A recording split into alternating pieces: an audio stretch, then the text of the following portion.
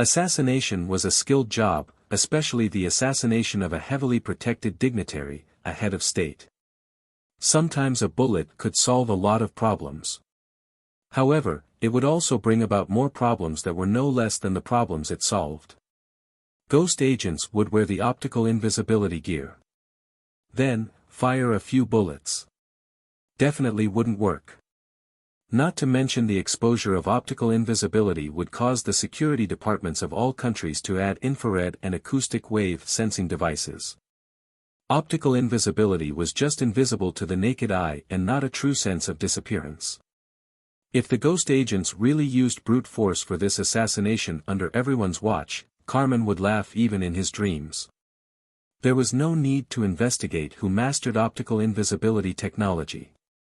Even if NATO didn't form a consensus in its organization, they would be forced to make a move. The trigger for the First World War was because of a bullet, at least that's how it was recognized in history. So what Monica needed to do was to make this assassination appear as an accident. On the evening of May 23, the Frankberg Prime Minister took off from the Stockholm International Airport in Sweden. When passing through Gotland, the left engine failed due to the wear and tear of the circuit, and the pilot tried to return to the airport. However, when the course was changed, the left engine completely turned off, causing the fuselage to lose power and roll over under turbulence. The plane eventually crashed into the ocean west of Gotland. After the rescue team arrived, there was no sign of life in the cabin, and the cause of the failure was confirmed from the recovered black box. Although some people speculate that it was a murder, there was no evidence to prove it. The black box couldn't talk, and there were no explosives on the fuselage or traces of the plane being hit by missiles. The left engine that was salvaged from the bottom of the sea indeed showed a worn-out circuit. The only doubt was whether the circuit really caused the engine to completely fail. But in any case, people were dead. From the news of the next day, Jiang Chen saw BBC's follow-up report on the crash. He was actually curious about how Monica did it to make it appear so perfect, but he did not call and ask her. He emphasized on the result more than the process. Peter died in an accident, it was enough for him. Compared with Jiang Chen's calmness, Peter's death caused a storm in the world. Peter, who previously represented the right-wing force, was elected into the office on strong support. Many people photoshopped him into Hitler, thinking that he would bring the world into abyss. During the domestic revolution, the leader of the New Choice Party, Peter, died in the Baltic Sea. This loss was like poison that slowly spread through the extreme right wing of Frankberg. Although Deputy Prime Minister took over the position of Prime Minister, neither the prestige nor the experience of the new Prime Minister could compare with Peter. After he took office, he would give up the European Union Integration Initiative, punish the company involved in the 7th Institute incident, appeal for the previously exiled political party, and then announce for re-election. Perhaps there would be a chance to turn this situation around, but this was obviously impossible. Already having chosen this path, they must continue regardless of the result, and there was no return. If the New Choice Party lost its ruling status, then there would be only one consequence left, rotting in prison. On the other hand, the rebel forces' morale soared after the death of Peter. They regard Peter's death as the dawn of victory, and the size of the rebel army began growing. More and more aspiring young people joined their forces. It was no longer just people from Bava, there were people from all over the nation. Once the countless confrontation with civilians began, a dangerous thought began to plague the army. At the most dangerous moment for the country, choosing to desert its side and instead side with the other deserters was no longer shameful, but glorious. At first, it was only 1 or 2 soldiers. Later, it became a tank. In the end, it even evolved into a whole company that turned to the rebels. Except for those in power, no one called them deserters. People called them the people who made the right choice and offered flowers and blessings. Just 2 days after Peter's death, another event shocked the world. The 10th Armored Division on mission turned themselves into the rebels on the evening of May 25. The Greek gatehouse on the west side of King's Square was illuminated by countless lights. Tanks and armored vehicles gathered into formations, just like a military parade. The soldiers were dressed in uniforms and holding their rifles in front of their chest. They were neatly lined up in the square, looking straight ahead. Curfew was imposed, but civilians gathered around the square. The crowd surrounded the square, and the people in the back even stood on top of car roofs. There were no stones, no fire, people just quietly watched the general on the gatehouse, suspicious, doubtful, excited, hopeful, or calm. In this square that witnessed history countless times, the 10th Armored Division commander, Kelford with a metal-filled chest, stood in front of media reporters from all over the world and in front of his people. He stood straight, not to prove the merits he had received, but to firmly believe that the choice he made was the right one, and worthy of the flag behind him. In a powerful tone, he announced to the world. Chaos, poverty, corruption, ignorance, and now the war, see what Peter has brought upon us over the past 2 years. He has not fulfilled his campaign promise and he is splitting apart the country and bring us into the abyss. This can't continue any longer. Please allow me to refuse to use words such as surrender and betrayal. The soldiers of Frankfurt have never betrayed our people. When they ordered us to shoot at the people, we refused, and then stood on the side of our people.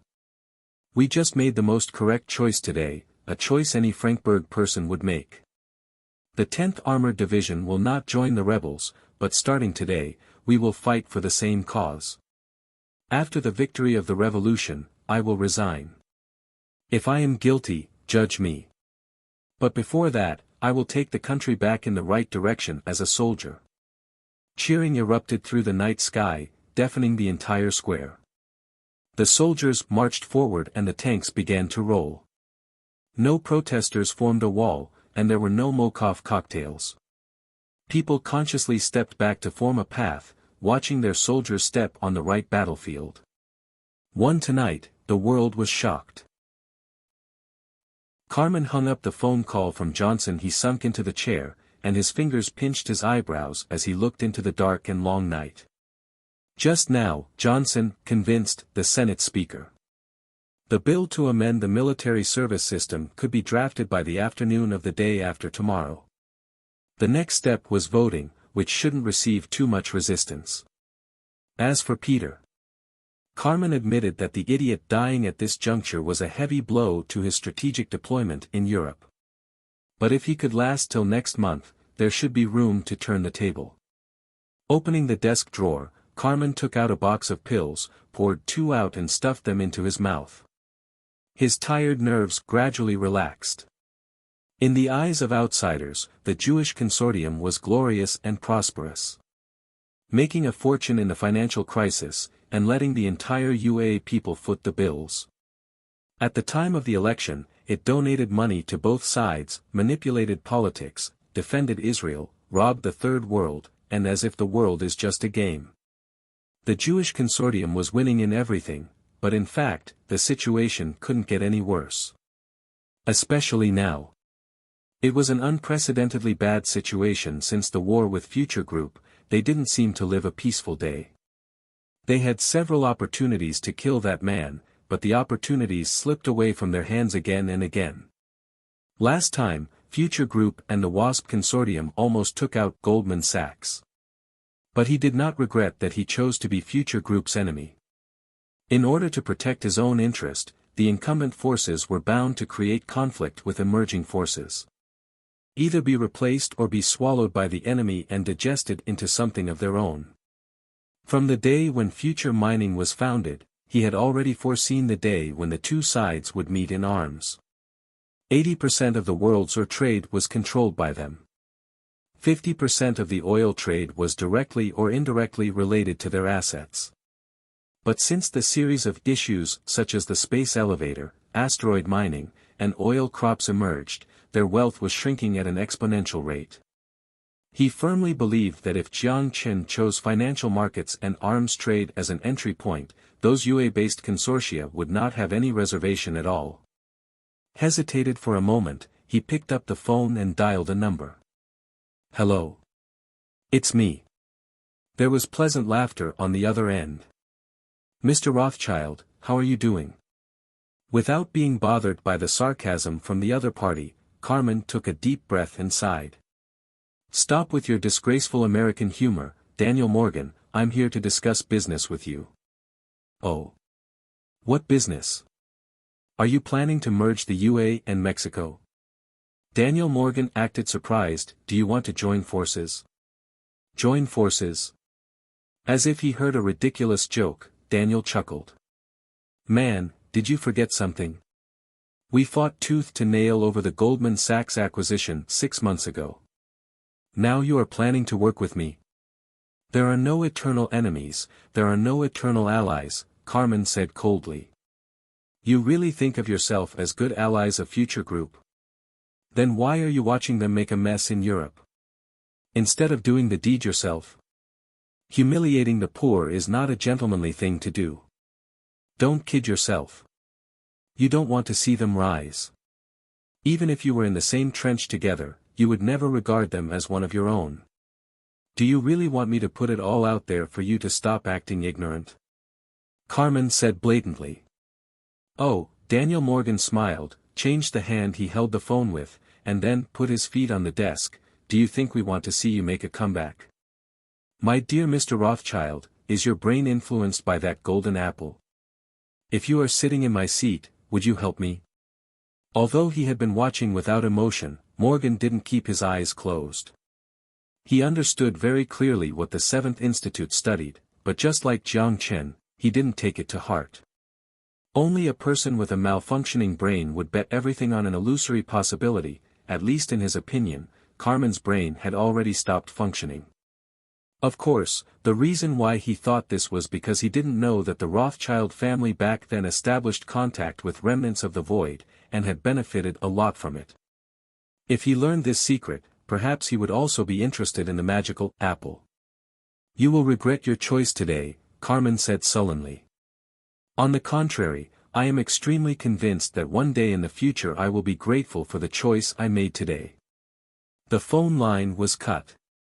Carmen, who was fuming in anger, threw the phone into the bookcase. He gritted his teeth while cursing out. A bunch of idiots. Just then, there was a knock on the door. Taking a deep breath and suppressing his emotions, Carmen said slowly. Come in. The door opened, and his secretary anxiously walked in. What? Carmen raised his head and tried to make his voice sound as calm as possible. Bava, the secretary, looking pale and fearful, ultimately didn't have the courage to finish his sentence. Looking at the secretary who was shaking, Carmen was growing impatient. What happened to Bava? Just say it.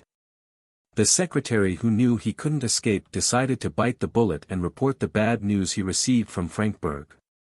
The 10th Armored Division revolted. The Arrow's strongholds received catastrophic destruction and they were forced to retreat. In short, the situation in Frankfurt was getting out of control, and the Rothschild family was losing their grasp on the nation. To the surprise of the secretary, after listening to the report, the boss's emotions were unexpectedly calm. Go out, let me be alone. The relieved secretary left in quick steps. When the door closed, a burst of sick redness suddenly appeared on Carmen's face, and blood appeared in his hand after he coughed. So much regret. He was so close. He was so close to unifying Europe and completing the great work that Napoleon and Hitler never completed. His bloodshot pupils stared at the golden apple sitting quietly on the table. The blood-stained hand tightly held onto it. Until it disappeared in 1942, the direct blood of the Rothschild family could rely on this media to communicate with the sages who claimed to be the remnants of the void and acquire knowledge and gain wisdom beyond the times. However, after returning to his hands over more than half a century, he didn't hear the voice in his brain as recorded in the genealogy. He didn't understand why he was not chosen.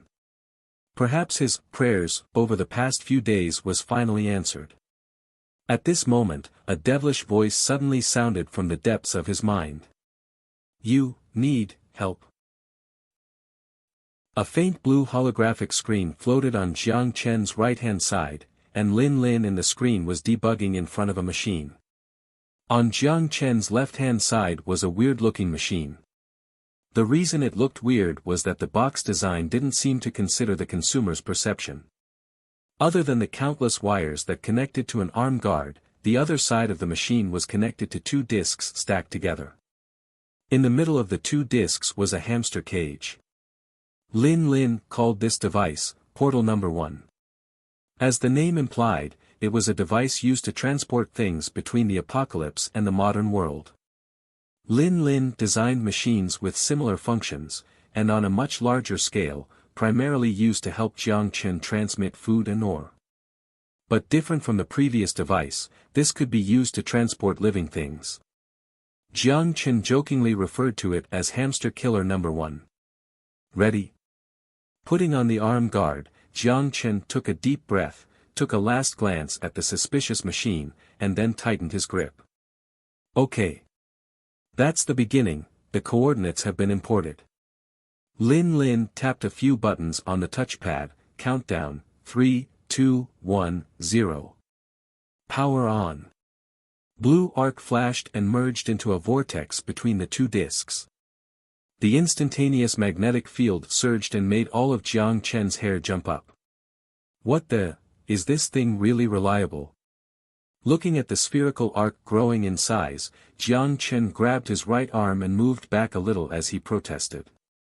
No problem, no problem. The data is showing everything is fine, the channel is very stable, though energy consumption is a bit fast, and the antimatter that we took half a year to accumulate has almost been completely depleted, but those are all trivial things, you should concentrate on keeping the storage space open. The ferocious magnetic field and the secondary dimension field began interfering with the interdimensional communication chip in the watch, and the holographic screen began to appear unstable.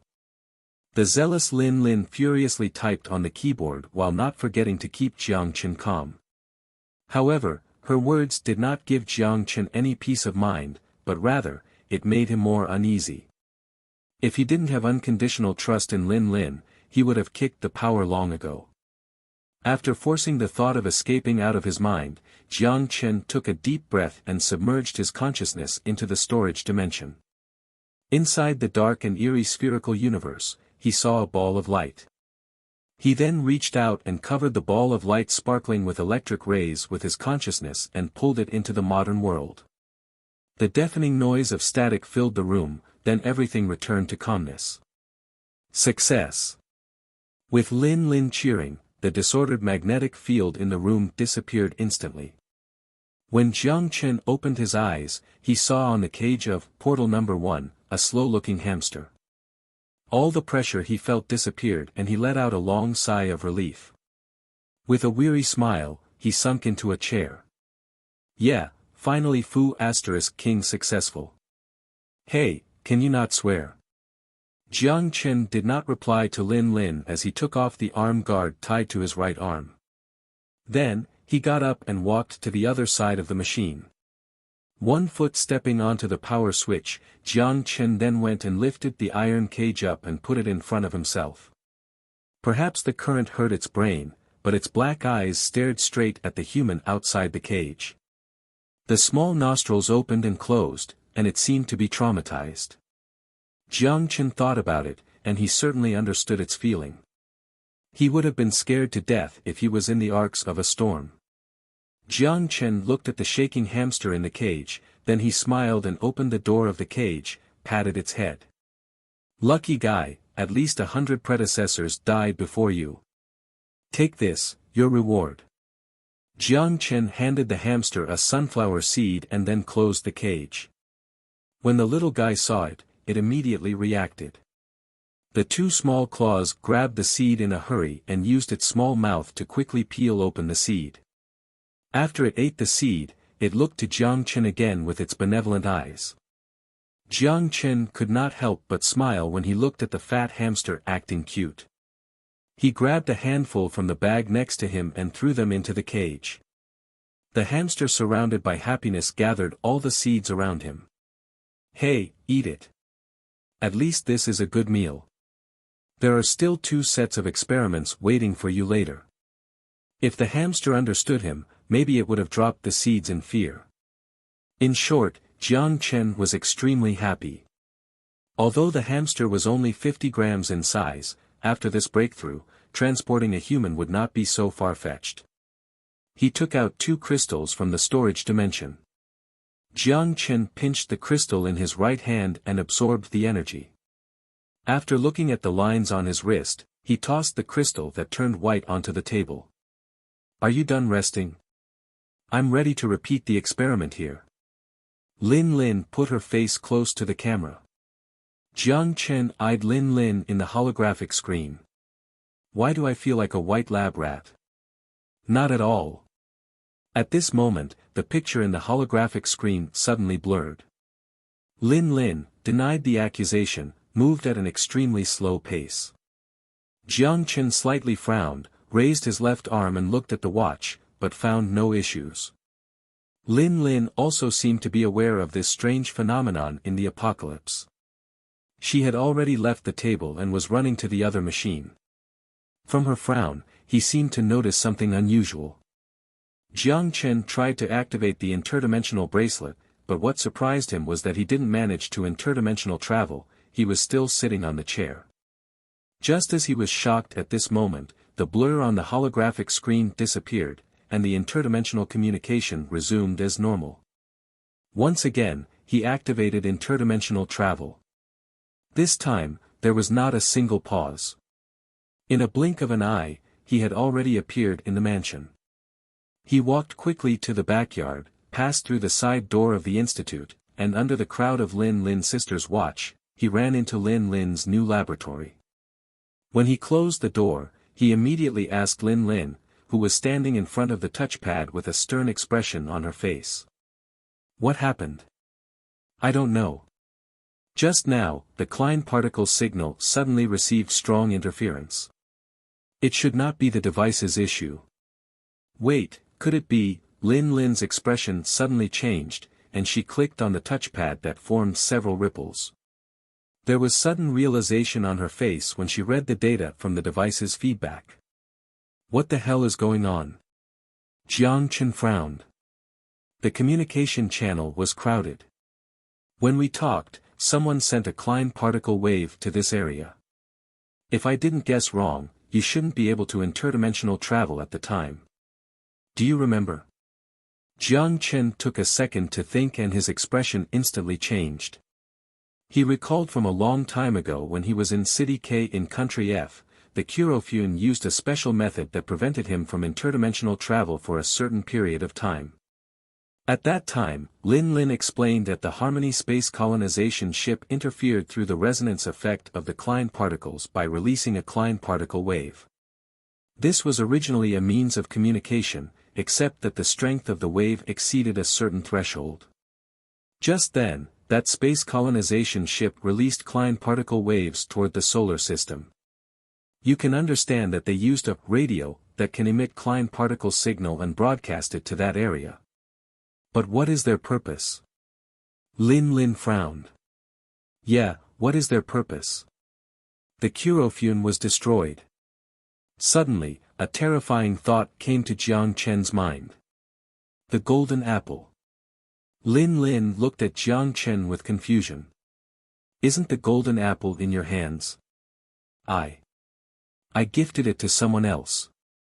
Rubbing the back of his head, Jiang Chen smiled bitterly. Lin Lin's eyes widened and said. Gifted it? How can you do that? It's a long story. Didn't you say that it can only be used to receive signals? Anyway, the remnants of the void have completely lost connections.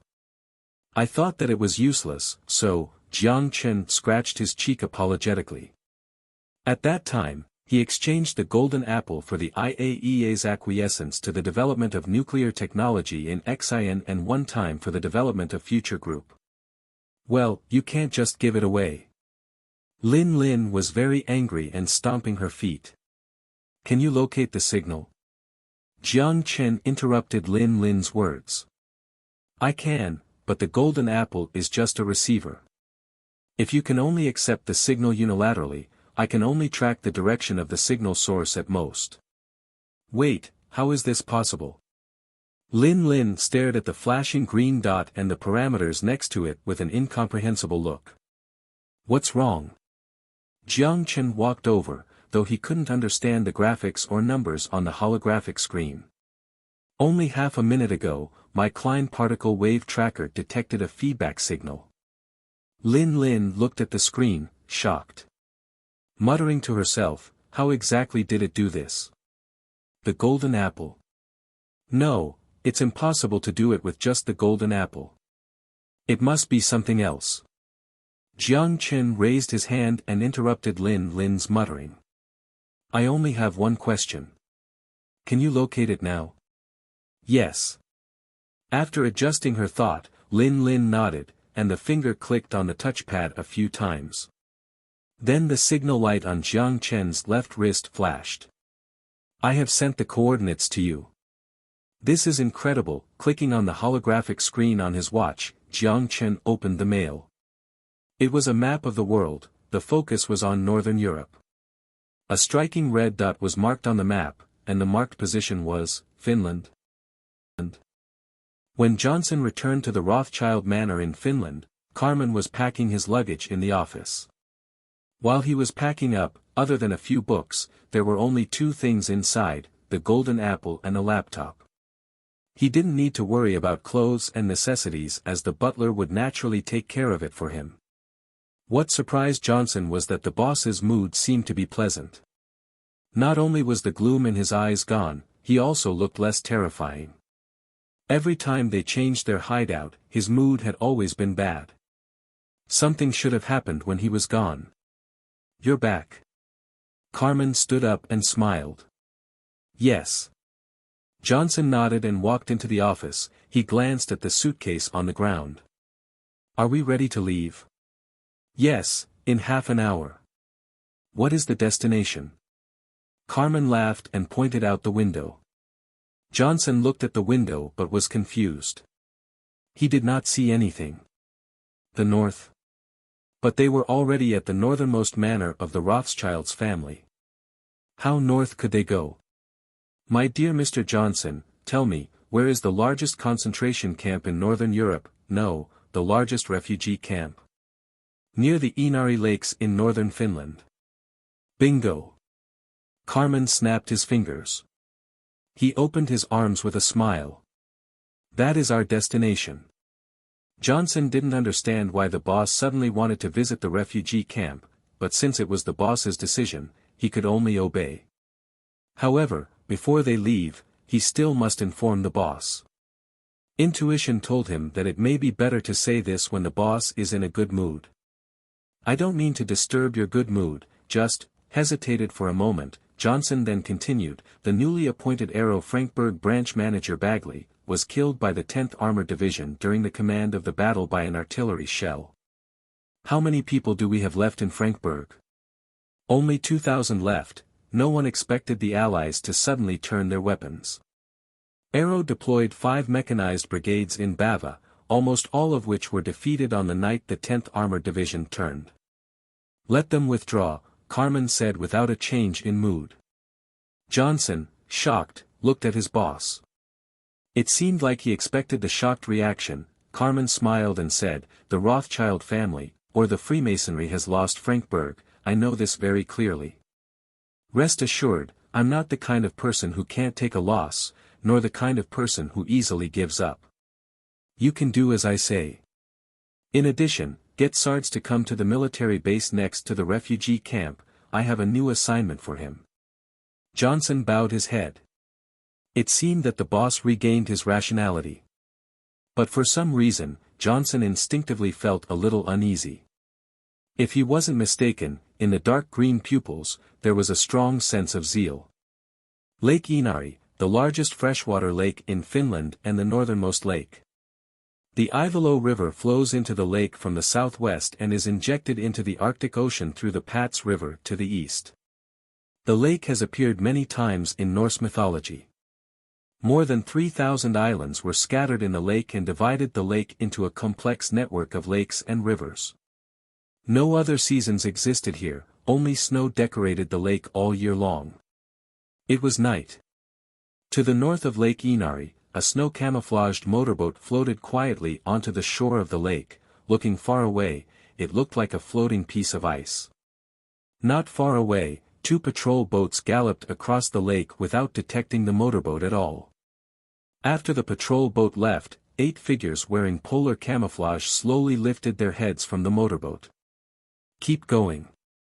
Kutpov gestured to the person operating the motorboat, and the motorboat slowly started and quietly headed to their destination. Under the camouflaged beret, it was a face with as many scars as wrinkles.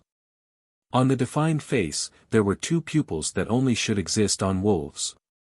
Just by making eye contact, one could feel the dangerous, murderous intent within him. Beside him were guys who are as dangerous as him. They were part of the Alpha Special Forces, among the most dangerous offshore special operations teams. There was nothing on them that could prove their identity. Participation in unauthorized overseas military operations, if discovered, could not be explained by diplomatic disputes. A bad fallout could spark a military conflict between 2 countries. From the moment they took off, they were prepared to die as stateless people. Of course, under normal circumstances, they all would go back alive. The motorboat was docked north of Lake Inari. Kutpov towed the motorboat ashore, hid behind the snowdrift, and then gestured to his comrades to maintain a fighting stance while moving toward the target position. The reason why they appeared in Finland was due to what happened a week ago. The Russian security agency received information from its allies that the military base next to the refugee camp on the north bank of Lake Inari in Finland was the largest training base of Aero Company in Northern Europe. It delivered more than 5,000 mercenaries to the war. Their task was very simple. Set up beacons in the ammunition depot, training grounds, and important facilities in the training base, and then destroy the base's air defense system and guide the PAKDA stealth strategic bomber to mistakenly bomb the site. While it may be a mistake, it was no different than an outright airstrike. This military base was close to the border. As long as the correct people die and they are not detected by the radar, the Finnish government is likely to keep an eye closed. The harsh environment in the refugee camps were criticized by human rights organizations to be the concentration camps of the 21st century. If report come out that the mercenary organization is forcing refugees to join its rank, it would be a heavy blow to the image and diplomatic reputation of Finland. Once the military base is destroyed, the mercenaries going to Ukraine in the next 5 months would be cut to 1/3. It won't take 5 months, even if celestial trade dragged the war on, the war could end in a month. The return was worth the risk for Russia. Under the disguise of the night, the Alpha team traversed through the snow and approached the high ground next to the military base in the pine forests. Passing through the dense pines, through the barbed wire covered with snow, they even saw the refugees gathered around a coal stove for heat. Just like the intelligence said, the European consortium accommodated these poor people, and then moved them here. They used their family members as hostage and used citizenship and salary as a temptation to force them to sell their lives to Aero. According to the mark on the map, the first ammunition depot was just 500 meters away. These people did not seem to think that anyone could reach here. The patrol intensity was quite slack, and the sentinel on the sentry even lit a cigarette to kill time. However, Kutpov frowned and gestured for the soldiers next to him. Everyone stopped simultaneously and quietly pruned in the snow, as if they naturally belonged in the whiteness. The roar of the helicopter propeller gradually became clear. A black transport helicopter flew not far away from them and headed straight to the military base, landing on the tarmac near the gate. With the arrival of this helicopter, the entire base became excited. Kutpov noticed that the sentinel had thrown away the cigarette in his hand, and his back was straight, acting full of energy. An important person arrived. With the thought in his mind, Kutpov took out his binoculars and looked in the direction of the helicopter. A man in military uniform stood in front of the helicopter, welcoming the visitors. A team of mercenaries with exoskeletons swarmed out of the helicopter, followed by a Jewish man who jumped out from the helicopter. Adjusting the focal length and focusing on the man's face, Kutpov paused for a second as his pupils suddenly contracted. Carmen Rothschild. Ghost Agents number 1 wanted target. But why was he here? At 12 o'clock midnight, in the mountain ranges of Lapinmakunta in northern Finland. Except for the manor 5 kilometers away and the highway a few kilometers out, there were no signs of human existence. On this quiet night, a meteor crossed the night sky and landed in the frozen soil covered by pines. There was a loud and deep bang. The snow on the ground splattered and turned into mist under the high-temperature airflow. When the mist mixed with snow dissipated, a prismatic-shaped airdrop cabin appeared. With the sound of air leaking out, the door gradually opened. A figure stumbled out from inside and scared away a little fox peeking its head out at the foreign object. Damn, this stuff is really not meant for humans. Holding the pine tree trunk next to him, Jiang Chen gagged, and then wiped his mouth with his arm. Compared to him, Aisha seemed just fine. She stepped out of the airdrop cabin and walked next to him with a look of concern. She patted his back and said quietly. "Are you okay? How about, you wait for me here?" "Psh, wait for you here. Then why did I come?" "Don't worry, I'm fine. My stomach just feels a bit agitated." Jiang Chen gritted his teeth and then straightened his back. He looked at Aisha with a reassuring smile before heading back to the airdrop cabin and putting his hand on the cabin. With a blink, the entire airdrop cabin was tossed into the storage dimension. When he received the coordinates from Lin Lin, Jiang Chen interdimensional traveled back to the modern world. He used the space elevator to head to Celestial City before landing directly in northern Finland through the airdrop cabin. Originally, he was planning to go alone, but he couldn't convince the stubborn Aisha, so he took her along. This mission shouldn't be dangerous. Carmen with exposed coordinates was no different than a dead man. Even if he came himself, he was more than capable of finishing the task. If it was not for the fact that he had wanted to say farewell to his old friend, he could have ordered Monica to finish the job. Putting on the K2 kinetic skeleton with the optical invisibility module, Jiang Chen checked his equipment and confirmed everything. Then, he called out a snowmobile from the storage dimension. The distance of 5 kilometers was still a bit far away, not to mention being in a mountainous range. If they walked, it would be late into the night before they arrived. After Aisha hopped on, Jiang Chen started the snowmobile and galloped toward the manor located halfway up the mountain. Rather than saying it was a manor, a castle was the better fitting description. The northernmost manor of the Rothschild family was built in the 17th century and belonged to a Swedish prince. After several transactions, it was bought by the Rothschild family and renovated into a habitable manor. Other than the walls, it looked nothing like its former appearance. The snowmobile was recalled into the storage dimension. The two hiked up along the mountain path. When they were halfway, Aisha gestured to Jiang Chen and then started optical invisibility to move up alone. The security guard wearing a thick jacket stood at the gate of the manor and yawned at the empty and lonely path. A cold gust blew by which made him shiver. He scanned around and then cursed under his breath. F***ck, is there really anyone that will come to this God-forbidden place? Just as he said this, he did not notice a nearly transparent figure walk beside him. Shaking his head, under the dim light, he suddenly saw a line of footprints that did not belong to his on the snow. This immediately alerted him. However, he didn't have time to react before the series of current noises took away the consciousness left in him. Aisha, who had already taken out 2 guards after him, came back and tasered him. An ordinary person wouldn't be able to wake up in a day. She dragged the security guard across the ground and hit him in the bushes. Aisha proudly shook the electric taser in her hand towards Jiang Chen, as if she was saying, "Look, it was the correct choice to bring me." Jiang Chen made a helpless expression, got up from behind the bushes, and walked up to the main gate without any defense left. His original plan was to rush in with a rifle. Since this place was far away from the city, he didn't need to worry about the Finnish police showing up. However, a low-key mission also had its advantage. At least they could avoid some trouble before retreating. Easily avoiding the patrols of more than a dozen security guards, Jiang Chen followed Aisha and successfully passed through the atrium into the main building.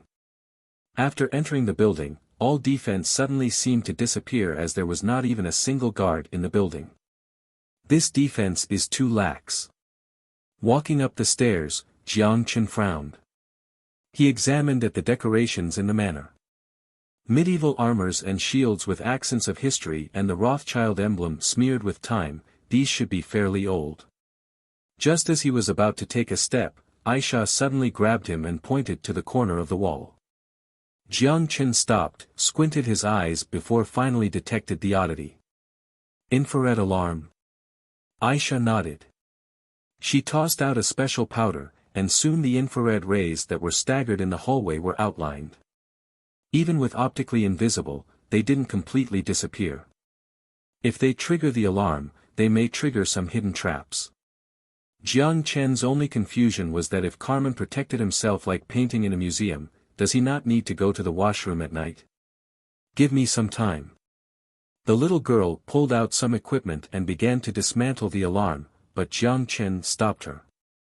Leave it to me, Jiang Chen smiled, with confidence, and then took out an EMP grenade from his pocket. He pulled the fuse and rolled it on the floor into the middle of the hallway. The static and current noise filled the corridor and the infrared rays all disappeared. Even the alarm system was fried. Looking at the speechless Aisha, Jiang Chen grinned. Time to go. Jiang Chen whispered into the communication channel as looked his rifle, and took the first step forward. About half a year ago, Monica had been here in the manor. But when she came, Carmen was not here. Although she returned without success, she still remembered the structure of this manor. Such as Carmen's office, and the bedroom he once lived in. Following the map, standing at the door of Carmen's bedroom, Jiang Chen cleared his throat and politely knocked on the door. What surprised him, however, was that the room was unexpectedly quiet, and there was not a single sound. Jiang Chen frowned, realizing something was not right, and turned on the radio life detection device. To his surprise, there was no sign of life in this entire building. The security guards were concentrated in the atrium while the servants were sleeping in the annex. What's wrong? Aisha walked next to Jiang Chen and looked to him. Still a step late. Aisha unlocked the door with the omnipotent key. After entering the room, Jiang Chen turned on his tactical flashlight and examined the bedroom. The bedding was new, and there was a book placed on the bedside table. From the details, the owner of the manor should have just left not long ago. He moved forward, picked up the book on the bedside table wrapped in cowhide. Using the flashlight, he identified the 2 lines of gilded words on the cover. It should be a biography. The author was someone that belonged in the Rothschild family. It should be the family history of the Rothschild family. We certainly won't go back empty-handed. Jiang Chen's lips curved up as he turned the pages of the book with interest. He scanned the contents of the book. Just then, Aisha received a call from a ghost agent. After speaking to the agent, she walked up to Jiang Chen's side and softly said, "The Russians have returned us with a favor." "Oh. What kind of favor?" Jiang Chen stopped reading and asked. They saw Carmen at the Aero military base next to the Inari Lake refugee camp. The day had yet to break. An off-road vehicle was traversing through the frozen soil in northern Finland and galloping northeast. The mountain was not far from Lake Inari, but there were no proper roads connecting the north of Lake Inari to here. Fortunately, Jiang Chen stored an off-road vehicle in his storage dimension, otherwise, he would have encountered some issues. Aisha was still the driver. Sunk into the front passenger seat, Jiang Chen's finger slid on the holographic screen, reading through the information scanned from the book. He was quite intrigued with the content inside. Interesting, Aisha looked to Jiang Chen. Nothing, I just saw some secrets. I finally understand now what the so-called prophets mean. With a sigh, Jiang Chen told Aisha briefly what he read from the book he found. The Rothschild family started with Mayer Rothschild, but it was not him that brought the family to the top, but his son Nathan Rothschild. On the eve of Napoleon's first exile in March 1814, Nathan predicted that the Vienna and London stock market were about to enter a bull market, thus buying Austrian stocks. However, in just 1 year, Napoleon fled to Elba Island and returned to Paris for 100 days. Nathan, bull on Austrian stocks, lost almost everything. So far, everything recorded in this family history was the same as Jiang Chen saw in the world financial history. However, in April 1815, just a month's time, historical differences appeared. After Napoleon's restoration, Nathan regrouped. On the one hand, he hoarded gold in London. As recorded in history, he openly predicted that the British government would fight on the European continent, and claimed that this war would force the British Empire to be stuck in an extended war. On the other hand, on the eve of the Battle of Waterloo, he changed his previous position of being bearish on the British, and quietly swept all the British government bonds that had fallen to 7% of the original price. Everything else happened according to history. In June of the same year, even the Duke of Wellington himself did not expect the outcome. He actually led the British-Prussian coalition and defeated the invincible Napoleon. The British army sung the triumphant songs, and brought the news of victory back to London. During this national celebration, Rothschild, with a large amount of British government bonds, became the largest creditor of the British Empire and became the biggest winner in the war. At that time, controlling the pound was the same as controlling the world. Interestingly, according to Nathan's own description, as early as April, he predicted the occurrence of this battle and even foresaw the end of the war. Nathan did not describe in detail how he got in touch with the remnants of the void. He didn't even mention the word golden apple. He just used vague words to describe this glory in honor of the gift of my Lord. According to Lin Lin's research, some people with a unique brain structure possessed a higher Klein particle density. They naturally could perceive the specific frequency of the Klein particle signal, through specific cases such as dreams or the illusion of drunkenness. I thought that the timeline of the two worlds diverged in World War II. I didn't expect that it changed since the Napoleon time. Jiang Chen sighed and closed the holographic screen. No wonder when he asked Lin Lin whether she had heard of Rothschild's name before, Lin Lin looked at him dumbfoundedly. It turned out that this family had never existed on the timeline of the apocalypse. This includes the Freemasonry. It was the reason why the World War II ended much earlier there than the modern world. So, for the Rothschild family, the golden apple is more like an amplifier? Aisha asked, their body can detect the Klein particles from the remnants of the void? You can say that.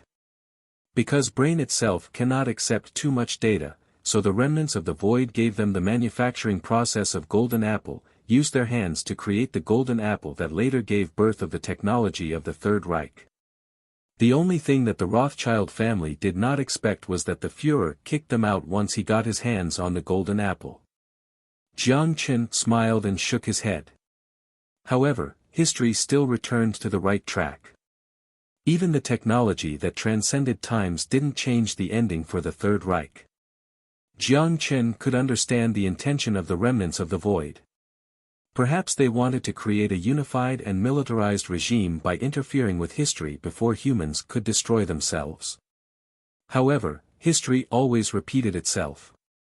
History did not develop in the direction they expected, and even bred a multipolar world that was more divided than the world divided into three powers. The collapse of the Soviet Union, the rise of the Third World, and the Pan-Asia cooperation that never formed. But, since they don't need the golden apples to hear from the remnants of the void, why did they lose contact with them in the past half-century? Aisha was confused. Perhaps only the remnants of the void know. Jiang Chen shrugged. If you let me guess, those who are in the void probably felt they couldn't help more, so they shut up. If the remnants of the void couldn't transfer technology through the golden apple, the only thing that they could do was to use their own advantages in being the prophet of history. However, history was already changed by them. In the apocalypse where the Soviet Union dominated till the end of the 22nd century, actually ended in the 20th century. Everything changed beyond their expectations. Of course, it may be another possibility. The Rothschild family was abandoned by them. The remnants of the Void believed that they couldn't complete the great cause of establishing the Earth Federation, so they gave up. Jiang Chen then suddenly realized a problem and couldn't stop laughing with one hand rubbing his chin. So, am I the chosen one? At the last minute, those in the Void seemed to have put antimatter in his hands. What does this mean? Am I the chosen one? Am I destined to be the first Earth Master? Aisha stared at Jiang Chen's face. Although she didn't know what he was thinking, she could feel that Jiang Chen was in a good mood and not frustrated because they missed the target. For this simple reason, a bright smile also formed on her face. The rising sun gilded a beautiful layer of golden mist on her beautiful smile, and in this misty white morning, the two drove into the distance. After he hesitated for a moment, Kutpov made the decision not to shoot. Carmen was the number one target of the ghost agents, but not the number one target of the Russian security services. His mission was to place beacons to guide airstrikes instead of assassinating Freemasonry members. Compared to the Freemasonry, arrows sending mercenaries to Ukraine gave them more of a headache. Less than 500 meters away, he had 100% confidence that he could use the sniper rifle behind his back to kill him. But if he shot, the mission would fail, and the entire Alpha team would also be killed. He could only watch Carmen sit into the Hummer and entered the depths of the base. 2 minutes later, he was thankful for his decision. The roar of the engine came not far away from them, and homing noise even caused the snow to scatter down from treetops. A Russian soldier behind Kutpov put his face on the ground and listened quietly for half a minute, then he whispered. 1 kilometer away, between 30 and 50 vehicles.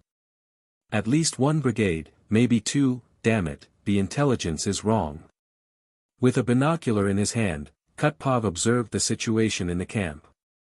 Carmen arrived at the military base next to Lake Inari, and Arrow suddenly sent 2 brigades to the area, all of which exceeded the expectations of the intelligence. At this time, it was obviously not a wise choice to sneak in. It was better to withdraw first and look for a high ground in the vicinity to observe the situation in the base before making further plans. What's more, there were still a lot of valuable intelligence to be reported. Thinking of this, he made a decisive decision and made a gesture of retreat. The mission is cancelled, retreat to observation point B. The group of people silently moved back, and just like when they came they left without a trace. The Poltamo refugee camp, as its name suggested, was located on the frozen soil next to the town of Poltamo in northern Finland. The employer of the refugee camp was the Frankberg Humanitarian Foundation, and the actual manager was Arrow, which accommodated nearly 400,000 refugees in the past 2 years, and the number of refugees grew by 10,000 per month up till a month ago. Not only Muslims were sent here, but also illegal immigrants who refused to be repatriated for reasons other than war. The entire refugee camp was semi-closed and aimed to provide refugees with a new world to guide them in reaching self-sufficiency through labor. In addition to distributing a small amount of living necessities, many lucky winners also received the honor to enter the factories and farms invested by the foundation to produce bullets or potatoes. They were called lucky winners, because having a job here was considered extremely good.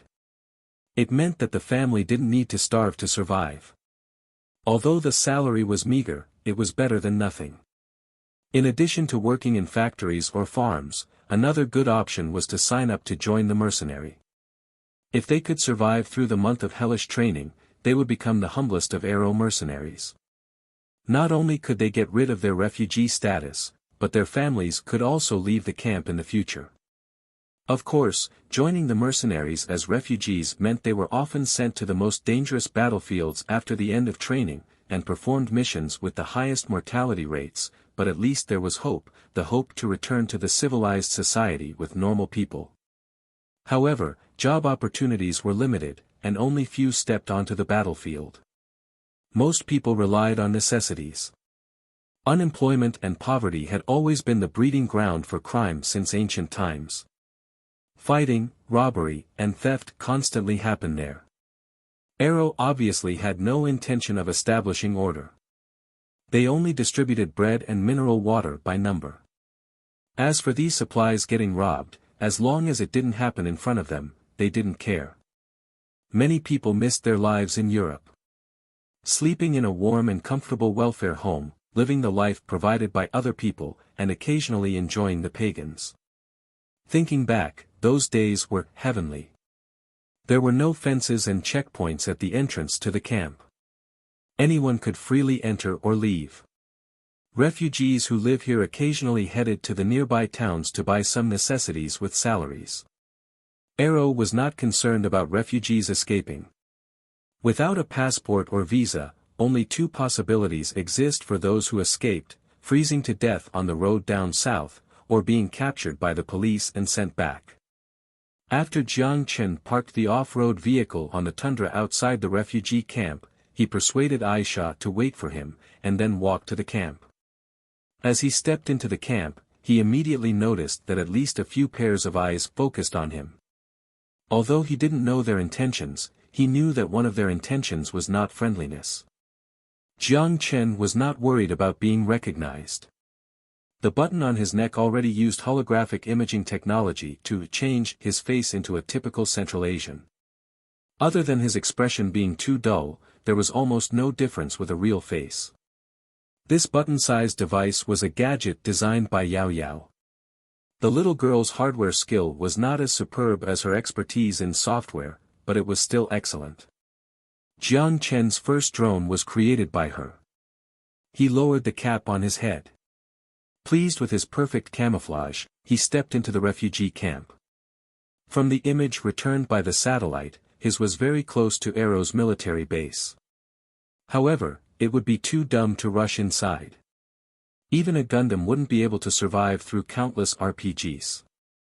He must gain some information before entering. For example, how many people were there, how many tanks, and if an important person was paying a visit. Jiang Chen ignored the unscrupulous gazes. Before the refugees put unfriendliness into action, he turned into the side alley, released a drone and scanned the nearby map, and quickly walked into a house. From the corner of eyes, he noticed several brawny men in down jackets run towards him as soon as he started moving faster. At #**. The man with a red headscarf first ran to the alley and looked at the empty alleyway. He ran away. What should we do? Should we report him? The brawny man behind the man foolishly asked. Are you a pig? Harriet slapped his head in anger. What did the boss tell us? Go and find him. If we can't find him, just pretend his never happened. You hear me? Yes. The people gathered around nodded and quickly ran into the alley. Harriet hesitated as he watched the thugs go chasing in. He gritted, then quickly followed. However, when they went into the alley, Jiang Chen already made many turns. He easily left those people behind. After he confirmed with the drone that they couldn't catch up, Jiang Chen stepped into a backstreet. Just as he was about to open the holographic screen to confirm the map, a voice speaking broken English came from the corner. Are you a reporter? Jiang Chen stopped and looked for the source of the voice. A body with slightly dark skin was squatting over a ditch and washing his clothes. The large eyes were looking to him with curiosity and caution. As if he had heard something interesting, Jiang Chen looked at the boy and pointed to his own face. Do I look like a reporter? The little boy shrugged. I don't know, but if you are a reporter, I advise you to be careful of those who wear gray down jackets. They are employees of Arrow. If they know a reporter has sneaked in, your best ending is getting your phone confiscated and then getting tossed into the nearest town after a beating. There are a lot of people wearing gray down jackets. How can I distinguish them? Use your eyes. There will be an arrow-shaped sign on their arms. Also, you have to be careful around the Sami gang. Sami gang? Jiang Chen frowned. The boy did not speak, just blinked. Jiang Chen smiled and put his hand into his pocket. With the cover of the clothes, he took out 2 franklins from his storage dimension and stuffed it into the boy's hand. Your tip. When the boy saw the $200 bills, his eyes almost bulged out, but soon he used his innocent acting to take the huge sum of money and stuffed the bills into his shoes. They are gangs in the refugee camp, because Sammy is the head of the thugs, so they call themselves the Sammy Gang. They were already gangs back in Syria and were sent here after being captured in Frankfurt. Based on rumors, they are close with Arrow, so a few of Sammy's important thugs avoided military service. In short, they are the most difficult people here to deal with. If you don't want to be miserable, it is better to stay away from those people. I thought your boss was a person from Arrow. Jiang Chen laughed. Arrow mercenaries don't care about us. We are just bugs to them. Without any fluctuation his emotions, the boy spoke indifferently. This refugee camp is like a prison. Arrow mercenaries are the prison guards, we are prisoners, and Sammy gangs are the thugs. As long as not too many people die here at once, the production of the factories is unaffected. If you have a camera on you, can you hide my face? If my face appears on a news report, rest assured, I'm not a reporter. Jiang Chen smiled. He was prepared to leave. Thank you for your information. If someone asks if you have seen me, but he stopped mid-sentence. Just now, he suddenly thought of a brilliant idea. He didn't need to send a brigade to Finland nor did he need to create something shocking to kick away the turtle shell on Carmen. Jiang Chen then looked back at the boy, and asked, do you know where to find that Sammy? A reporter has sneaked in. Sammy sat on the sofa with his legs crossed as he looked at the thug trying to flatter him with a sneer. Harriet certainly got braver. He learned to play tricks with me. Catching every journalist who sneaked in was the task that Arrow gave him. At the main entrances of the refugee camp, he arranged gang members to stay there day and night. They could easily distinguish the people from town with those from the refugee camp, or the outside. While he looked powerful now, if any photos or videos leaked out that were damaging to the camp's image, he would be the first one to receive consequences. Get Harriet to come and see me. Make up a random reason and don't mention the reporter, Sammy said emotionlessly. Yes. The thug straightened his back and took the order. There is still something else. We can't just leave the reporter out there roaming. Get our brothers to search for him. Remember, the reporters like to go to the dirtiest and messiest places. Sammy then paused and smiled at the thug. Order the brothers for me. The thug was overjoyed and immediately showed his loyalty to the boss before running downstairs.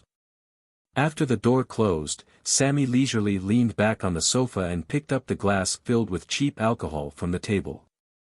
While supplies were short in the camp, it was only for the honest people. As the leader of a faction, there were always ways to get the good stuff. As to whether drinking was a conflict with the doctrine. Anyway, he never considered himself as a qualified believer. Just then, there was a faint sigh in the corner of the room. Why are you so sure the foreigner is a reporter? There was a strange voice in the room, and Sammy was suddenly alerted. When he stood up from the sofa and reached behind him, it was already too late.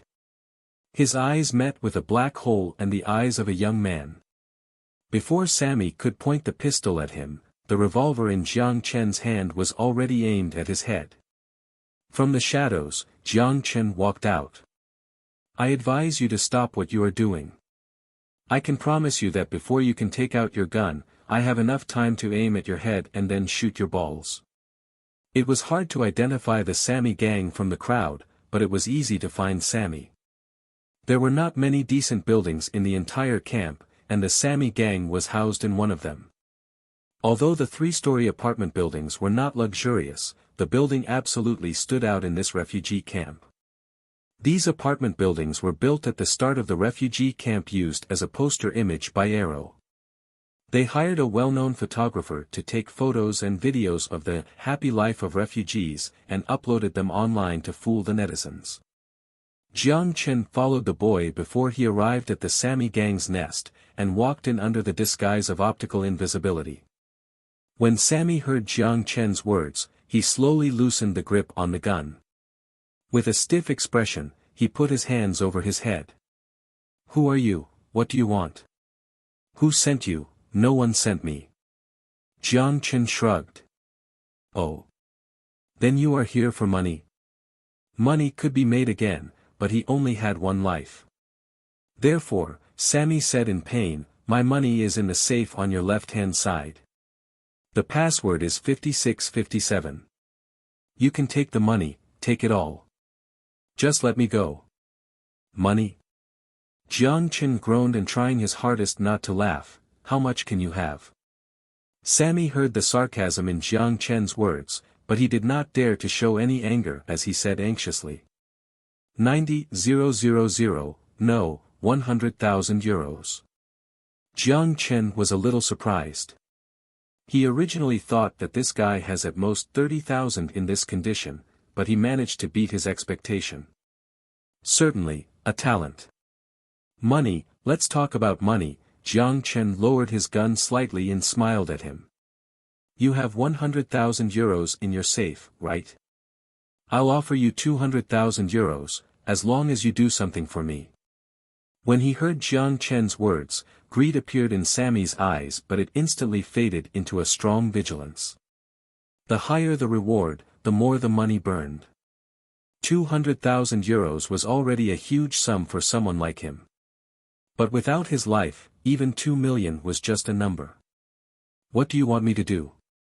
Swallowing, Sammy asked calmly. "It's very simple," Jiang Chen said emotionlessly. "Rebel." "No way. Are you crazy?" Sammy exclaimed. Jiang Chen inserted the revolver into his pocket and sat on the table next to the window sill. "Nothing is impossible. Let's be direct, are you willing to stay here forever? Just to be the emperor of a refugee camp? Your criminal genius can absolutely help you climb to a broader stage, such as trampling the UA law." Sammy admitted that Jiang Chen's blueprint was tempting, but he was not foolish enough to believe what other people say. He could easily leave any moment, but the problem was that they can't survive in the outside world. However, the most important thing was that they can't win at all. You can't succeed, they are an army. You want to use a group of unarmed refugees to attack an army? Stop joking. If you are not unarmed. Jiang Chen smiled. I can provide you with weapons. Jiang Chen paused and emphasized, a lot of weapons. Who are you? Sammy asked, staring at Jiang Chen. Ahem, in fact. I'm an agent of a human rights organization. But it doesn't matter who I am. The important thing is that the refugees here are suffering. Jiang Chen made up an identity and changed into an impassioned tone. You are a believer, you allow those infidels to treat your fellow believers like this? Where is the courage flowing in your blood?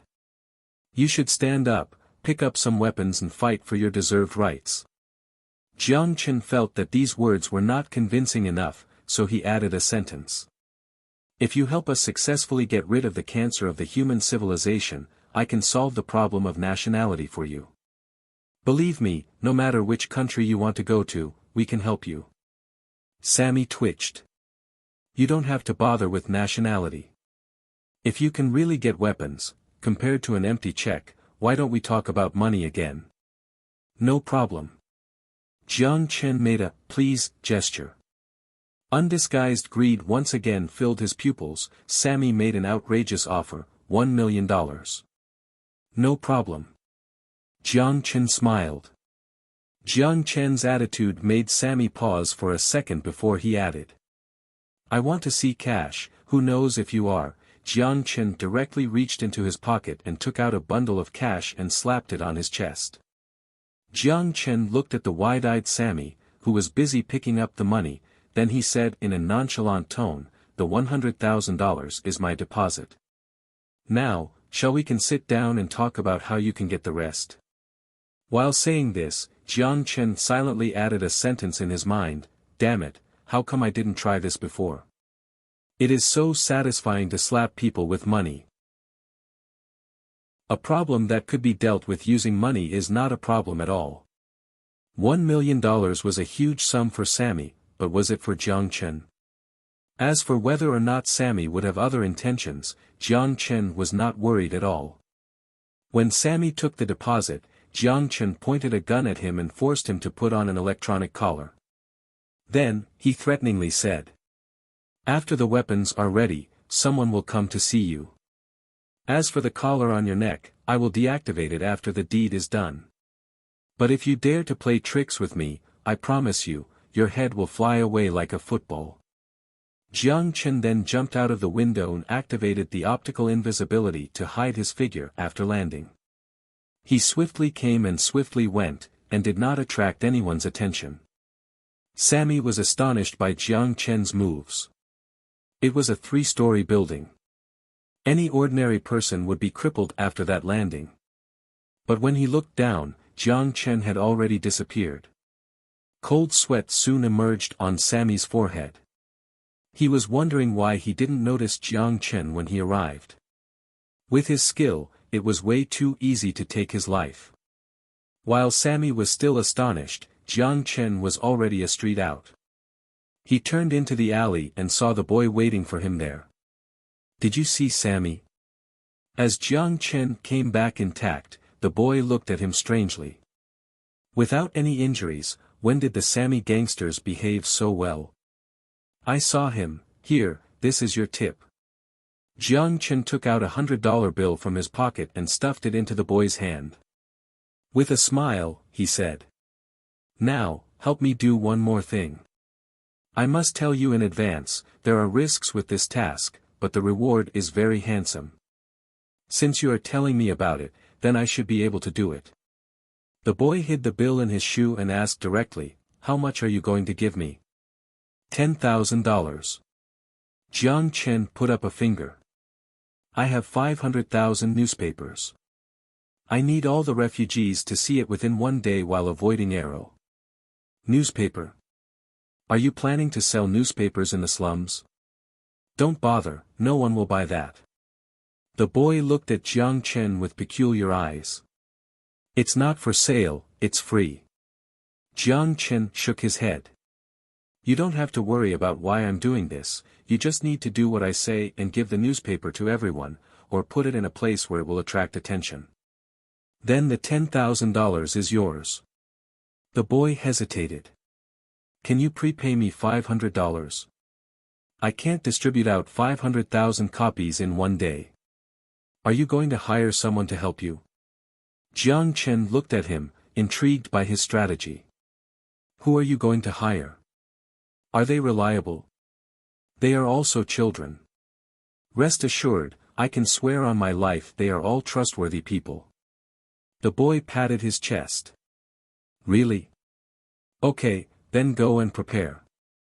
Jiang Chen looked at the time on his watch. "At 5 o'clock this afternoon, come to the nearby town to pick up the newspapers." "How can I contact you?" "I don't have a mobile phone." Seeing Jiang Chen was preparing to leave, the boy hurriedly asked. "You don't need to contact me. When you walk into the town, someone will contact you." Jiang Chen waved his hand and disappeared at the end of the alley. It is not enough to prepare for the war. It is also important to build momentum for the war. You can't expect refugees would be willing to fight for you simply because you gave them some weapons. However, if they can be convinced that they are being oppressed by the pagans, fighting against Arrow would be for themselves, and they could even go to heaven after death. Without the need for supervision, they could pick up weapons and fight. It was not the first time Jiang Chen has done this. He was very good at it. When Jiang Chen came out of the campground, Aisha, who was anxiously waiting for him, immediately unlocked the door. After Jiang Chen got into the car, Aisha started the engine while asking, "How is the situation?" Arrow's military base is located on the other side of the logging farm, about 4 kilometers from the refugee camp. There are a large number of training facilities in the base, as well as a research institute located in an underground bunker. The permanent force is a 2,000-person motorized brigade. There are enough weapons and ammunition to arm a division. Although there are no tanks, there are 10 30-ton Puma armored vehicles. According to the thugs in the camp, an important person has come to the military base. Carmen. Definitely has to be him. Jiang Chen smiled. Go to a nearby town. We'll rest there for the night. Surprisingly, Sammy knew a lot of information. Even information such as, an important person came by helicopter, arrived only last night. After gaining all this information, he couldn't help but exclaim that Carmen really bumped into him. The guy had just stepped out with his front foot and Jiang Chen had arrived moments later. If Carmen was late, there wouldn't be so much trouble. A motorized brigade, we can't take them alone. Aisha's eyebrows slightly furrowed. Jiang Chen smiled mysteriously. We don't need to deal with them. Someone will deal with them for us. Back in the nearby town, based on Jiang Chen's orders, Aisha immediately got in touch with Monica. After receiving news about Carmen's whereabouts, Monica immediately left for Finland. She was at the international airport in Helsinki, Finland. Unlike Jiang Chen and Aisha, two illegal trespassers, Monica held a passport and possessed a relationship network in Finland. Compared to Jiang Chen, some things were easier for her to deal with. On the phone, Jiang Chen explained two things to her. The first was to rent a warehouse for him near the town of Poltamo. The second was to use the special channels of ghost agents in Europe to transport a batch of weapons to Europe, and the more the better. Just as Monica was on her way, Jiang Chen returned to the apocalypse. He edited the human experiment of the 7th Institute and related reports with the refugees a few days ago. Then, he asked Lin Lin to print 500,000 copies for him. Putting these newspapers in any other place would be regarded as old news, but it would absolutely be breaking news in the refugee camp. This area is in the mountainous range of Finland. Of course, there was no network in the refugee camps located on the tundra. Jiang Chen trusts that the contents of this newspaper would not only be interesting but would also be shocking. While the news may not be enough to start a resistance, but at least they would give them a reason to fight. Because only certain content could be printed, these 500,000 newspapers were only one page and two-sided, one box held tens of thousands of copies. But 500,000 copies still filled more than 40 large cartons. These cartons were shipped to the modern world by the evening. With a group of children from the refugee camp, the boy arrived in the town as promised. As for how they would transport the cartons and distribute the papers, Jiang Chen didn't plan to ask, nor was he interested. He only cared about results. Jiang Chen was also certain that for money's sake, the efficiency of the boy would amaze him. 3 days passed since Jiang Chen arrived in Finland. During these 3 days, the fire of revolution had already spread throughout Frankfurt. Before the coalition of the People's Liberation Front and the 10th Armored Division arrived in City B, the protesters had already occupied the capital and protested to the authorities by blocking police stations and military encampments. The Special Operations Division stationed in City B's morale was low.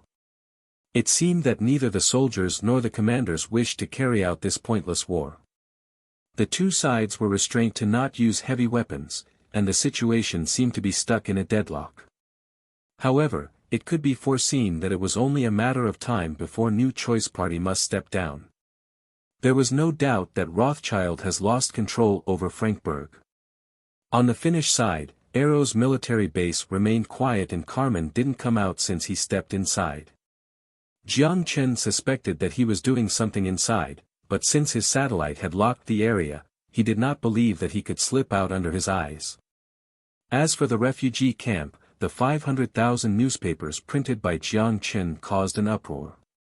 Most people's understanding of human experiments stopped on anatomy. Whenever the refugees thought that their fellow people were taken away from the camp and placed on the surgery table and slaughtered, almost no one could sit still. Now every refugee looked at Arrow like beasts feasting on people. In particular, Arrow's forced conscription in the refugee camp on several occasions almost escalated into conflicts.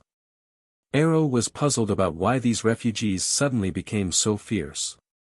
They previously lacked control in the camp. Now that the only insider, Sammy Gang, was controlled by Jiang Chen, they couldn't spot anything unusual within a short amount of time.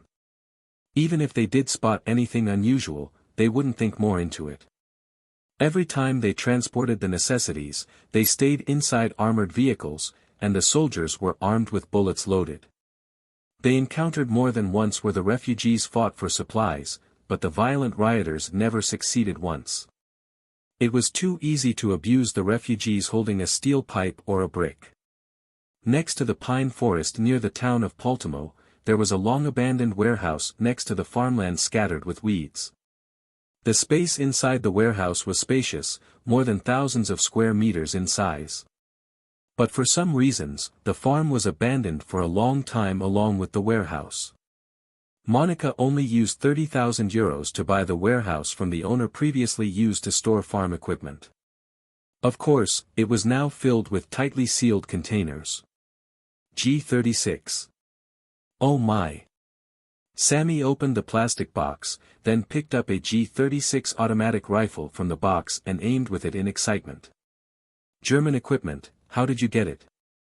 After the occupation of the rebel army in Bava, the local military factories fell into the hands of the People's Liberation Front. With the relationship between celestial trade and the government in exile, it was too easy to obtain light weapons. The reason for choosing G36S was mainly because of the bullet processing factory near the refugee camp produced the 5.56mm ammunition. Jiang Chen smiled and didn't talk nonsense with him. Instead, he pointed to the equipment in the corner of the warehouse. There are 5,000 guns here, 400 RPG-7s, more than 30 mortars, and plenty of ammunition. Now they are all yours. I have only one request, under my order, take your people, and do what you are good at. Sammy gulped. With his eyes on the row of pristine rifles and RPG-7 launchers, his scalp felt numb. While stunned by the power of the young man in front of him, he couldn't help but to reflect on the choice to join on this man's ship. But in any case, he must go forward now. Do you need me to help you move this in? Jiang Chen asked. No, my people have a way. Sammy shook his head, then he hesitated. He looked at Jiang Chen and asked. Have you thought about the problem after this? If the Finnish army is deployed, Jiang Chen raised his hand and stopped his words. You don't have to worry about it, you just do what I said. Jiang Chen picked up the map outlined with the plan from the table and stuffed it into Sammy's hand, who was still full of doubts. After sending him away, Jiang Chen did not stop, and soon left the warehouse and locked the iron gate of the warehouse. There were only 2 keys, one in his hand and one in Sammy's hand. A new batch of supplies would arrive in the refugee camp this afternoon. There would be 2 armored vehicles and 100 mercenaries. The first step to resistance in the refugee camp was to take out this escort team. At 8 o'clock in the evening, under the escort of the armored vehicles, trucks slowly entered the center of the refugee camp. The uniformed mercenaries jumped off the trucks and set up a blockade line as usual, separating the eagerly awaiting refugees from the vehicles. The necessities would be unloaded here and then distributed to the various supply stations. Each refugee had its own number, which was equivalent to their identity card living here. They could receive supplies at supply stations by number. Get into a line, get the supplies in order. *T, so many *King people. Ennis put down the microphone while he cursed, then lit a cigarette and watched his men shove the refugees over the yellow line away. He already forgot the number of times he had been here. But every time, he wished that the mission could end sooner. He didn't want to stay for a second here. Just then, his deputy Glick came over and asked him to borrow a lighter. He lit one for himself and cussed. *T, I really don't know what the refugees think. What's the mess? Ennis narrowed his eyes and grinned. Not any mess. You didn't see how they looked at us, they look like they want to tear us apart. Glick shook his head, and the contemptuous sight swept over the ragged men. Do these people not know how to be grateful? If it weren't for us, they couldn't even be able to eat. There is no point talking about grateful to these people. Ennis had a sight that seemed like he has read life, through the smoky smoke rings, he said. Only civilized people will be grateful. Maybe. Glick tossed away the cigarette in his hand and pointed to the direction of the supply station. You take it easy, I will go there and see. Go. Ennis waved his hand and grinned. After Glick left, the cigarette between his fingers almost burned out. Throwing the cigarette on the floor, Ennis was preparing to patrol the team to see if anyone is being lazy. However, there was a sudden commotion in the crowd. Ennis frowned slightly and looked in the direction of the commotion. But then, an exclamation from the top of the Hummer instantly froze his heartbeat. RPG-. Boom! The violent explosion was followed by the screams of the crowd. The side was covered in flames. The Puma, armored vehicle at the front was firing while desperately trying to retreat through the crowd into the alley. However, just as it was about to crash through a wall, 4 more RPGs flew out from the crowd. This time, there was no armor to block the RPGs. Ennis saw it with the corner of his eye that the armored vehicle turned into a ball of fire. The occupant cried out in pain while climbing out from the top. He desperately rolled in vain while trying to extinguish the fire that burned his whole body. There was fire everywhere. There was blood everywhere. And the flying bullets, and the disfigured corpses. The sudden attacks stunned the mercenaries, who had to fire back against covers. The blast of the explosion turned the Hummer in front of Ennis. He had no time to say something before his remaining consciousness was swallowed up by the steel fragments and the fireball. Here's the command center. What? There's a riot at the refugee camp. How's that possible? I repeat, the transport team was attacked. We need backup. *T, following an explosion, the communication ended with static. At the military base, several communication officers stared at each other in shock while conveying the confusion and shock through their eyes. Fortunately, the head of the command center responded quickly as he immediately grabbed a radio and connected to the rapid response force at the base, then reported the news to the person in charge. In 2 minutes, 2 heavy transport helicopters and 4 Black Hawk helicopters took off and brought 32 heavily armed special forces. They wore Lightning exoskeletons and were armed with a special shell-less rifle newly developed by the Krupp Group. They were armed to their teeth. However, they still underestimated the scale of the riot. When the helicopters arrived on the scene, the narrow streets were filled with the wreckage of Hummers. More than half of the 100 mercenaries were killed, leaving the rest of the mercenaries struggling to fend off the siege from the refugees. Indeed, the enemy was a mob, but they clearly underestimated the numbers of the mob. The most important thing was that these refugees were very familiar with the layout of the refugee camps. Even if the mercenaries who lost communication with them were brave and courageous, they could only find cover under bullets coming from all directions. The eyebrows of the team captain, Bruno, twitched a few times as he examined the battlefield below. Then he picked up the intercom on his shoulder. Well, guys, let's bring our brothers back. Hunter, 1-2, descend in height, prepare to lower the rope, deploy defense lines at the evacuation point, and cover our brothers as they retreat. Hunters, 3, for cover in the air, get ready to fire the Gatling and don't worry about refugee casualties, fire at any refugee you see with guns. Hunter, 1, Roger. Deploying. Hunter, 2, more than half of the 32 special forces descended to the ground, and these warriors with mechanical exoskeletons were indeed not comparable to the average soldier. In the dark alleys, under the cover of the Gatling machine guns, they managed to clear out a way through the chaos. Krupp certainly had a different perspective on weapon design. After discovering that lightning was useless against EMP, it gave up on the lightweight design. The use of steel instead of functional plastics turned the exoskeleton into a power armor mold. The formed Faraday cage shielded them from electromagnetic pulses. In addition to the EMP protection enhancement, the armor's defense also improved drastically. Looking through a binocular on the battlefield, Jiang Chen discovered that the 5.56 mm used by the refugees couldn't penetrate the steel plates in front of their chests. Of course, the cost of this type of improvement was exceptionally high, at least 5 times the cost of the previous version. Sure enough, war was a lubricant of a civilization. The problem they previously didn't understand could be resolved after taking 2 punches to the face. Perhaps they could give Freemasonry another decade, and they would find a trivial method to deal with the advanced technology of celestial trade. Just like how the US military managed to avoid roadside bombings in Iraq. We can't wait any longer. Jiang Chen put the binoculars into his pocket and took out his PK-2000 assault rifle, which was rusting in the storage dimension. If I don't help them, the mob will collapse. At least I have to take out those 2 Blackhawks.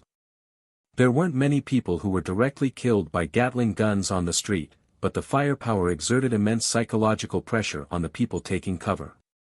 Aisha nodded and was preparing to go forward but was stopped by Jiang Chen. Hey, wait, what can you do if you go empty-handed? Can you dismantle a plane with your bare hands? Jiang Chen dragged her back and confirmed no one was nearby. Then he took out 2 portable air defense missiles from the storage dimension. This is the Viper rocket launcher air defense model, you should know how to use it. Inside the box is a replaceable warhead, bring 2 rounds. You can have 2 Blackhawks while I take the other 4. Jiang Chen picked up a launcher from the ground and loaded the warhead into the tube. He turned around and raised an eyebrow. Which 2 do you want? Aisha looked a little hesitant. Can you leave them all to me? I'm worried about you. No worries, this isn't difficult at all. Well, since you aren't picking, the farthest 2 are up to you. I'm going to go now. After that, Jiang Chen jumped from the 3-story building, rushing forward with the launcher. Since Jiang Chen had already set off, Aisha sighed. She shook her head and picked up the launcher and warheads from the ground, then also jumped downstairs.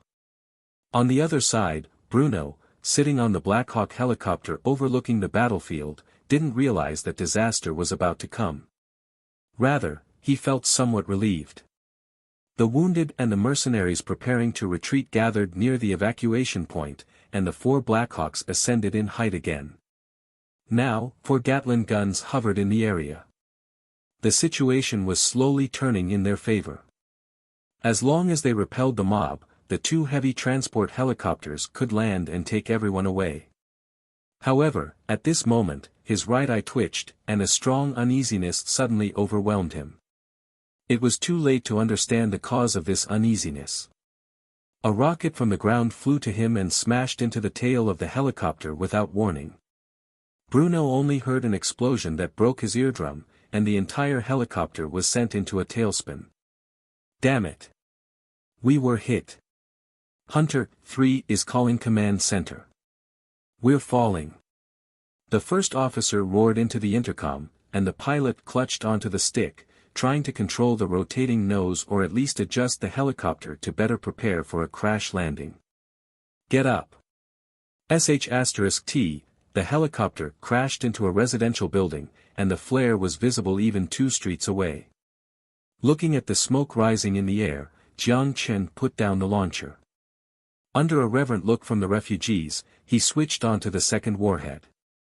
He aimed at the second helicopter, then pulled the trigger. The crash of the Hunter 3 shocked all the mercenaries. The tail flame was obviously not from some smuggled RPG, it could only have been a portable air defense missile. Why did the refugees have air defense missiles? It was too late to think about this issue. The evacuation plan was temporarily cancelled, and the remaining helicopters immediately ascended in height to avoid the range of the air defense missiles. However, from the moment they were targeted by Jiang Chen, their fates were already doomed. The second anti-aircraft missile hit its target, and another Black Hawk crashed to the ground. Under the horror of all the mercenaries, the explosion sparked a fire in all directions. The team that escorted relief necessities were attacked at the refugee camp. The mob even forced the special forces to falter. After receiving the news, SARDs arrived at the headquarters immediately. Not just the fleet, but 11 supply stations in the camps were also attacked. The medical staff and security guards have been taken hostage. The military factories outside the refugee camp are also occupied. These snakes. The brigade commander in charge of the military base slammed his fist against the map. We should immediately seek help from the Finnish side. The situation is now out of control. It's only through mobilizing the army, an advisor suggested. Just then, the door was pushed open and Carmen walked in. Don't inform Finland, them taking over the issue will only make this simple suppression into a humanitarian crisis, Carmen said emotionlessly as he stood in front of the map with his hands behind him. There's no doubt that celestial trade was behind all of this. Very good, very good, very good. Carmen nodded and said 3 very goods in a row. Carmen grinned peculiarly and suddenly looked at the brigade commander in charge of the base. How many new recruits are there at the base? A total of 4,000 people, the brigade commander immediately reacted. Are you worried that they will revolt and join the refugees? That's certainly a possibility, but, take them to the Underground Research Institute, and my guards will take care of them. Carmen turned around and ordered in an irrefutable tone, just say that there's a riot outside and they need to temporarily enter the underground bunker. The 3 men stared at each other in confusion while Carmen left the room. On a hill 1 kilometer away, Kutpov quietly observed the movements at Aero Base with his binoculars. For the past few days, he and his Alpha team lurked there, looking for opportunities to sneak into the base. With the arrival of Carmen, an entire brigade was added to the base's forces, but the patrol frequency more than doubled. It wasn't until today that they finally got their opportunity. First, there was black smoke in the direction of the refugee camp a few kilometers away. Then the special forces at the military base were dispatched urgently. Combined with the information about the mobilization of celestial trade weapons from the rear, it must be the ghost agents making a move. However, these agents were indeed ruthless. They stuffed more than 5,000 guns into the hands of terrorist reserves. The security situation in Finland would be messy for a while. Kutpov grinned with the thought in mind, and the scars and wrinkles on his face mixed together. He gestured at the team behind him, then took out a hook lock and got up from the snow. Get ready. Set off in 2 minutes. Just as the Alpha team started its operations, the battle at the refugee camp was over. All 4 Black Hawk helicopters were down, and one of the 2 heavy transport helicopters was also taken down while the other one escaped. With air support completely eliminated, the mercenaries who originally reinforced their defenses now lost the only advantage they had. The exoskeleton that covered the entire body in steel was indeed strong, but the strongest armor couldn't stop an attack from the refugees. Especially the guy who got a Molotov cocktail tossed onto his face, he turned into a ball of fire along with his armor. It was especially miserable since Jiang Chen didn't know if he died suffocating or burned alive. Neither of those possibilities sounded humanitarian. He just remembered that when the fire on the poor fellow was extinguished, the steel plate in front of his chest turned red. When the fierceness of these believers was ignited, their combat power was nothing to scoff at. After the end of the battle, the refugees unleashed their bullets into the air and yelled out to express their joy of victory. 10 bruised mercenaries were tied up by ropes and taken to the square of the refugee camp. They were pinned to the ground by more than 20 strong men. Sammy, who was carrying a rifle, went to the center of the square. He pretended he was a hero who liberated his people from slavery. He wasn't used to this change in identity, but the mercenaries who were kneeling on the ground were also in disbelief. 3 days ago, Sammy was just a hound for Arrow.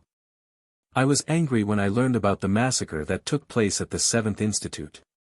In the center of the square, standing in front of the 10 captives, Sammy grinned cruelly and looked around the refugees. A lot of people might be confused. Why do we have to stand up and resist? Because they killed a few of our people? Wrong. What really makes me angry isn't that they used a knife to dig out our livers but that they view as livestock. They're feeding us, and when they need us, they pull a group of us out to die. We have to lie on the operating table to help them with their human experiments. But we treat all of this as if it's normal. This isn't normal. Sammy lowered his voice and loaded the rifle. The mercenaries seemed to have guessed what he was going to do and looked at him in horror. They tried to shrink back but were held firmly by the people behind them. They could only make pig-like cries with their sealed mouths. We aren't captive camels. We're wolves in the desert. We will use our claws and teeth to tear up the pagans who oppressed us. His voice was impassioned, and Sammy aimed at the mercenaries on the ground, gnashing his teeth. Let them loose and we'll give them a chance to escape.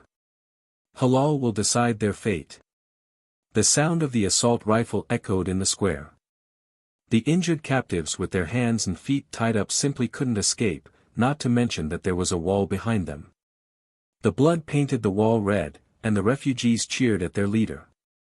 Even the refugees who were still hesitating were now influenced by the sacred war. They turned into fanatical war activists in the next second. I told you, we didn't have to do it ourselves. He was standing on the roof of the building not far from the central square. When he saw that the gunpowder barrel was ignited, he smiled. They're natural warriors. The genes of war are integrated into their bone marrow. They have everything that civilized people don't have, and they've hardly changed with the times. Not far away, the Sami gang, or now the Sami army, the militants who used red headscarves as a symbol, had begun to distribute the supplies they captured to the refugees. 3 days ago, the Sami gang suppressed the refugees and made a living by exploiting them, but now they became the heroes of the same group of people. It was quite ironic. Boss, you're a genius. Seemingly disingenuous and without sparks in her eyes, Monica put her hands in front of her and admired Jiang Chen. At the same time, she eyed Aisha beside Jiang Chen. If it wasn't for the instructor, I might not have stopped myself from falling for you. Aisha glanced at her in confusion with a look that seemed to say, why? I obviously don't mind. However, Jiang Chen, who was aware she was joking, laughed aloud. Stop trying to flatter me, I won't give you a raise. There's a military base waiting for us. We'll leave in half an hour, so go and get ready. Whatever. How do you know I was flattering you? What if I really meant it? With a smile, Monica turned around and disappeared into the darkness. Jiang Chen didn't answer but turned his eyes to gaze outside the refugee camp, in the direction of Arrow's military base. With a curvature on his lips, he tightened his fists. Finally, this was the moment. It was time to end the war. Even on the northern tundra, the Finnish authorities wouldn't be oblivious to a riot on its own soil, but they remained silent about the matter. Arrow brought trouble, and it happened on their private territory. Since no Finns died and Arrow didn't seek help, why would they bother? The local police in the town of Poltimo sent several mounted police officers around the camp. However, these police officers didn't dare to rush in and decided to withdraw. Judging from the equipment in the hands of the refugees, it was no longer a problem they could handle. The police chief of Poltimo immediately decided to mobilize local militia groups to increase security in the town and do their utmost to ensure the town's safety. It turned out his choice was correct. In less than half an hour, documents were issued and the local police were urged to do their utmost to protect the security of Poltimo. At the same time, a special force was sent to support this effort. As for the refugee camp, it was to be taken over by the Finnish defense force hundreds of kilometers away. Nominally, Jiang Chen learned of the news through the intelligence of the Russian security services. The Finnish official's silence did indeed surprise him. He originally thought that Finland would send out forces to maintain stability, but he didn't expect their reaction to be so dull. Carmen was likely at the military base and there must be something that couldn't be exposed. Or perhaps he thought that the 2 brigades at the base would be more than enough to take care of the mess. Regardless of Carmen's reaction, Jiang Chen's plan was proceeding according to plan. Most of these refugees came from the Middle East. Many people had participated in militia training or had been recruited into the reserves. They had received basic military training. While they certainly couldn't drive a tank, they could fire a mortar, and at least they wouldn't direct a shell at their people. With the second batch of equipment entering the Paltamo region from the Finnish border, Sami formed a 10,000-man strong guerrilla force from the camp along with his rapidly accumulating prestige. With his cause as only believers can end the oppressive rule of the pagans, he mobilized the entire camp to pick up arms against Arrow. Boxes of ammunition were carried onto old vans and trucks. The workers took the electric welders from the factories and welded heavy machine guns onto pickup trucks. Needless to say, this mob didn't have any combat power at all. Under the same circumstances, there was almost no chance of defeating the mercenaries who have received training, but Jiang Chen was confident regarding the outcomes of the battle. The reason was simple. While they couldn't shoot properly, they could bombard. It was 2 o'clock in the morning, 6 hours after the start of the riot. Only 2,000 people were left to defend. The armed Sami army was on the path to take down Arrow, to rescue his people from their misguided path. The mighty army went to the tundra 2 kilometers outside of Arrow's military base and surrounded the area. Under the command of several veterans, the Sami army with shovels and hoes dug out simple artillery pits. Hundreds of mortars and dozens of artilleries were placed.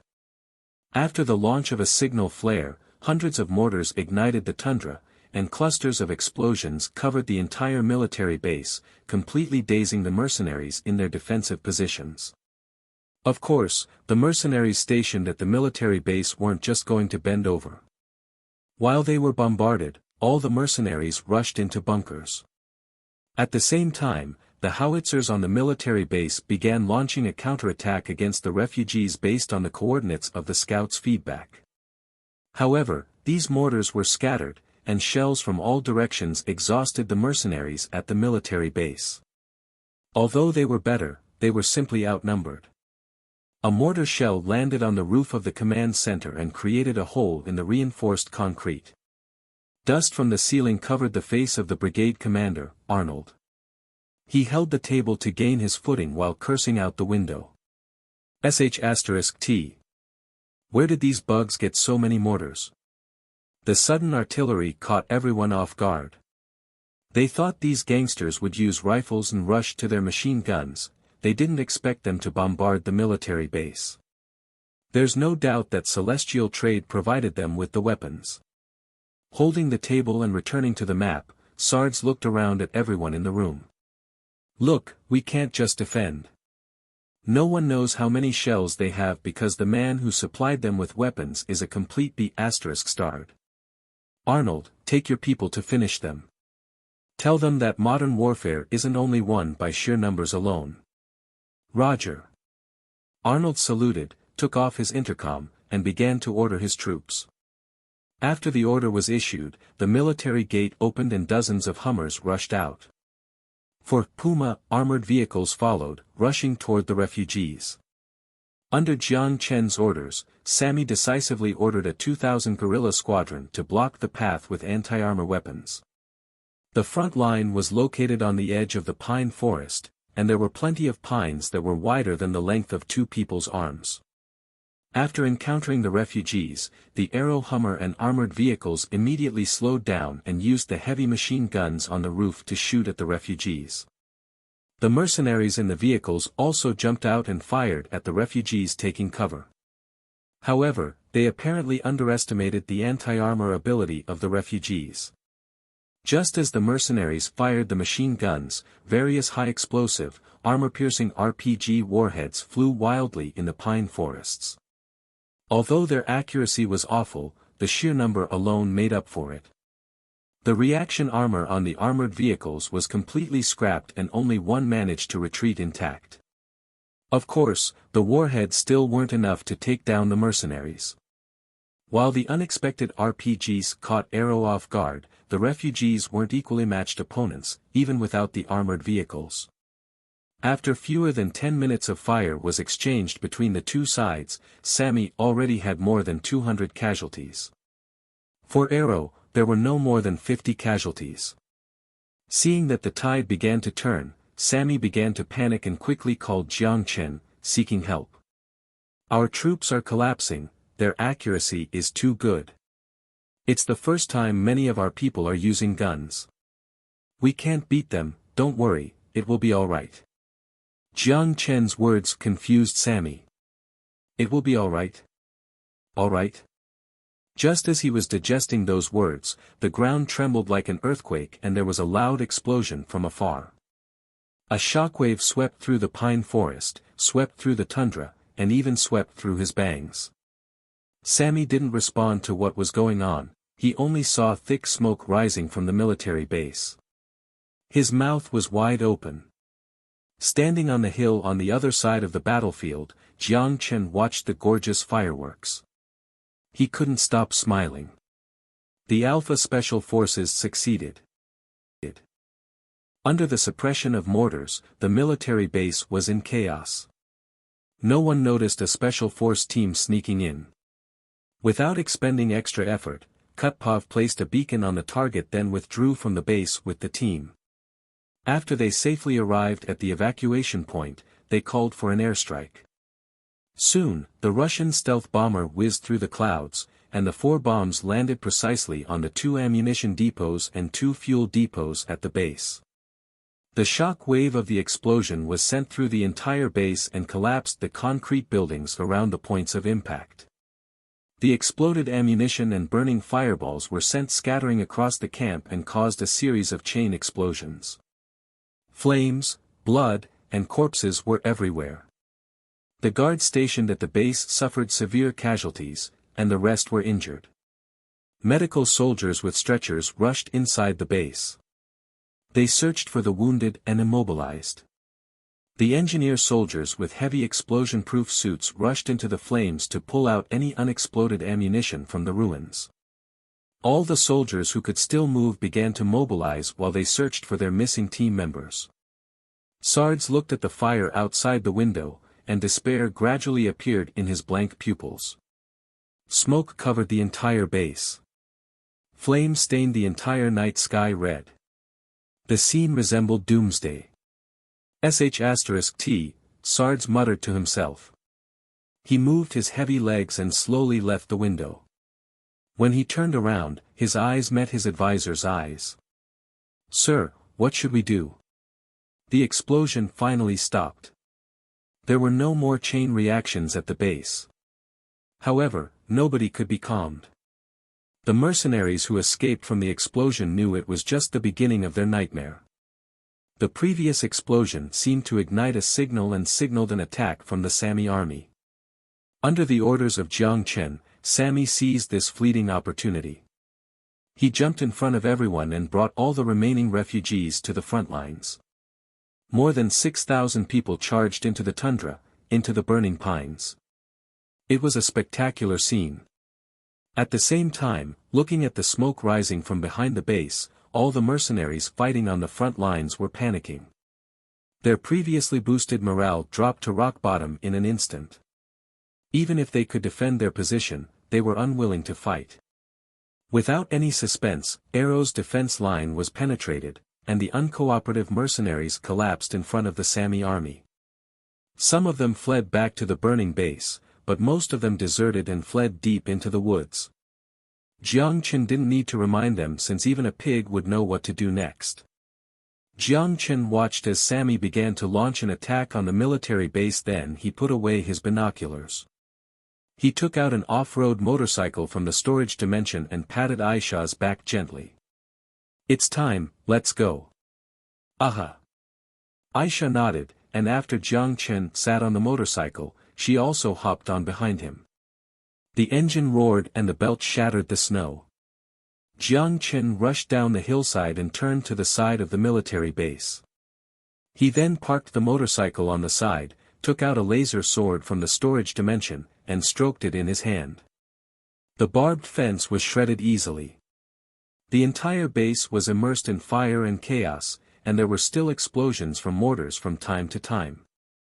All the mercenaries fought on the front line and fought with the refugees for control of the entrance. Except for a company guarding the command center, no one was in the rear. For Jiang Chen and Aisha, it was no different than having no defense. A total of 10 guards, 2 guards standing in the sentry tower, and the remaining 8 were stationed at the entrance of the first and second floors. Aisha took out the ghost sniper rifle and quietly took down the 2 guards standing in the tower, then used blind spots in their field of vision to kill the 8 people upstairs and downstairs one by one. When Aisha took care of the guards, Jiang Chen took out a rifle and moved to the command center. Just as he passed the Hummer at the entrance, he just happened to bump into Sards and his advisor fleeing. When their eyes met, both sides stopped. The advisor first responded and immediately pulled out his gun, but he didn't reach them in time before Aisha pinned him down. Sards was trying to resist but was easily controlled by Jiang Chen and his hands were pinned against the Hummer. Sards, male, 43.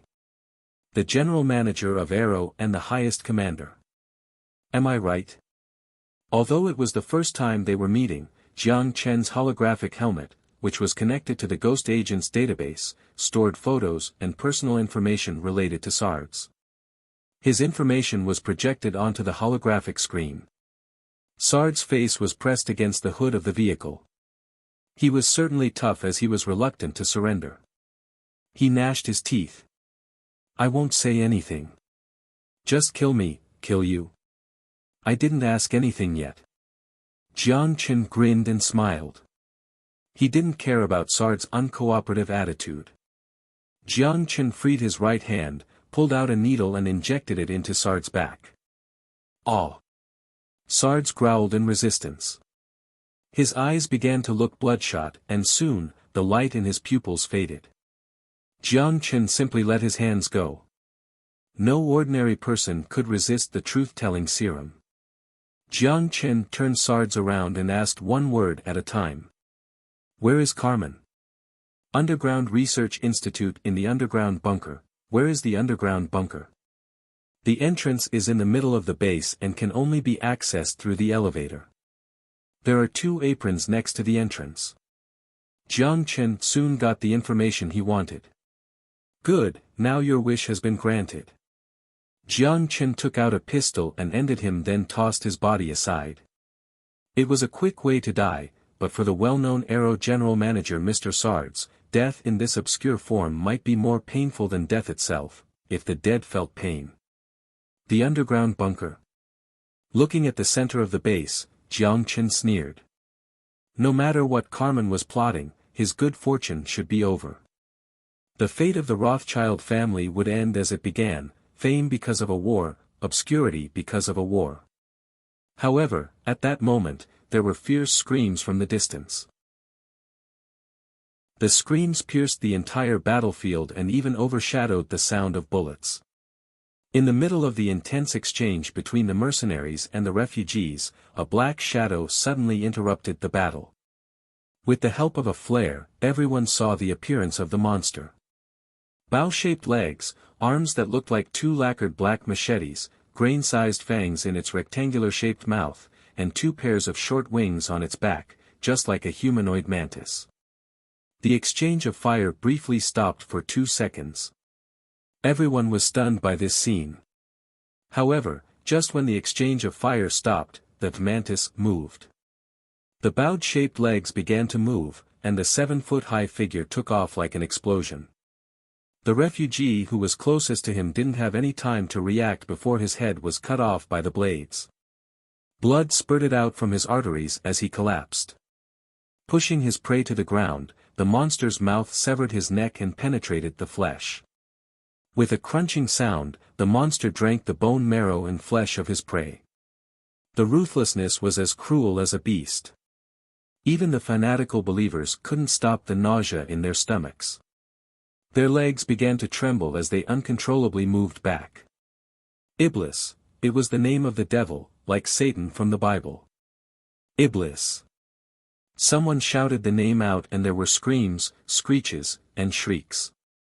The refugees aimed with their G-36 rifles and pulled their triggers at the monster. However, the mantis used its two blades and allowed the bullets to hit its armor. It did not worry about the 5.56 mm bullets at all. The worst thing was that there wasn't just one of this monster. Dozens of black shadows jumped out from the entrance of the underground bunker, waving their double blades at the refugees. Once monsters were close to the refugees' only fate was being slaughtered. Other than the mantises, there was also a worm-like creature that sprayed highly corrosive saliva. Even steel and cement couldn't withstand its high corrosiveness, not to mention human flesh. Against the fabled devil, the believers finally began to fear. The mob finally began to collapse. On the other hand, the mercenaries were cheering. It was their allies. Although they looked disgusting. However, their cheers didn't last long, and soon, a similar nightmare engulfed them. Dense spores floated out of the underground bunker and slowly spread throughout the entire base, barely noticeable under the disguise of the night. People who came into contact with these spores began to have difficulty breathing, then the searing pain began to spread from their chests. They screamed and scratched their skin, letting their blood gush out. Soon, they lost all senses and became just like the Walking Dead. Except for those wrapped in exoskeletons, those who were on the battlefield, regardless of their side, were swallowed by the spores. In order to survive, the mercenaries and refugees turned their guns and began to fight a common enemy. However, from the beginning, they didn't have a chance of winning. What the foo *k, what is this thing? A monster that resembled a death claws leaped at him. Jiang Chen kicked its chest while sweating profusely.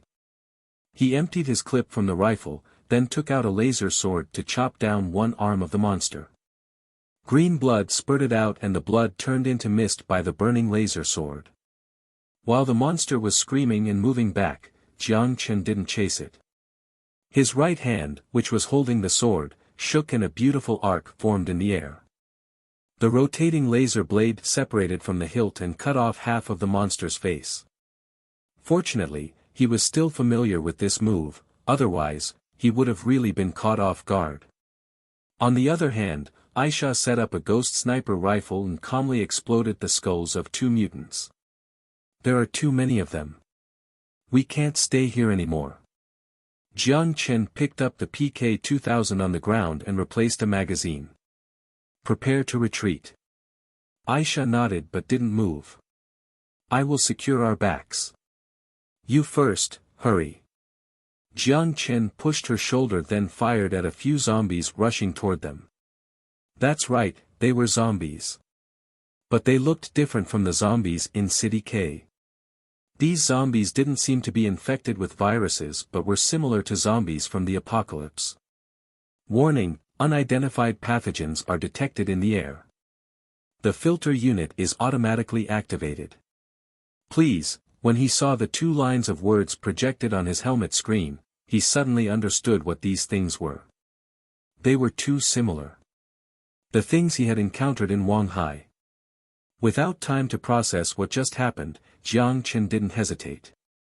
He used his highest command authority in celestial trade, bypassing all decision-making layers, and directly connected to Stingray C-1 deployed in the synchronous orbit. He targeted the underground bunker in the center of the base and called for an airstrike. As for diplomatic issues, these would only matter after he dealt with the enemy of humanity. This is Stingray C-1. The airstrike target has been confirmed. The tungsten rods have separated and are leaving the synchronous orbit. The airstrike is expected to arrive in 10 minutes. Combatants, please evacuate from the target area, Jiang Chen turned off the communication, emptied his rifle, and rushed toward the edge of the base. Aisha, who had already run outside the base, set up a sniper rifle and began to cover Jiang Chen's retreat. For some reason, these monsters seemed to be consciously chasing them as if they were controlled by some kind of consciousness. Before being surrounded by the army of zombies and mutants, Jiang Chen successfully dove out of the barbed wires. At the same time, he tossed a nuclear grenade behind him, then ran without turning back with Aisha. The explosion blew up a group of mutants. After he confirmed that the zombies and mutants were not chasing them, Jiang Chen took out the off-road motorcycle from the storage dimension and whizzed to the nearby mountains. They headed not in the direction of the refugee camp, but the direction of the border. The motorcycle rushed onto the hill and he stopped. After he confirmed the time, he looked back at the military base. With the light from the sporadic fire, he barely recognized that there were no living humans in the entire military base. Just then, white light, like stars flickering, appeared in the night sky. With long and narrow tails, dozens of tungsten rods slammed into the center of the military base, and the dust from the explosions were elevated high into the air. They should have died, right? Jiang Chen muttered and took out binoculars from his pocket. When the dust dissipated, only a deep pit with a diameter several dozen meters wide was left in the center of the base, just like an abyss leading to hell. The mutants were crawling out of the deep pit. Dawn was about to break. It was already 6 in the morning. The orange-red civilian helicopter hovered in the sky with the letters, "WELI," printed on the side. When the black smoke rose after the ammunition depot exploded, Finnish radio and television sent their helicopter to the scene. They thought it was a forest fire, but when they arrived, they discovered it wasn't a forest fire at all. The fire was caused by Arrow's military base, which was widely criticized in Finland. A war seemed to have erupted there, even leaving a giant pit in the middle of the base. This is Finnish radio and television. We are now here to broadcast the forest fire in the suburbs of Paltak, although it turns out that this was not a fire but a human-induced explosion. We are seeing a huge pit in the middle. Wait, what is that? The lens swayed violently, and the cameraman adjusted the focal length and zoomed in on the base. Inside the burning base, zombies were freely roaming and strange creatures were crawling out of the deep. We seem to have discovered something peculiar. It seems that reports of Arrow's experiments at its military base were true. What are these? Aliens? Zombies? Dear God, just as the helicopter was delivering first-hand information to the people of Finland and the world, Jiang Chen, standing on the mountain, was also worried about the situation at the base. Obviously, when building this underground bunker, Carmen made heavy investments. The tungsten bombs from heaven didn't destroy the underground bunker, it just collapsed the elevator. Spores continued to eject from the underground laboratories and began to spread outside of the base. Jiang Chen noticed that the terrifying bacteria not only caused mutations in the animals that accidentally entered its range but also the plants rooted there. Aisha. Aisha turned her head. Her beautiful hazel hair drifted in the wind. I think, we created a huge problem, Jiang Chen said with a bitter smile and put down the binoculars. At that moment, he suddenly felt alert. He and Aisha almost turned at the same time and aimed at the intersection. Come out, I'll count to 3. Jiang Chen's finger opened the safety as he spoke emotionlessly.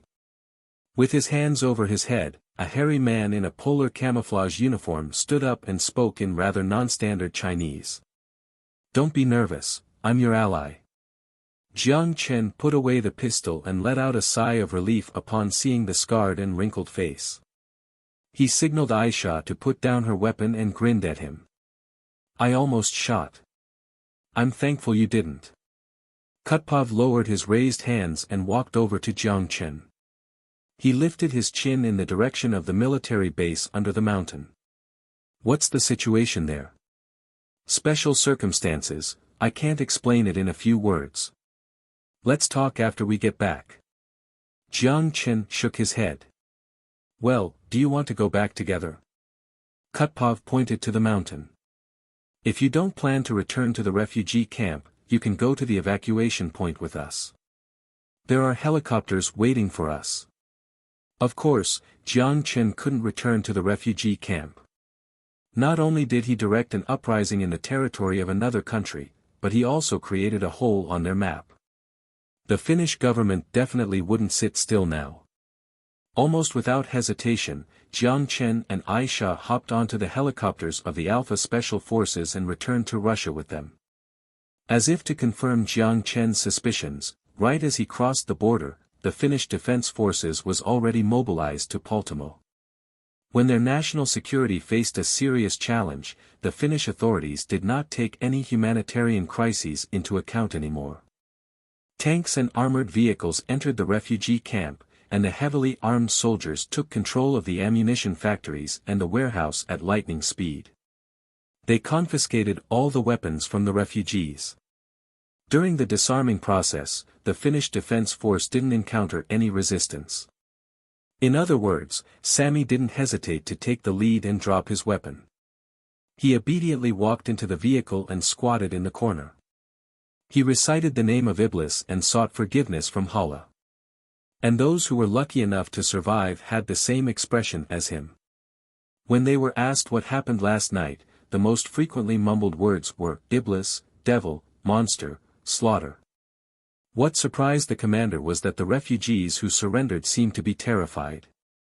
They did everything they could to get into the prison, and more than 1,000 people stated that they participated in the execution of the prisoners. However, in fact, only 10 mercenaries were executed that night. Iblis? What kind of thing is that? Duvio threw the briefing on the table. He frowned while he examined the map. What's the situation at the military base? Our helicopter has gone to investigate, but nothing can be seen. The entire military base is surrounded by a yellowish cloud that formed into a giant bubble. Because our pilots were afraid of the toxicity, they didn't get too close, Duvio's deputy replied. Let the scouts go take a look. Remember to wear protective clothing. Duvio had just finished speaking when an officer entered the tent containing their temporary headquarters. After he saluted, he handed a letter to Duvio. Sir, an order from the Ministry of Defense. With an eyebrow raised, Duvio opened the sealed letter. His brows gradually furrowed. After reading the letter, he massaged his sore temples and threw the letter aside. The mission is cancelled. Don't send the scouts. The deputy looked at the commander strangely and didn't understand what made him change his mind. Out of responsibility, he still reminded his chief, if we don't confirm the situation at the base, we can't make a plan to initiate the rescue. We don't need to make a plan to rescue. Thanks to those officials. The reporters were one step ahead of us. They already confirmed that there are no living people there. Duvio shook his head and put his fingers on the envelope. This is an order from the Ministry of Defense. We must not be within 1 kilometer of the military base. Now, our only task is to remain stationed here, cooperate with the police to evacuate the town of Poltimo and the refugees to the 2 refugee camps on the Norwegian border. After a pause, Duvio looked out of the tent and cursed under his breath. Let those officials negotiate with Russia if they think they can solve all problems with negotiations. While he complained, a plane had taken off from the international airport in Helsinki, Finland, with the Finnish Ministry of Defense and Vice President to Murmansk, Russia, the largest city bordering the Arctic Ocean. At the same time, the Russian Minister of Defense and the Director of the Security Services also rushed to the city. They were prepared to seek a solution with Finland. The trouble with Harmony civilization was that their understanding of biology was beyond the imagination of human civilization at its infancy. When countries around the world were still busy exporting ideologies, they had begun to spread something more dangerous, their evil genes. Their DNA code to biological creatures was just like a computer virus to a computer. Jiang Chen wasn't concerned about Carmen. Even if he was still alive, most of his life would have already been gone. Harmony would have at most provided him with nothing more than a few square kilometers. Just like the reserves the United States once promised to the indigenous people. Dozens of indigenous people survived to serve as a sample of human civilization. The only thing Jiang Chen was grateful for was that the Freemasonry had begun its decline. If Carmen connected with Harmony in the heyday of its strength, half of Europe would have already become a breeding ground for mutants. But then again, if it wasn't for future groups constantly stranglehold on the Freemasonry, if it wasn't for the golden apple that turned useless, how would Carmen have gone down this path? Jiang Chen didn't believe he couldn't see the danger of Harmony. This civilization had aggressiveness written in its genes. Murmansk, Russia's largest strategic town near the Arctic Ocean, was less than 90 kilometers from the Russian-Finnish border. Aware of the seriousness of the problem, the Finnish defense minister immediately went to Russia with the vice president while sending its national force to secure the site of the incident. The Finnish president was originally planning to go there in person, but the diplomatic process was too long, and he had to stabilize the country. Because the incident was very close to the Russian border, the evacuation of Murmansk might even be required if the situation deteriorated further. Russia also attached great importance to the accident. The Minister of National Defense, Sergei, and the Director of the Security Services, Barth, were in the town to meet with high-level officials from Finland. Other than high-level officials of the two countries, there was also a foreigner with a special identity who participated in the meeting, or the combat conference. Jiang Chen briefly outlined the relevant contents of the secret experiment conducted by the Rothschild family collected by celestial trade, and he repeatedly stressed that this unauthorized military operation in northern Finland was for the safety of Finland and the world. This rhetoric easily won the applause of Russian officials. After all, it was already communicated between Jiang Chen and Barth before the meeting. However, officials in Finland weren't stupid, and the Finnish vice president and the defense minister scoffed in return. Since he didn't achieve the expected results, Jiang Chen began to discuss the primary focus of the meeting. The danger of the X2 bacteria. In the center of the military base, the source of infection is called the nest. As the name implies, it can produce a special kind of bacteria with spore characteristics. Our scientists named it the X2 bacteria. This bacteria is very aggressive in nature and can easily infect organisms without antibodies and turn them into a medium for their breeding. Infected organisms will behave more aggressively and their DNA will be modified specifically to the traits of the organism. For example, like Spider-Man or the Hulk. So you're saying it won't take long for the citizens of Finland to all become Spider-Man, the Finnish vice president sneered. We don't have to worry about that for the time being, Jiang Chen said, drawing a circle on the satellite map and using a marker to point at the circled forest. Do you see those withered pines?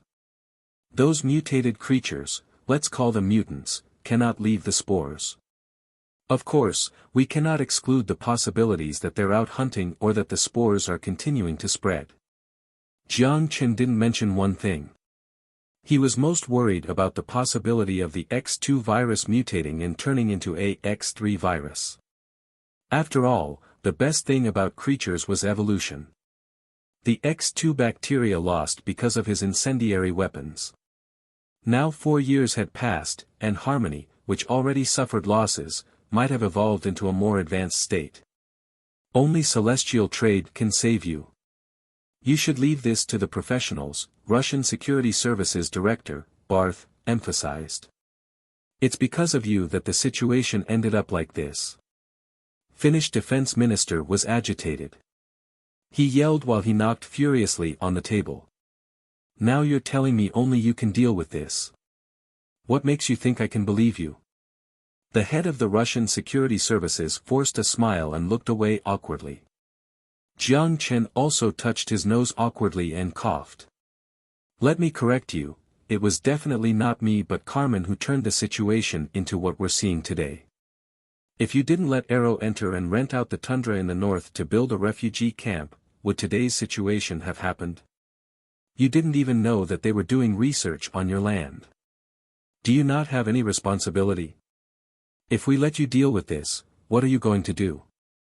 The Finnish vice president stared at Jiang Chen in the eyes as he asked seriously. Send an orbital airborne brigade, Jiang Chen said without hesitation. Aren't your only 2 orbital airborne brigades in Ukraine? The Finnish defense minister questioned. In fact, we still have a secret force and started training a long time ago. Jiang Chen coughed. I didn't intend to reveal the force so early. But now that the situation is urgent, the circumstances are no longer important. When Jiang Chen said this, it seemed like he had made many concessions. The Finnish vice president exchanged looks with the defense minister, then looked at Jiang Chen and the Russian officials. He looked at the Russian defense minister Sergei. I'm sorry, but your integrity is doubtful. We think that NATO can deal with the current problem better. At least they will let us know when a bomber flies into our airspace. You violated the rules of the game first, so don't blame us for making this difficult choice. The issue of Finland's accession to NATO started since the beginning of the Cold War, but it remained undecided. The parliamentary election practically finalized the agenda for joining NATO, but the biggest resistance came from a final referendum, and Finnish citizens weren't willing to give up the status of their neutral country. However, if NATO solved Finland's crisis, resistance during their most difficult referendum would also disappear. Once Finland joined NATO, it would mean that on Russia's border, there would be 1,000 additional kilometers of armed soldiers. Behind the line were strategically important cities like Petersburg and Murmansk. This worried Russia the most. Russia cannot accept NATO troops entering Finland, you have better choices. Sergei immediately stood up and nervously said, if you insist on the wrong decision, the situation will only be worse. Is this a threat? The Finnish vice president sneered. This is a suggestion, Barth said in a gentle tone. The Finnish people are facing a threat, and how could things get worse than they are now? I thank you for your advice on behalf of the president. In fact, 2 hours ago, our president met with the NATO Secretary General in Helsinki. Goodbye. The officials on the Finnish side stood up. Sergei wanted to continue talking, but in the end, he froze there. Remember to use incendiary weapons to deal with those bugs. Weapons bombs might be more effective than bullets and pesticides. Jiang Chen didn't care much about issues concerning Russia and NATO, but he kindly reminded, and if you must ask NATO to help you resolve this problem. Remember to tell them not to use 5.56 mm ammunition. Their armor is naturally resistant to small caliber ammunition. Don't give the bugs more meat. And, if you can't deal with it, remember to call me. The Finnish vice president waved his hand to dismiss him, then he left with defense minister along with other senior officials. The meeting room was quiet. They had only gone through half of the scheduled agenda, but the Finnish officials had already left early. Sergei, who stood up, didn't know if he should sit or not. He eyed the assistant behind him and the latter immediately walked up to help him clean up the things on the table. When the documents were sorted and chairs began to move, the Russian officials also began to pack up. Even half of the expectations weren't reached, yet the meeting was over. Jiang Chen, who stood in front of the satellite map, put down the marker and walked toward the door. When he came, he only brought himself, so there was nothing to pack up. When he left, he called Aisha and asked her to help arrange a dinner at the front desk. He just wanted to have a hot dinner now. The last time he properly ate something was already 24 hours ago. Last night, he was on the helicopter. After he arrived in Murmansk, the first thing he did was call Hilton to book a room. After he returned to the hotel, he didn't even take off his clothes before he slept until the afternoon. Then Russian Security Director Barth called him to remind him about the meeting. It was already 7 o'clock in the evening. Before the meeting, he only drank a fruit-flavored nutrient supply, and his stomach had begun to protest. Just as he left the government building, Barth waved at him. Barth walked to him hastily, patted him on the shoulder, and grinned. Do you want to have a meal together? There's a very good restaurant nearby, I'll treat you. I've already booked dinner at the Hilton Hotel, so let me treat you. Jiang Chen gave Aisha a call and asked her to speak to the front desk to change the location to the private room at the restaurant and add another serving. Well, then. Since Jiang Chen was already making arrangements, Barth didn't reject the offer. He took out a car key from his pocket. My car. Please. Jiang Chen smiled. Unlike Defense Minister Sergei, Barth didn't have a driver and traveled by himself, perhaps because of a need for work. Jiang Chen didn't know the brand of his car, it must have been a local brand. Right after the car started, Barth's expression was bitter. Man, you've caused us a big problem. Jiang Chen glanced at him, dissatisfied. Why are you like the Finns, tossing everything onto my shoulders when something goes wrong? If your Alpha Special Forces killed Carmen, then there wouldn't be all this trouble. I heard there were 500 meters between them, and you could have shot him. But instead, you thought about blowing up the ammunition depot? Barth frowned. What can one person do? Jiang Chen sneered, leaned against the seat and closed his eyes. You can give him a chance to evolve in the next 10 years. Maybe he can turn Russia into that dead zone. What now? Bart asked. Wait. Wait. Once NATO encounters the same problem, they will naturally think of us. Jiang Chen laughed. Do you think NATO can't solve this problem? It's just a few bugs. Bart argued. In his view, NATO didn't need to deal with this, as even the Russian border guards could easily crush the little bugs. Jiang Chen laughed after he heard such a naive point of view. Just a few bugs. Holding the steering wheel, Barth was silent for a while. Right as Jiang Chen was about to fall asleep, he said, Allow me to be honest, why are you so sure? Don't misinterpret me, I don't mean anything else. I'm just curious as you seem to understand this situation. It was the case when the T-virus happened, and now it's the same case for the X2 bacteria. His intuition behind years of intelligence work told Barth that these seemingly irrelevant events were connected. Jiang Chen's left eye opened slightly and examined Barth in surprise. Just as he was just about to make an excuse, he suddenly thought of the golden apple that flowed from the factory controlled by Rothschild. It was also those golden apples that made him change his mind. Perhaps now was the time. After thinking for a moment, Jiang Chen suddenly smiled and said, Yes, I do have knowledge. I also know how Carmen got these things. Want to know how? If it's convenient. Although the expression on his face was nonchalant, Jiang Chen could clearly feel that Barth's tone was very concerned. Let's talk when we eat. Jiang Chen didn't answer and closed his eyes again to meditate.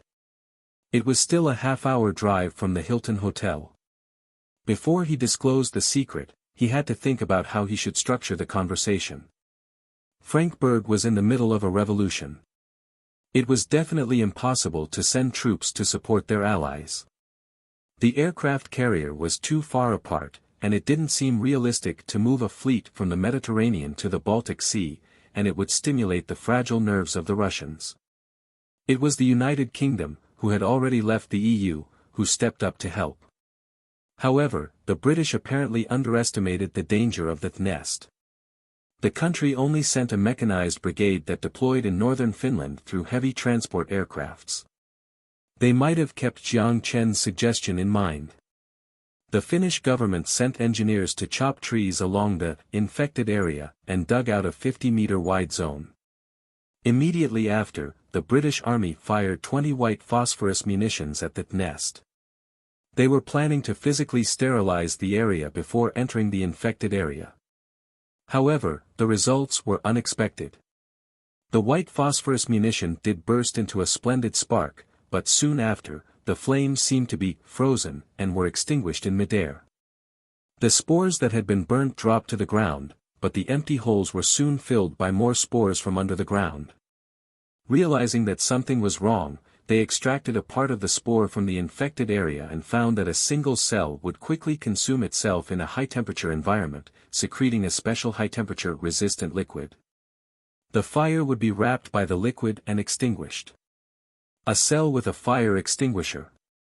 This incredible discovery shocked the biologists into disbelief. They were invited to test the spores in infected areas. Even with their decades of experience, they didn't understand what happened. It didn't surprise Jiang Chen at all. Bugs were going to evolve. If they were capable of interstellar navigation, how hard would putting out a fire be? White phosphorus munitions, petrol bombs, all options were tried to no avail. Even the flamethrower was useless. In addition to incendiary munitions, the British tried other things. For example, pesticides, strong acids, strong bases, or even chemical weapons. These weapons definitely wouldn't be considered humane normally speaking, but against insects, it was another story. Regrettably, those bugs weren't afraid of chemical weapons, and nothing changed with the spores. Also, the British considered launching larger incendiary munitions, which could, in theory, burn all the air in the infected area, but the Finnish government wasn't happy.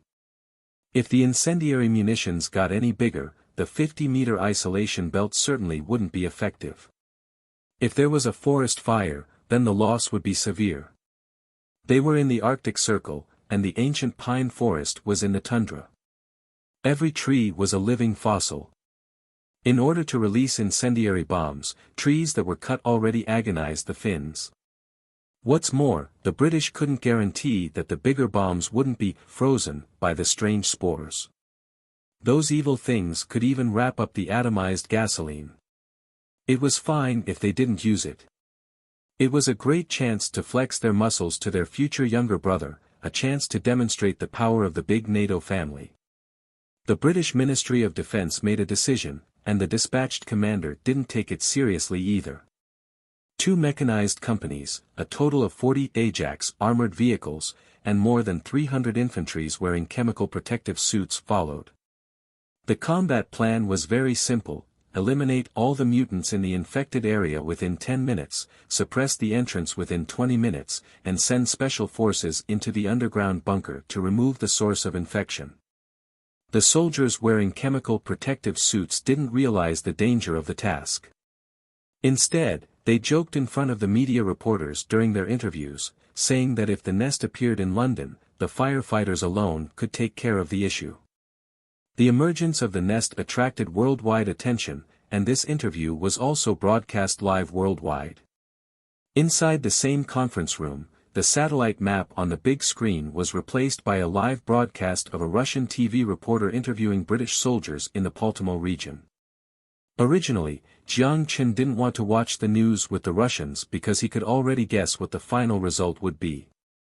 However, the National Defense Minister Sergei personally invited him, and it was difficult to reject his invitation, so he came. To be honest, a group of senior officials quietly watching news felt weird. Are you sure they can't handle it? Sergei looked at Jiang Chen and asked somewhat incredulously, I don't mean to gloat, but it's very important for Russia's national defense strategy. If the British succeed, we will have 1,000 more kilometers to defend. Let's wait. Leaning in his chair, Jiang Chen glanced at the confident British soldier on the screen and grinned. London firefighters. Even if you sent Chinese city enforcement forces, Japanese high school students, and American hobos, they wouldn't do a damn thing. With the departure of the army, the image on the TV moved. The reporter gave a close-up of the 40 armored vehicles and quickly switched to coverage in the air. The helicopter followed the mechanized forces and watched them rushing into the infected area covered by the turbid spores. Because of his confidence behind this debugging plan, the British commander, under the guidance of the Ministry of National Defense, made an exception to open some insensitive combat communications to reporters to demonstrate the combat effectiveness of NATO. As for the combat video, it wasn't made public due to the sensitive information. This is the 12th company.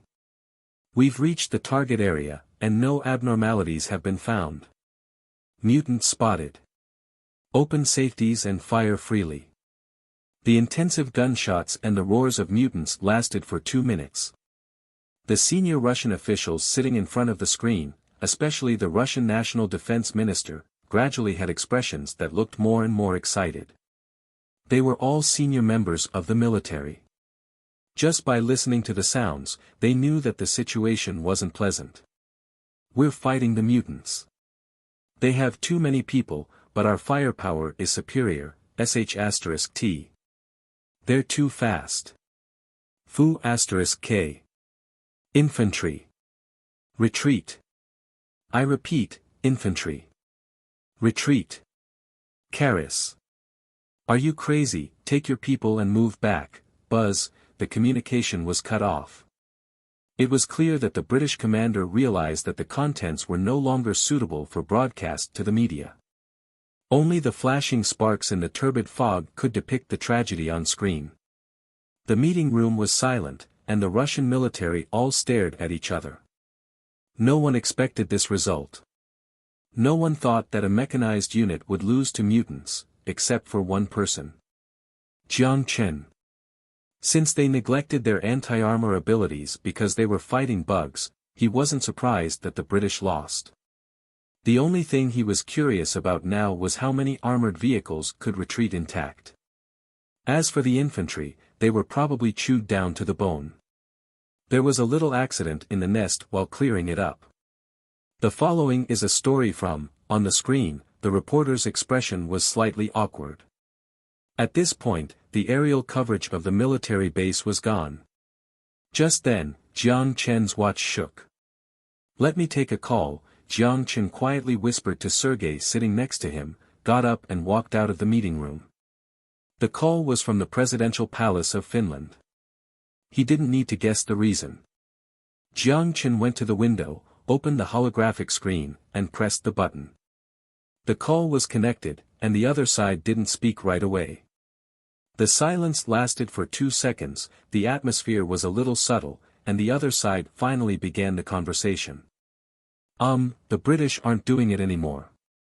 Just as he expected, a regular army wasn't a mercenary force, and every life in peacetime was very expensive. 2 companies were lost in the infected area without even touching the underground bunker, and Great Britain was rattled now. "Oh. The Americans said they need to observe for a while longer, but the area covered by spores is spreading. Now, the 50-meter-wide isolation zone has been covered." When Jiang Chen heard the words of the President of Finland, it didn't come as a shock. The killed British soldiers were equivalent to providing the nest with easy-to-absorb organic matter. Animal bodies, including humans, were easier to breed spores compared to wood and insects. Only 2 companies were swallowed, yet the nest had already begun to diffuse more spores. From this point of view, the nest was similar to Carmen. With his speculations validated, Jiang Chen's confidence in resolving this problem increased. But then, he didn't rush to offer a solution. Obviously, the other side was asking for help.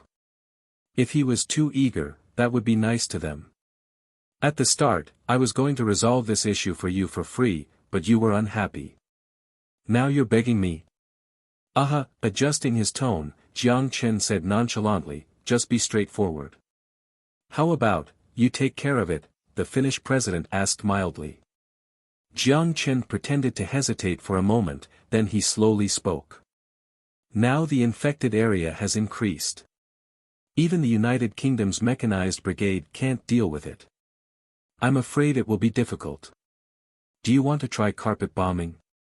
Although the spores can stop flames, there's no way the spores can stop high-explosive bombs. We tried it earlier and it didn't work.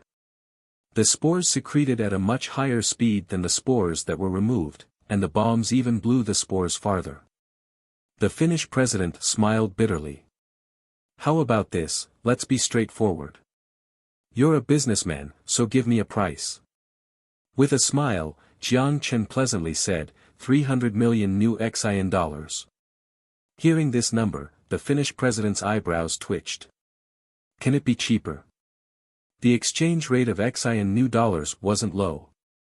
The euro had recently depreciated, and it was impossible unless he used the Finnish National Defense Force's annual procurement budget. "If you can't afford to pay, we can also consider another payment method." For example, Arrow's assets in Finland are packaged and sold to us. Of course, we can only offer 300 million XI in new dollars for their assets after what happened. Believe me, this is already a fair price, and it is definitely much higher than the valuation from the bank. Jiang Chen wickedly laughed in his mind. Although Arrow was his old rival, the mercenaries didn't have a grudge against him. After the incident, Arrow was bound to go bankrupt because of the high penalty issued by the Finnish government. If Arrow, which was registered in Finland, was acquired, more than 20,000 experienced veterans would become great assets to celestial trade. As long as they were trained and offered more benefits, these people would soon swear their allegiance to their new boss. The management could be completely disbanded. The grassroots soldiers would be reorganized after screening. The weapons and equipment could be packaged and sold to Africa. As for the remaining 2 refugee camps, they could be kept there for the time being. With appropriate methods, they could be used as bargaining chips to discuss conditions with the EU. As for the 2 military bases associated with the refugee camps, he also had great uses for them. The Finnish president reluctantly nodded. Deal. Jiang Chen smiled and nodded. Great. When will your people arrive? We might not be able to wait for long. It won't take so long. Jiang Chen looked at the time on the holographic screen. Give me 5 hours. By the way, notify the British Army for me. Tell them they can pack things up and go home. Let the professional deal with this. 1. Famous in the Chinese online community, mocking the behavior of these groups of people. The fracture dozens of meters in length located in the center of the military base was like a giant crater that appeared out of nowhere. Under the crater, 500 meters down, was the underground bunker designed by the Rothschild Group. There wasn't a sign of life in the underground bunker. It was completely covered by a suspicious blood-red flesh bubble, exuding an awful stench. Suppressing nausea, upon closer examination, there was dense, sesame-sized pus covering the surface of the meat bubble. Whenever the pus ruptured, spore gas was released. With the countless flesh bubbles, countless spores were born every moment. They drifted through the entrance to the surface, and contributed to the expansion of the nest. In the center of the Underground Research Institute, there was a giant flesh pile that acted as the root. As the core of the nest, it was both the heart and the central processing unit of the nest. The tentacles that spread from top to bottom acted as the cable lines connecting the host and the subunits. In its abdomen, there was a coffin carved out of a resin material, or, more appropriately, a culture chamber. Unlike the flesh-colored nest, this lacquered black cabin looked reinforced. Through the translucent film with palm-sized thickness, it was possible to see a person lying inside. His eyes were open and he gazed at a number on the semi-permeable membrane. 14,731, 4,000 of them were refugee recruits he brought underground, and more than 3,000 of them included researchers and his own guards. The other 7,000 came from the conflict between the mercenaries and refugees in the military base. Then the British also contributed about 600 or 700 people to him. Each person contributed 2 units of organic matter, and he already consumed half of the organic matter to fortify the nest and hatching mutants. Not enough. Carmen, inside in the culture chamber, shook his head and began to reflect on whether he went overboard with showing off. If he didn't kill them all at once, perhaps he could give the British the illusion of winning. Thus they would send more people to provide him with organic matter. However, now the British were more cautious. Other than constantly shelling this area, no one entered the area. Upgrading the nest required 500,000 units of organic matter. There were 2 sources to obtain organic matter, one was primitive photosynthesis and just required waiting. The other was also one of the quickest, simplest and most primitive methods, which was to eat constantly. It was growing by phagocytizing creatures and digesting their flesh and bodies. Carmen, of course, favored the latter. If organic matter was to be obtained by photosynthesis, it would take a few centuries for the nest to cover the entire world. But if he constantly devoured, he could complete the transformation in just a few days. With that thought in mind, Carmen looked aggrieved. The reason why he chose this location for the nest was because the refugee camp next to the military base had more than 500,000 refugees. If he swallowed the refugee camp and swallowed the town of Paltak, he would have completed the first stage evolution. The second stage nest required an astounding amount of energy. Not only would the mutant's hunting range be expanded to 100 kilometers, but he would also unlock new forces. For example, a monster named Roshan that could withstand tank shells with its fat. However, because of Jiang Chen, his plans all faltered. His teeth gnashed together and he made an unbearable grinding sound with the thought in his mind. Spores acted as his eyes and ears, and he could clearly sense everything that happened in the spore-covered area. He was positive that night, he saw Jiang Chen at the military base, but it was a pity that he couldn't keep Jiang Chen there forever. Reminder, the host is still far away from the organic matter reserves of 500,000. It is recommended to upgrade forces in the initial stage. A thought entered his mind, which was a suggestion from the nest. There was no need to vocalize words, there was no barrier to language or expression. Communication was directly through consciousness, and Carmen thought this was most convenient. It was one of the reasons why he sought biological civilization through the Golden Apple. Upgrade forces. What you said makes sense. Carmen replied. He closed his eyes, and connected his consciousness with the control center of the nest. A row of simplified upgrade lists emerged in front of him, and after careful screening, he distributed 5,000 organic matter to upgrade the wings of the Blade Warrior. The name Blade Warrior was given to the mutants that resembled mantises. The upgraded Blade Warrior possessed longer and more powerful wings. They not only aided Blade Warrior's ability to bounce but allowed it to fly for short distances. As Carmen distributed the organic matter, a slurry flowed along the pipeline to the pile of larvae in front of the nest. After the input of organic matter, the larvae began to mutate, and the new Blade Warriors broke out from the larva.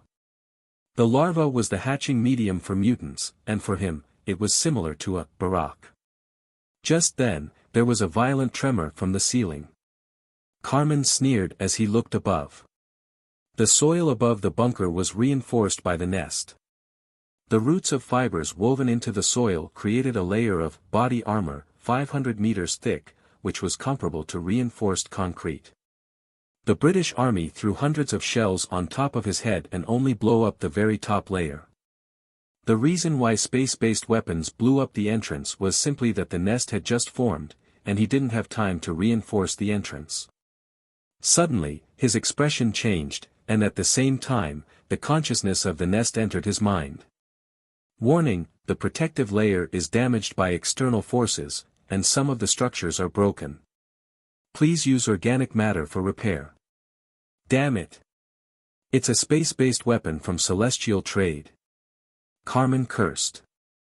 He seemed to have still underestimated the power of space-based weapons. Originally, he thought that a few tungsten rods would remove a layer of skin from the outer layer of the nest at most. Now, the damage to the protective layer required him to repair it with organic matter. He was already lacking organic matter.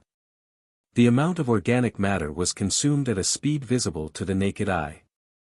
As Carmen anxiously moved organic matter into the gap, a series of fracturing sounds came from above. Realizing what was happening, Carmen's expression immediately changed, his facial muscles began to distort. Fu*K. More than 40 armored vehicles drove into the infected area, and when everyone thought it would be a military show put on by the UK, the situation took a dramatic turn in just a few minutes. No one knew how intense the crossfire in the infected area was, but almost the entire world witnessed the result of this exchange of fire. 5 out of the 40 armored vehicles returned intact, and all the infantry units were lost. The rifles and cannons lost against bugs. Colonel Mose Tun, who commanded the battle, could not accept this ending. It was not only him, but the people all watching this event unfold also couldn't accept this truth. From City K to Yodo, the phrase, biohazard, repeatedly struck the fragile nerves of the global community. The concept that was originally thought to appear only in films and games turned into reality, and easily attracted global attention. And panic. On Facebook, Twitter, Weibo and other social platforms, the discussion about X2 bacteria intensified. The last time was the T virus, this time is the X2 bacteria. God, are the capitalists crazy? Is there any good for them to research something like this? The state should legislate to ban these dangerous experiments. Unbelievable, it was really the British Army that entered the zone. Are the British armored vehicles made out of paper?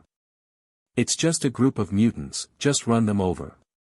Could their teeth really pierce through the armor? The Doomsday Survival Handbook, a decade-long doomsday enthusiast teaches you how to survive in the event of a doomsday. Quantity is limited, buy as soon as possible. Send a peacekeeping force. This is not a national issue anymore.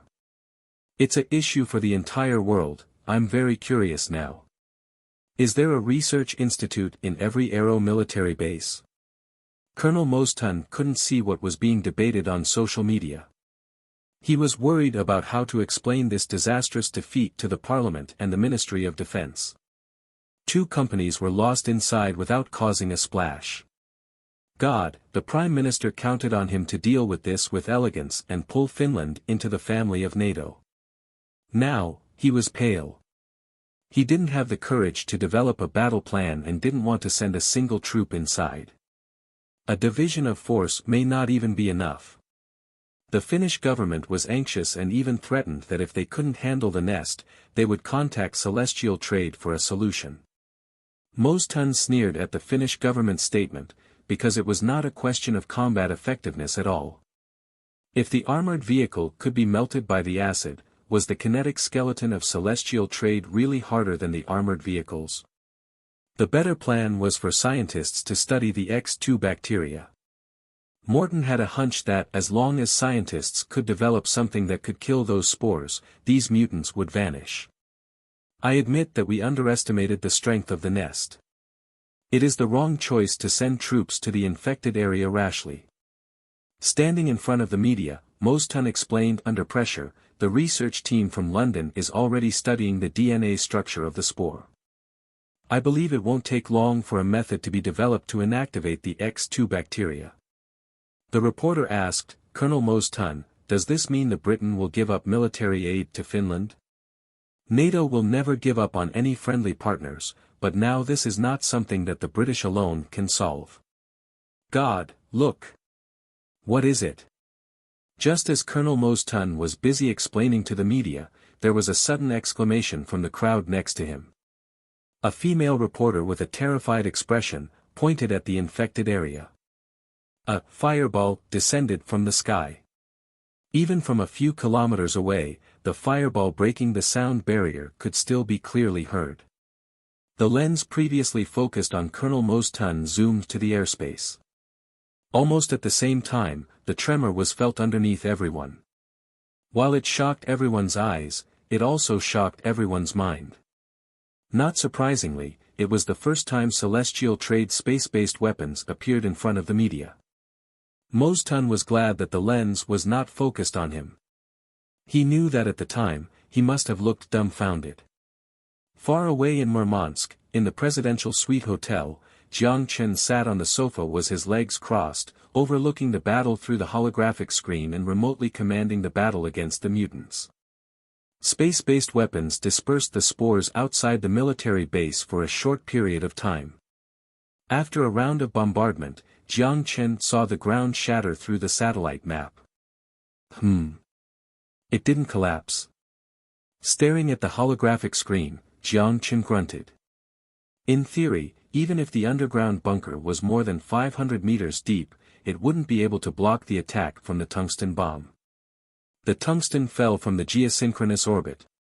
Even if the 500 meters were made of reinforced concrete, everything should have turned into dust by now. The nest was indeed weird. Jiang Chen's eyeballs moved around and issued an order to Ivan. Continue to bombard. Bomb until he shows himself. The mutants were resilient. Ordinary minor injuries only required a few seconds in the spore atmosphere before they could regenerate rapidly. Although the British Army carried out several rounds of bombing at theory bases, it did not cause many casualties to the mutants. Broken arms and broken legs may be fatal to humans, but for the organized mutants, they could recover by simply lying in the nest. Even if the mutants were killed on spot, the body could be dragged back and turned into organic matter and rehatched into new mutants. What's more, most of the aliens are hiding underground. The operational plan formulated by Jiang Chen was very simple and very direct. It was to fatigue the enemy. Launching space-based weapons constantly. As long as their defense could be broken, he would bombard until the nest is exposed. These tungsten bombs were not aimed at the mutants but aimed to destroy the underground bunker. All the attack points converged to a 10 meters radius. Even with the incredible regeneration of the nest, the space-based weapon's vertical penetration ability was not to be matched. Jiang Chen did not know that his simple and direct plan made Carmen suffer. The first round, the second round, one round after another, the tungsten core bombs dropped down from the geosynchronous track. Jiang Chen burned money, and Carmen burned organic matter. Both sides were bleeding, but Carmen with limited resources, was more distressed. Soon, the nest wouldn't be able to repair itself. Jiang Chen could see it visibly from the satellite image. As the dust dissipated, the soil layer had completely been blown apart, exposing the staggered roots. Undoubtedly, the roots reinforced the underground bunker, and the soil reinforced the roots to create a concrete-like defense. The nest vainly released spore, attempting to cover up its weakness, but Jiang Chen did not miss this opportunity and ordered Ivan to take advantage of this opportunity. The bombardment from the orbit continued to strike down on Earth. When the Stingray C-1 deployed dropped the last tungsten rod, the tentacles covering the underground bunker also shattered. The nest without defense exposed the flesh bubbles hidden underground. Jiang Chen knew that the opportunity had come and immediately ordered Ivan to move. The nest has been exposed, stop the bombardment. Order the 3rd Power Armor Brigade to airborne. Roger. Ivan shouted with confidence. The constant striking stopped, 15 minutes already passed since the first tungsten rodland. The reporters, soldiers, and townspeople in Paltak were still dumbfounded. Their head looked up, staring at the clear airspace. Colonel Mostun opened his mouth but couldn't say a word. The Finnish defense minister, who was standing next to him, was full of regrets. He wished that he asked Celestial Trade to do the deed from the start. As for the reporters, they were thinking what rhetoric they should use to narrate the destructive airstrike. Everyone was still immersed in a state of amazement. Just when everyone thought that everything was over, rows of flame trails soared down from the clear sky. For the people who were in Baltimore, it was just a blink of an eye before the roar of collision between steel and earth came from a few kilometers away. The producer of Finnish radio and television quickly eyed the reporters. It didn't take long before the helicopter took off again and rushed toward the military base. Not only the media was interested in the orbital airborne brigade of Celestial Trade, even the British and Finnish military sent 2 helicopters. Ceremonially, it was to provide support to Celestial Trade when necessary, but in fact, everyone understood their intention. Through the satellite, Jiang Chen saw the little tricks of Finland and the United Kingdom, but he didn't mind. Since he revealed the power armor, he did not intend to keep it a secret any longer. This mini brigade only consisted of 200 soldiers and was formed 2 years ago. The reason why he kept it a secret till now was on one hand, the enemy and his surrounding lacked combat capability. There wasn't any reason for him to flex his power. On the other hand, he was worried about causing a regional arms race and affecting his economic development plan. The reason why he revealed it now was because the 2 concerns no longer applied. As for why, it was a story after the end of the war. 50 airdrop cabins dropped one by one. The explosion still lingered on the battlefield and 200 fully armed T-3 power armors rushed out from the airdrop cabins. They stepped into the spore-filled battlefield and began to converge on the fracture created by the space-based weapons. Sensing the invasion of uninvited guests, a screeching scream drifted out from the bottom of the deep pit. Blade Warriors shook its wings and leaped out from the abyss. When the bombardment landed, the mutants all hid underground. Now that they sensed living creatures, they could not control their bloodthirsty desire. They just wished to use their claws to tear apart the prey. However, they were destined to fail. Now they encountered opponents unmatched by the weaklings before. Roar! With a piercing scream, a Blade Warrior moved. The bow-shaped legs moved, and the long wings instantly opened. The two scimitars formed into a pair of scissors and dove into the nearest power armor. If the scissors landed, even steel would be torn open. But just at that moment, a transparent shield unfolded from the left arm of the power armor. The Blade Warrior slammed into the shield. The power armor remained intact while the two blades faltered. The long mouth made out a tragic scream. The Blade Warrior used its arm to protect its head and moved back.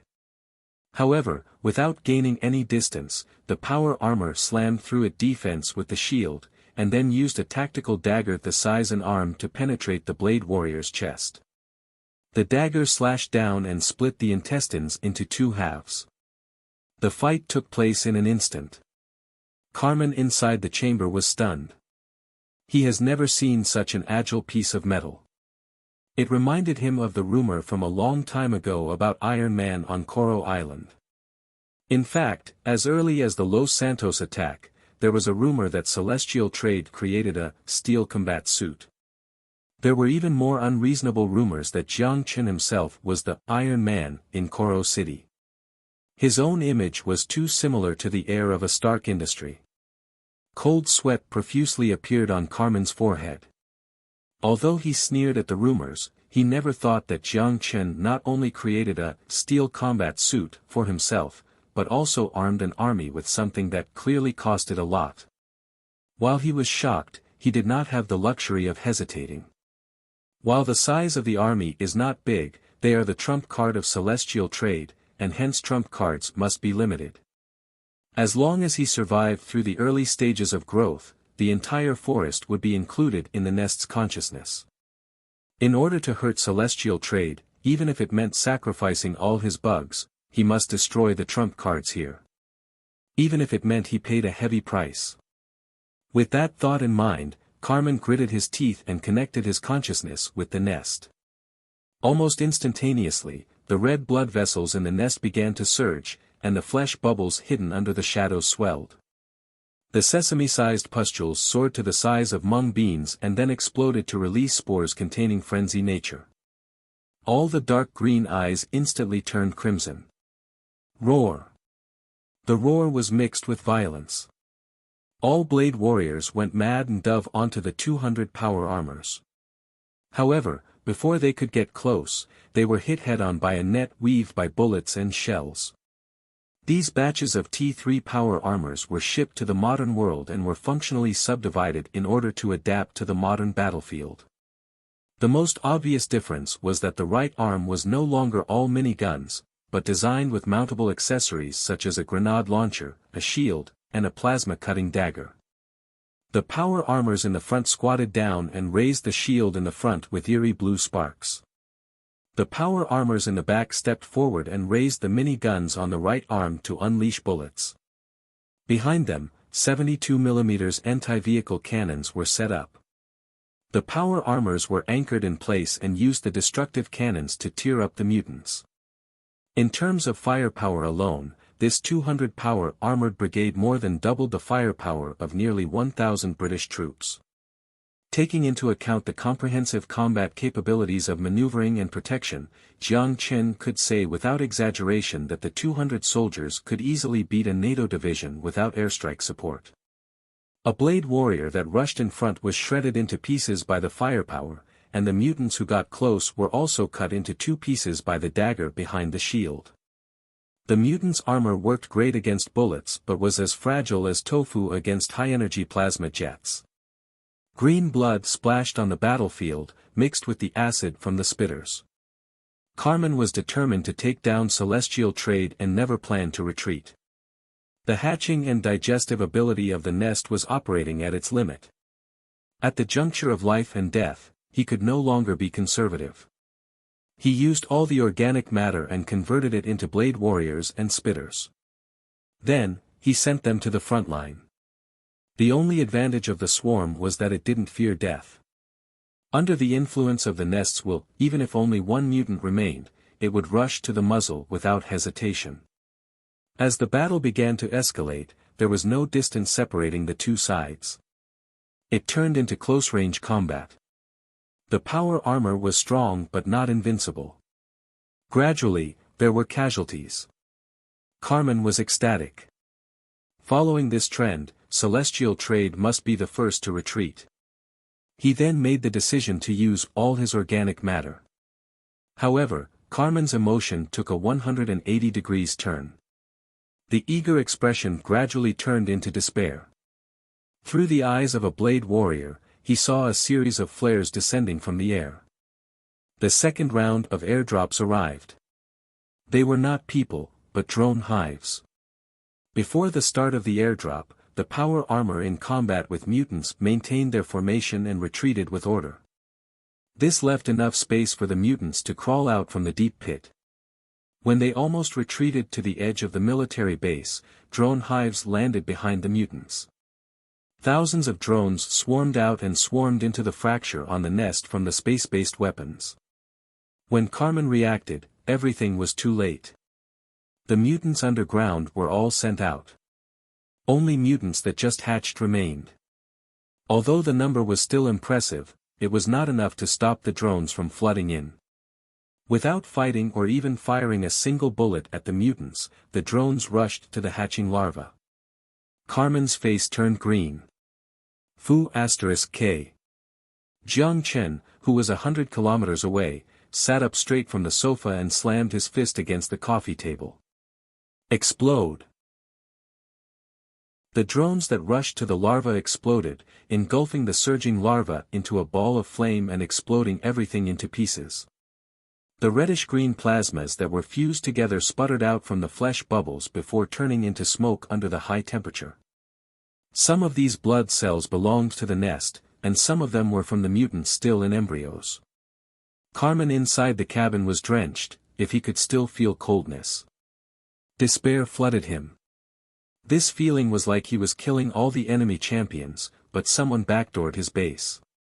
Warning, the hatchery is extensively damaged, please repair immediately.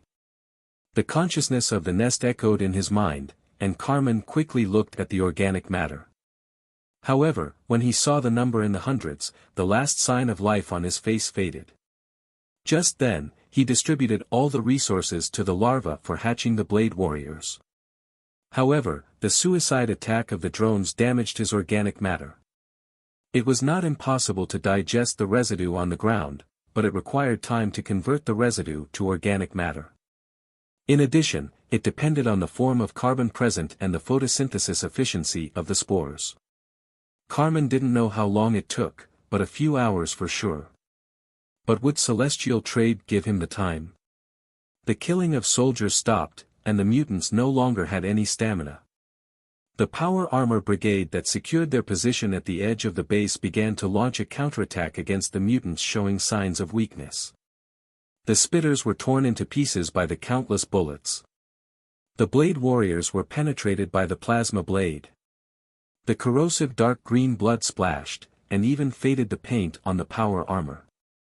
Thousands of different mutants were a large force, but in the absence of more backup, it was only a matter of time before they were annihilated.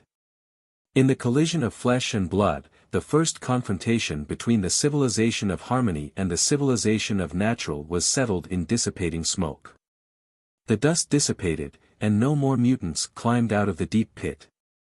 At the front of the team, the power armors kneeled down, retracted their shield and with one hand on the ground, they slowly stood up. *T, is it over? It's all over, another soldier flicked his mucus-stained arm and snorted. At the end of the battle, no one lifted their mask to breathe. High-density spores were still floating outside. Even for those who injected genetic vaccines, it was a dangerous environment. Some soldiers stood in the same place waiting for orders, and some soldiers simply sat on the ground and did not care about whether or not the corpses of the mutants were disgusting. No cheers. They were only glad to be alive. A total of 40 T3 power armors were scrapped in the battlefield, and more than 30 troops were killed on the spot. For the first battle of the Power Armor Brigade, it was a heavy casualty figure, but an undoubtedly epic result. Nearly 10,000 mutants died in their hands. Without exaggeration, even if a NATO division was sent in, it wouldn't achieve the same fruitful result. Perhaps maybe more enemies would appear. Going to the forefront of the team, the brigade commander of the Power Armor Brigade looked around his brethren. "Well, guys, the mission is not over yet, let's go end the bug for good. Let me see." He clicked the touchpad on his arm and sent a drone down into the deep pit. Before the drone was culled, he saw the situation and said, "There are still about 30 mutants. Who has the strength to go with me?" A soldier stood up from the ground with the help of his rifle and raised his hand. "Count me in, I can still move. Count me in." The brigade commander picked out 11 people from the team and took the team to the side of the deep pit.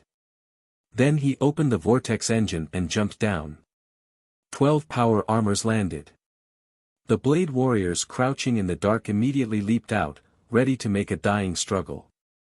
The brigade commander raised his arms as usual, and easily strangled the neck of the mutant.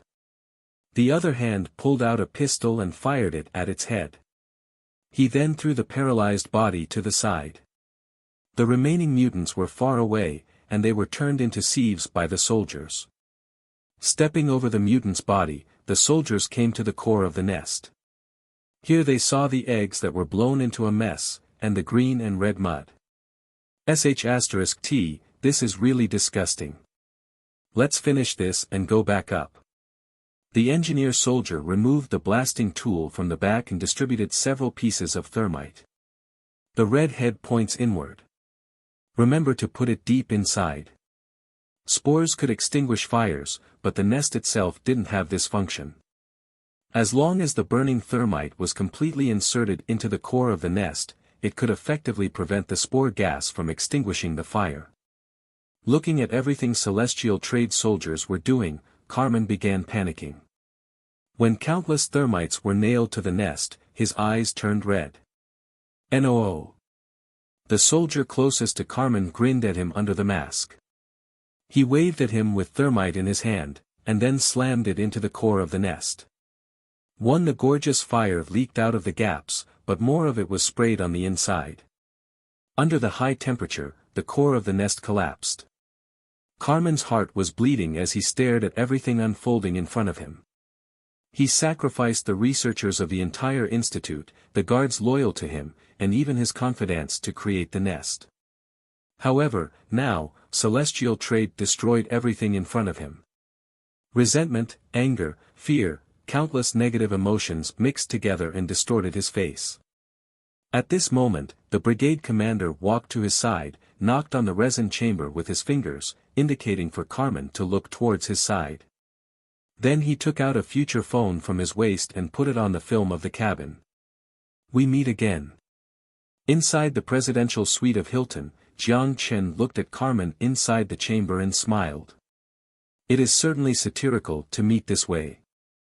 Carmen's pupils were bloodshot, filled with rage, as he stared at Jiang Chen. "Do you think I am a joke?" "Yes, and no." Jiang Chen shook his head and looked at Carmen, who was without any of the elegance and calmness of an old aristocrat. There was pity in his tone. "I'm just a little curious, what has made my opponent look like this now?" Carmen did not answer, and his brain was now controlled by hatred. Just then, Jiang Chen noticed the black ball on his head. The golden apple.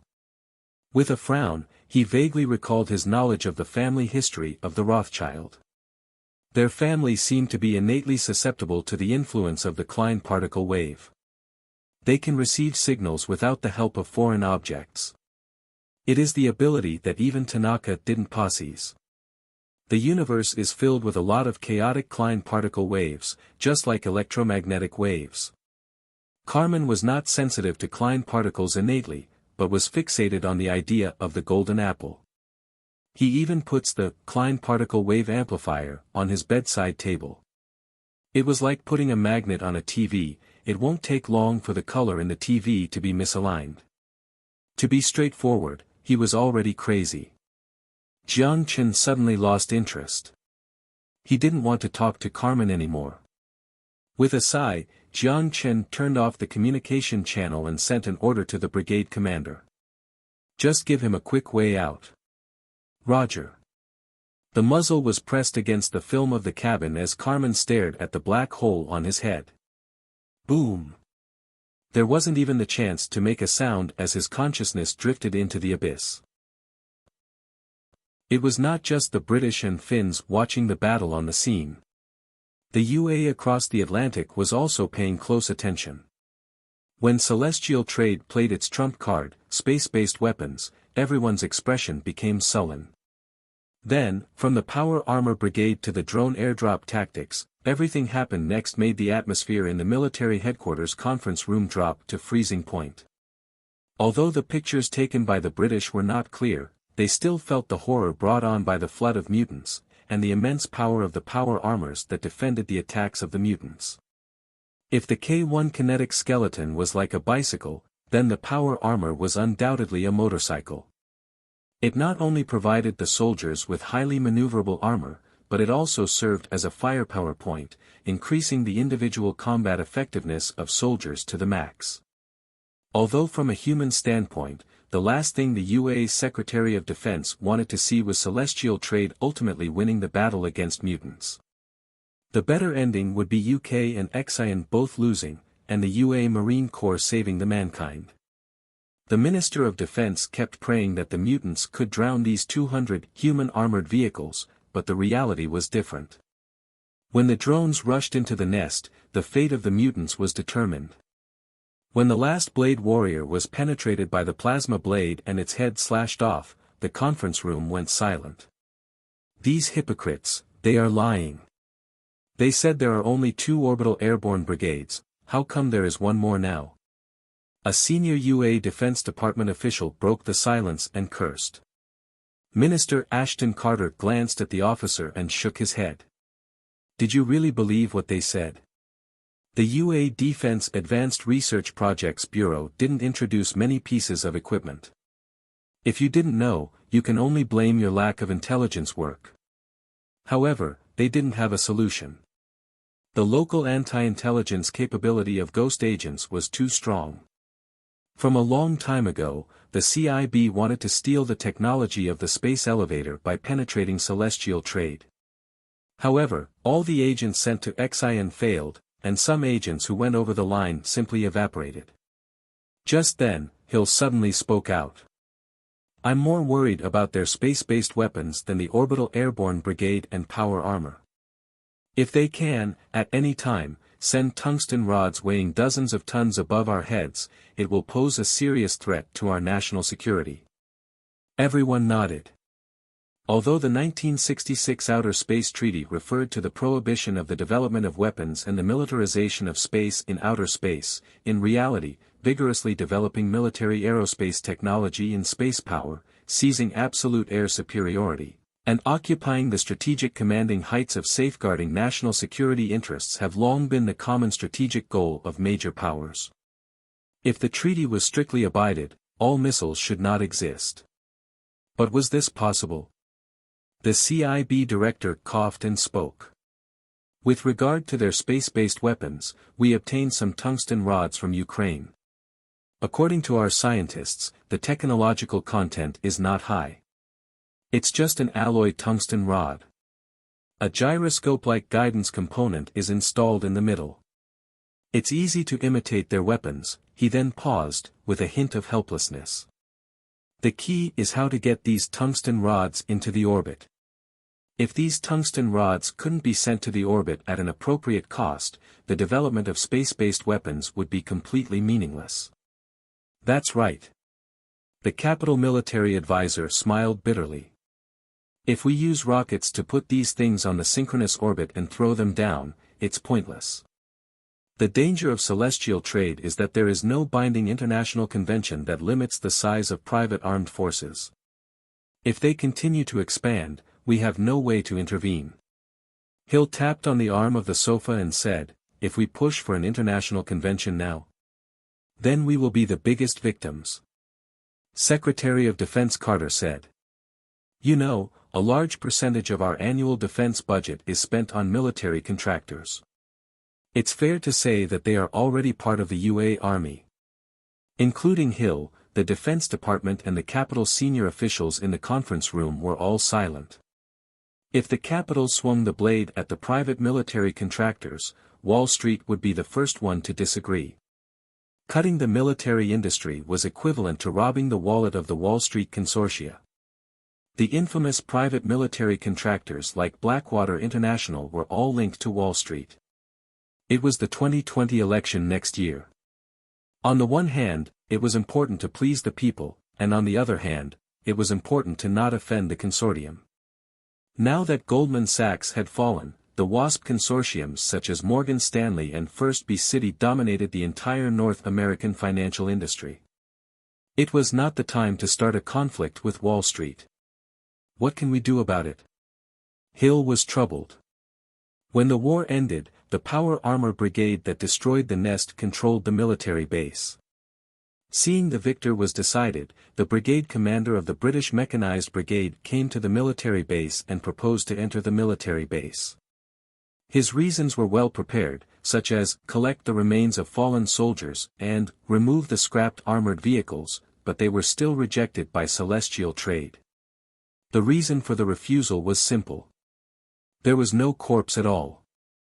The mutants digested the flesh immediately and sent it back to the nest as nutrient for the spores. Celestial trade promised that if it obtains any tags with soldier's name, it would be returned to the British Army. This reason obviously did not satisfy the British. Collect the remains was only second in priority. Anyone knew that even the bones were probably gone. They wished to see Celestial Trade's power armors at a close distance and collect as much information as possible about this new type of weapon. Of course, in addition to that, what they were most worried about was that X2 bacteria would be controlled by Celestial Trade. It must be said that the ferocious mutants left too memorable of an impression. If someone used the bacteria for military purposes, the consequences would be simply unimaginable. The best way to overcome fear was to obtain a copy, just like nuclear weapons. Moston made up his mind. He won't withdraw his request to enter the military base. Since Celestial Trade didn't have the confidence to start a conflict with the British, then he would bring a research team from London and investigate the formation mechanism of the nest. Even if it was not used for military purposes, it should be backed up in case of an emergency. However, Celestial Trade did not plan to give them face. The entire military base was designated as a private territory. The Finnish officials came for mediation but to no avail. When their president asked Celestial Trade to send troops, they sold the assets owned by Aero to Celestial Trade. Jurisprudentially, the treaty between Aero and the Finnish government naturally transitioned to Jiang Chen. The military base was now a private asset of Celestial Trade and protected by Finnish law. The brigade commander of the Power Armor Brigade did not plan to talk to Moston. The two soldiers at the gate stopped him. Even if Moston was reluctant to accept this, he could only return to the military camp next to Paltak. He reported the news to his superiors, the Ministry of Defense, for further discussion before a decision could be made. A night passed since the war ended. The next morning, there were snowflakes dancing in the sky.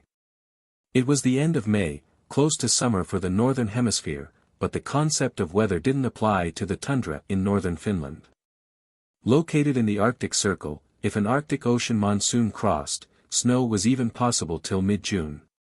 At this moment, above the military base next to Poltamo, the flag was replaced with Celestial Trade's flag. After several rounds of bombing, there was not a single standing building inside the base. After negotiating with the Finns, Celestial Trade transported supplies to the base through Russia. The logistics and research teams from Murmansk arrived by plane and set up tents outside the military base. Unlike the bacteria Jiang Chen saw in the apocalypse before, these improved X2 bacteria were tenacious. Even without the nest, they could survive for a long time. Therefore, it would be too risky to not cleanse them completely. Without the injection of genetic vaccines, any organism that inhaled the spores over a certain threshold would exhibit zombie behavior. Especially for primates, the more developed the brain, the more susceptible to these toxic bacteria. After the arrival of a 1,000-person logistics team, the first order Jiang Chen gave them was to kill the spores floating in the air and eradicate all sources of infection. Although no agents have been developed to kill these spores, not everything must be solved by technology. These spores could extinguish fires, but conversely, they extinguished fires by sacrificing themselves, and without a nest to reproduce more spores, these characteristics accelerated their demise. No special sterilization equipment was needed, and a flamethrower produced unexpected results. Now the entire military base was still covered by spores. Other than soldiers in power armor, only the logistics personnel wearing orange chemical protective suits remained on the scene. The mutants' corpses were piled up in an open space 1 kilometer away from the military base and incinerated with gasoline. The dark smoke that floated up into the sky yesterday was still visible the next morning. It was even visible from Baltimore. In the command post next to the military base, the brigade commander Kleinman took off his power armor. He was wearing heavy winter clothes, standing at the desk and listening to reports from his subordinates. Columbia TV hopes to enter the military base to film the underground bunker and wreckage. Tell them to get permission from Celestial Trade. We are soldiers, we don't have permission to decide such matters, Kleinman said impatiently. It was already the 5th media station that knocked on his door. Now, the world was focused on this military camp, and everyone was focused on one question: how would Celestial Trade deal with the aftermath? In addition, the Finnish presidential palace officials contacted us this morning. The president hopes to have a conversation with us in regards to the handling of the mutant's body. Instead of incinerating, they hope we can come up with a more environmentally friendly solution. Kleinman raised his eyebrows. Then tell him either accept our plan or try to deal with the source of the infection. If they want, we can send the corpses to the warehouse in the nearby town, free of charge. Roger. The officer saluted and left the room. Kleinman sat back in his chair and planned to rest for a moment. However, before the seat was even warm, a sergeant ran inside and woke him up from his half-asleep state. The content of the report was only a few words. But Kleinman, who was disturbed by his dream, did not show any temper. The sergeant saluted. Report. The boss is coming. At noon, a helicopter flew from the other side of the mountain and landed steadily on the tarmac in the military base. Jiang Chen, wearing a chemical protective suit and a gas mask, jumped off the helicopter. Although he didn't need to wear any protection, it was better to not shock the world again with the current concentration of spores. Behind him was the Russian Security Service Director Barth, in wearing a chemical protective suit. He was examining the chaotic base. Originally, Aisha also planned to come along, but considering that they would not stay in Finland for too long, Jiang Chen asked her return to Koro Island. The brigade commander Kleinman saluted to Jiang Chen in his power armor. Jiang Chen nodded to him with approval. Thank you for your service. My honor. Kleinman grinned. Jiang Chen continued, how is the situation underground? Kleinman replied, the nest is confirmed dead and there is no living residue. The logistics unit is still working on cleaning out the X2 bacteria and the research team from Koro Island is investigating the remains of the nest. Take us down. Roger. Kleinman saluted. Behind Kleinman, Jiang Chen and Barth walked to the crater in the center of the base. It used to be the entrance to the underground bunker. It collapsed due to the bombardment of celestial trade. In order to facilitate the cleaning personnel and the research team, the logistics team built a temporary lift. The three arrived at the entrance of the underground bunker 500 meters below. This is the interior of the nest. The flesh bubbles are indeed disgusting. Barth glanced at the residue on the wall, revealing a disgusted look. You can interpret that before the core was destroyed. The nest transformed the entire underground bunker into its own, Jiang Chen explained. Not far away, researchers were taking samples around the debris of the larva. DNA codes unheard of and contrary to the existence of biology completely changed the scholars' understanding of the subject. Everyone used all 200% of their energy and devoted their passion for science to collecting these precious samples. These were valuable materials for the entire human civilization. For Harmony, Jiang Chen just saw a glimpse from the distance. It was fair to say he knew nothing at all. He didn't expect to learn from the wreckage of the nest about the weakness of Harmony, but for now, it was the only means for the Earth civilization to learn about them. Because of the chemical protective suit, no one recognized Jiang Chen's identity along the way. The soldiers guarding saluted to Kleinman and let them in. Accompanied by Kleinman, the two arrived at the ruins of the core of the nest. Barth glanced at the resin-like coffin inside the coatic scene and saw a familiar face through the broken film. Carmen Rothschild. That's right. You really killed him, Bart said. For me, the international court is his best destination. It would be a problem to keep him, Jiang Chen said emotionlessly. He did not know what Harmony revealed to him. If those worms told him his ability to travel through dimensions, it would be an issue. The Rothschild family had produced tens of thousands of golden apples, and these golden apples were a hidden danger to him and to the human civilization. However, he was now there to get rid of this hidden danger. Jiang Chen gestured to Kleinman standing next to him and then pointed to the head of the resin coffin. Kleinman understood and took out a dagger.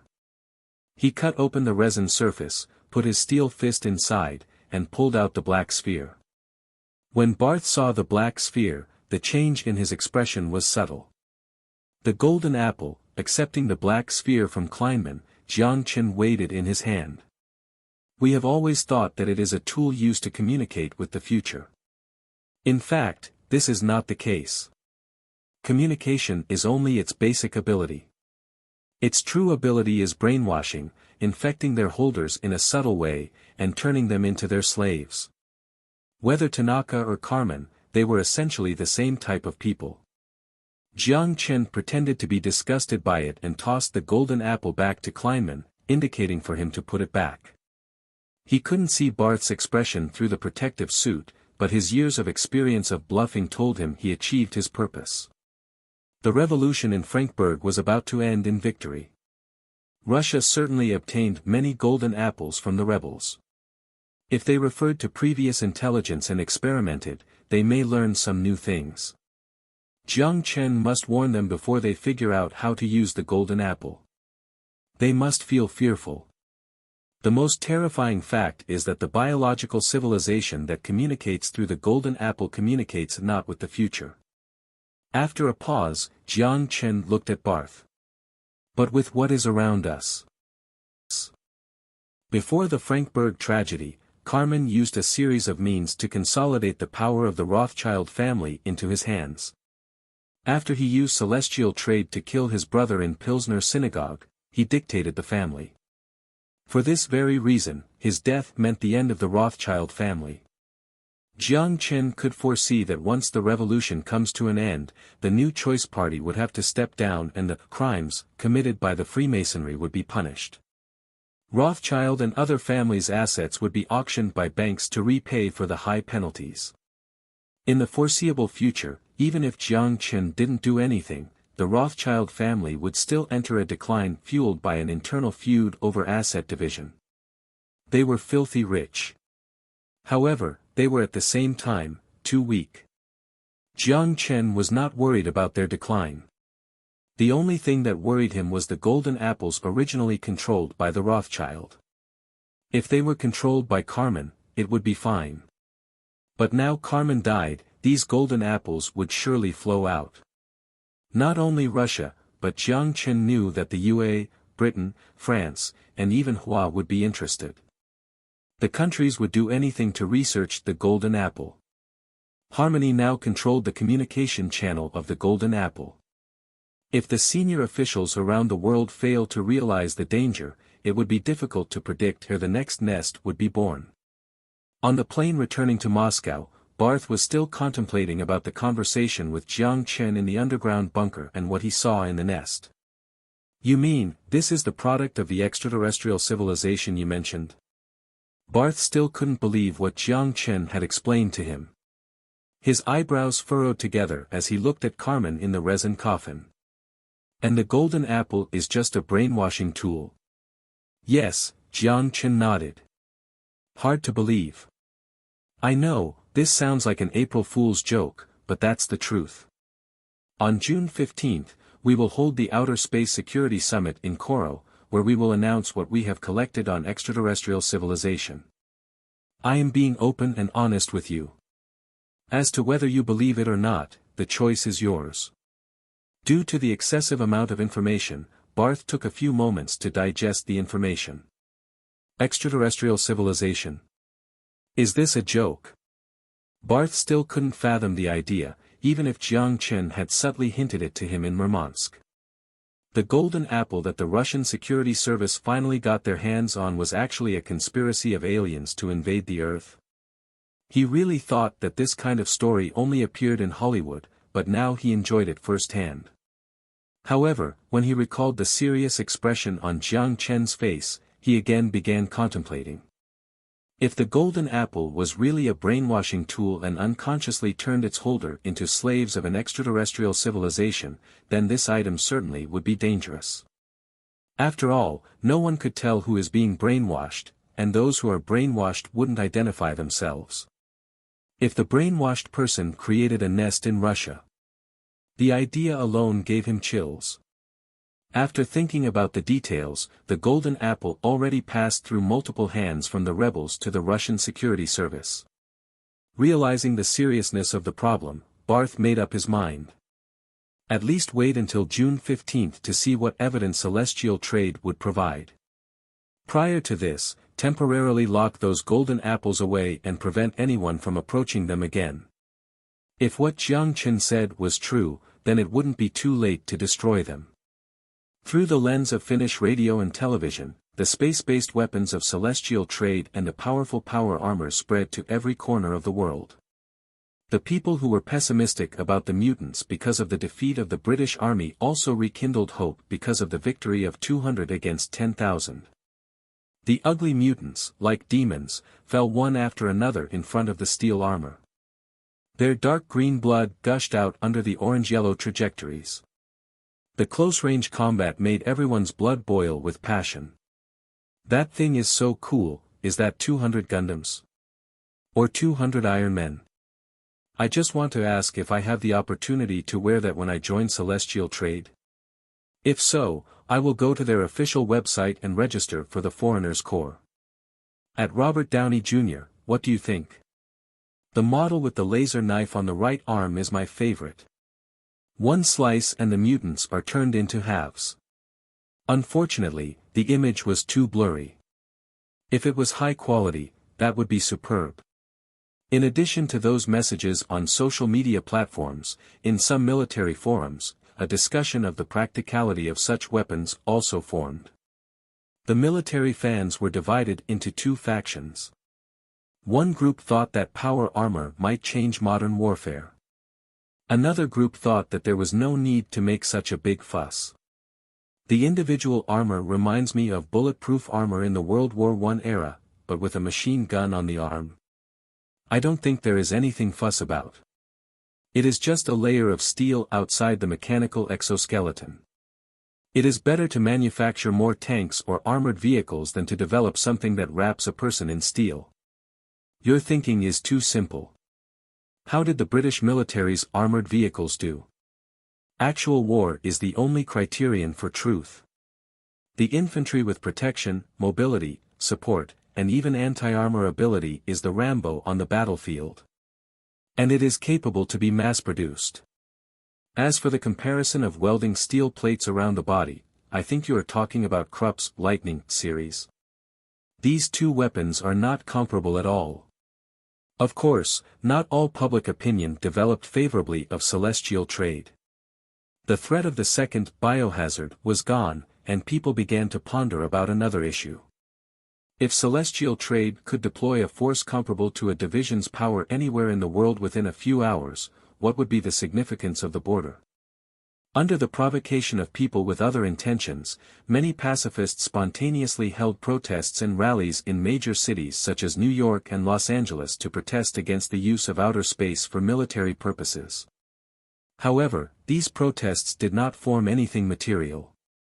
Even though the mainstream media that represent the interests of the elites were mostly consistent with the views of these protesters, the public opinion on the internet was obviously biased toward celestial trade. Since Jiang Chen was busy discussing remuneration with the Finnish government, Jiang Chen didn't pay attention to the public opinion on the internet. It was not until he was at the Moscow airport did he discover celestial trade's power armored brigade had become popular. Jiang Chen didn't predict this would happen. Although he expected the power armor to cause widespread concern from governments, he did not expect to cause such a degree of publicity among the global community. He didn't expect it to create such a strong impact. However, he was certain that Finnish radio and television provided celestial trade with a free recruitment advertisement and the results were superb. A few days passed since celestial trade's military operation of clearing the nest, and the military department and capital had dozens of large and small meetings focused on celestial trade. I don't care what method you use. Within 3 days, I need to see DARPA's research and development project for power armors, separated from the mechanical exoskeleton project. Don't worry about budget issues, I will discuss with the Congress. According to the Minister of Defense, the power armor will be positioned as the fire support point for the infantry. In addition to being able to load at least 50 kilograms of ammunition, it must have nuclear, biological and chemical protection functions, and it must also have absolute protection against ammunition below 12.7 mm. At this moment, Hill and the DARPA director were meeting in a small meeting room in the Capitol. DARPA was the abbreviation of the Defense Advanced Research Projects Agency. It was known as the real version of the SHIELD. In many defense and aerospace projects, DARPA's presence was visible, including the Faraday spray that counteracted EMP weapons. It was a product jointly designed by DARPA and Lockheed Martin. Celestial Trading was now ahead of UA in defense technology, and Hill must put her hope on DARPA. The DARPA director took notes of Hill's requests and spun his pen twice before he lightly tapped it on his notebook. We'll begin the project as soon as possible. Lockheed Martin has made good progress in the mechanical exoskeleton. We have ready-made technical resources we can utilize. In addition, I suggest negotiating with Frankberg. Can we get information about the Lightning exoskeleton improvement from the Krupp Group? They obviously have the prototype of power armor, but they are still slightly lacking in design. I'll get Kerry on this matter, Hill said. After exchanging some opinions with the president in detail, the DARPA director closed the notebook and got up to leave. There were still several meetings waiting for him. He must prepare the plan within 2 days and get ready for the Congressional Budget Committee on the 3rd day. This kind of research and development project, that involves hundreds of millions of dollars, was not a decision that only required a signature from himself. Just as he was about to open the door of the conference room was pushed open, and her assistant walked in with a document. President. Hill looked at the assistant and asked with seriousness. What's the matter? The president of Xi'an sent us an invitation. He walked to Hill's side and put the document on the table. It is an invitation for the Outer Space Security Summit on June 15. Outer Space Security Summit? Hill sneered, revealing the wrinkles on the corner of her eyes. Celestial Trade thinks it is a good idea to host a security summit. Who is the one using space resources for weapon development? Write a letter of rejection with euphemism. State that the UA regrets the violation of the Outer Space Treaty by Celestial Trade. Will not participate in a bilateral relationship with XIN until Celestial Trade and XIN provide an explanation to their actions. Yes. The assistant nodded and left. Leaning in her chair, Hill rubbed her weary eyes. There was another meeting 10 minutes later, and when she was preparing to take a short nap, the corner of her eye suddenly caught the invitation letter. Hesitated for just a moment, she caved to her principles of diplomatic etiquette and reached out and took out the invitation. When she swept through the first 2 lines of words, Hill, who caught a certain keyword, suddenly stopped. Extraterrestrial civilization. Hill's expression began to change as she read through the invitation. When she saw the last line of words, she threw the invitation onto the table. She immediately got up and quickly went out the door. In the early morning of June 1st, a Gulfstream plane landed at Coro Airport. Surrounded by a group of bodyguards, Jiang Chen walked through the special passage, yawning, and came to his Lure sedan. After a bodyguard pulled the door open for him, he sat in the passenger seat. Aisha started the car. When the vehicle reached the initial speed, with the press of the button, the magnetic levitation device activated and the vehicle entered flying mode. Now that the major roads in Coro have completed magnetic levitation modification, almost half of all private cars were floating in the air. The constant flow of cars and the neon on both sides of the street complemented each other. Under the high-rise buildings and luminous night, the whole city looked like a bright pearl, dreamy and beautiful. It was hard to imagine what this city looked like 4 years ago. In the car, Jiang Chen received a call from Warner Brothers' Christopher Nolan, who had worked with him prior, called him. He stated that Warner Brothers was interested in bringing the battle between men and mutants onto the bigger screen. He wanted to know about Jiang Chen's opinion and see if Celestial Trade could provide some help. Taking into account the positive propaganda, Jiang Chen gladly accepted the proposal. He said that as long as Celestial Trade played a positive image in the film, Celestial Trade would be more than happy to provide assistance for free. Jiang Chen put away the holographic screen after he ended the call. Then he made himself comfortable. After 2 flights, he was still jet-lagged and felt dizzy. Aisha looked at Jiang Chen and whispered. "How was Finland?" "All right, just a bit busy." "Did you see Natasha?" "I saw her before I departed. She treated me to dinner." Jiang Chen turned and looked at Aisha. He then placed the hand that was previously on top of his head, around her slender and fit waist. "Don't always ask questions about me, what about you? Did you miss me?" Aisha's cheeks turned red as she whispered. "I missed you every day." Feeling the naughty hand, Aisha twisted her body, but she didn't resist. Jiang Chen was not worried about the tragic accident. Maglev driving was much safer than driving on the road. The traffic was managed by a smart program. After entering the highest cruising track, the car could drive hands-free as the steering wheel is controlled by the smart program.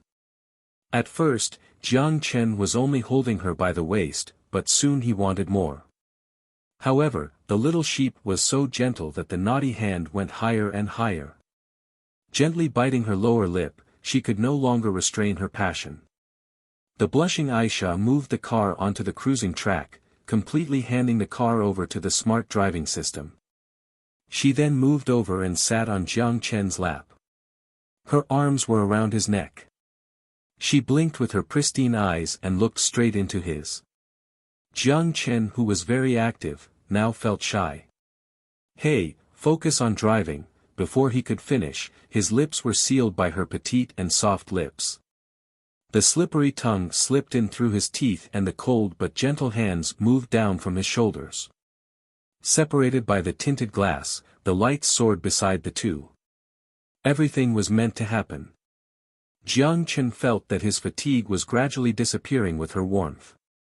In the luminous and brilliant night, a need for speed was unfolding. It was the third time Xia Xiyu looked at the clock on the wall. She let out a sigh and muttered to herself, "Why are they still not back?" Half an hour ago, Aisha drove to the airport to pick up Jiang Chen, so she took a shower. It was summer, and the weather was hot. After the shower, Xia Xiyu did not immediately change. Instead, she wrapped her wet hair in a towel and sat on the sofa in the living room with her bath towel draped around her body. Xia Xiyu fantasized about the way Jiang Chen would look at her, blushing and breathing heavily. A smile formed on her face. Suddenly, she realized that she had the naughty things playing out in her head and she blushed. With the heat on her face, she coughed and tightened her fists. She took a deep breath and adjusted herself before turning back to a fresh but quiet look. Only the eyes that couldn't stop searching for someone and the love inside her pupils exposed her anxiousness. The clock ticked and tocked, it was already 1. As she looked at the clock on the wall one more time, Xia Xiyu was no longer calm and began to worry. Could it be a traffic jam? Impossible, how is the maglev car stuck? Are they in an accident? Xia Xiyu couldn't sit still any longer. She quickly picked up the phone and called Jiang Chen. The phone rang for a while and no one answered. Then she called Aisha but her phone was off. Xia Xiyu started to get nervous. Just as she got up and was going to change to take a look outside, she finally heard the sound of door opening. The light flickered and the familiar lure entered the garage. Soon, the two walked in. Seeing that the two returned safely, Xia Xiyu was relieved and walked forward. She pouted and protested to Jiang Chen. "Why are you back so late?" Jiang Chen smiled embarrassedly. "Got stuck on the road for a while, why are you not asleep yet?" Xia Xiyu looked at Jiang Chen with a suspicious look. "No, if he is normal, then he will definitely have an unnatural reaction when he sees me wrapped in a bath towel. He is too calm now." She didn't know that Jiang Chen just shot 4 consecutive bursts and was in the sage mode, 1, at this moment. Even if she was having a bubble bath with him, he wouldn't have any reaction. Jiang Chen didn't realize why Xia Xiyu felt strange. He felt somewhat uneasy being examined by her look of suspicion. He touched his face and whispered. "Is there something on my face?" Xia Xiyu shook her head and then looked at Aisha. Aisha blushed, and dodged her eyes. Jiang Chen suddenly realized and thought. This is not good. Sure enough, Xia Xiyu immediately understood. With a grin, she walked to Jiang Chen and gently grabbed his arm. "There is something on your face, I'll help you." The fragrance of lilacs sneaked into Jiang Chen's nose, and he saw her wet hair was covered with a layer of fine mist. Looking down at the beautiful face, it was whiteness that led to a seductive deepness. Jiang Chen finally reacted both in happiness and pain. "There are a lot of things," carefully examining Jiang Chen's face, Xia Xiyu nodded. With a jealous look, Xia Xiyu stared at Aisha, but the wicked smile did not change. "Let's go upstairs, let me help you carefully clean the stuff out." Xia Xiyu grabbed the bath towel across her chest with one hand while she grabbed Jiang Chen's arms with the other and marched upstairs. Jiang Chen didn't know whether to cry or laugh, which made Aisha somewhat distressed. However, the little girl silently mourned for him for just a second before running to the upstairs bathroom, humming a tune. Koro's summer was very hot, and she felt sticky. She couldn't wait to take a shower and then have a great night of sleep. Jiang Chen didn't wake up until noon, rubbing his weary eyes. The beauty who hugged him last night had already got up and left. There was only the exhausted cattle, no ruined farmland. Last night, he tried all the moves he could perform and worked his empty body, to finally making Xia Xiyu beg for mercy. He did not expect the dedicated female boss to get up and go to work the next day. Jiang Chen shook his head and smiled. Then, he got off the bed. Hearing sounds in the bedroom, the well-behaved Aisha walked in with some clothes and gently helped Jiang Chen change. She whispered in his ear, "Is there any arrangements today?" "Yes." Jiang Chen rubbed Aisha's hair, spending time with you too. Enjoying his warmness, Aisha smiled and softly said, spend more time with Sister Shiyu, she always waits for you at home.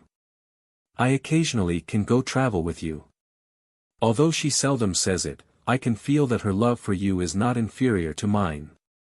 Gazing into the pristine eyes, Jiang Chen suddenly felt he wronged her. He opened his mouth, but her soft finger stopped his words. Don't say anything. Whispering softly, Aisha tipped her toes and gently kissed him on his lips. Looking at him with a loving gaze, she reached out and fixed his collar. Let's go eat lunch. Looking at the beauty inches from him, Jiang Chen's heart was pounding. He grabbed her waist and whispered into her ears. Can I eat you first? No, you have to go to the company in the afternoon. Aisha buried her head and gently touched Jiang Chen's chest with her forehead, then she said, get your priorities fixed, or Sister Shiyu will be jealous again. Although Jiang Chen was convinced that if he insists on it, Aisha would certainly not resist. After he considered the harmony of the harem, he still listened to the girl's suggestion. The two had lunch together, and Jiang Chen drove to the company in the afternoon. Jiang Chen took the elevator to the top floor, and when he passed by Xia Shiyu's office, he went and said hello. Although there were no words, Jiang Chen clearly felt Xia Shiyu's joyous mood because he showed up in the afternoon. She didn't care if Jiang Chen treated his work seriously, she was used to dealing with the heavy workload for him. But she cared about if he was willing to spend more time with her. She didn't expect Jiang Chen's love for her to be more than his love for Aisha, who spent life and death with him, she just hoped that at least she is not far behind. Going into his office, Jiang Chen asked the beautiful assistant to help him make a cup of coffee.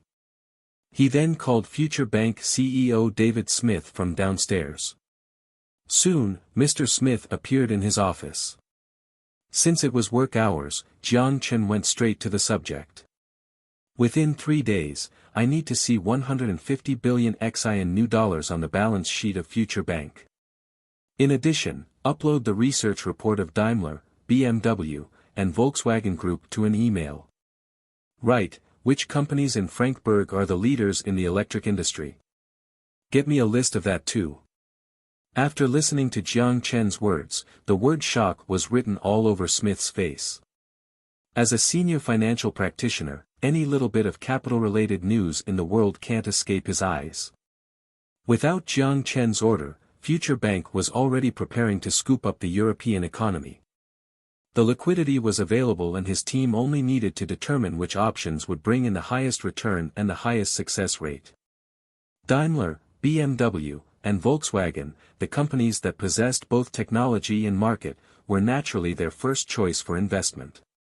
Except, these companies would not always be available. Even with double the premium, the government may not be willing to allow this transaction. Smith didn't expect that his boss would be so powerful. Even the pillars of the Frankfurt auto industry, such as Daimler, BMW, and Volkswagen, could be acquired. Did the Frankfurt government just allow their pillars to be swept away by foreign capital? No problem.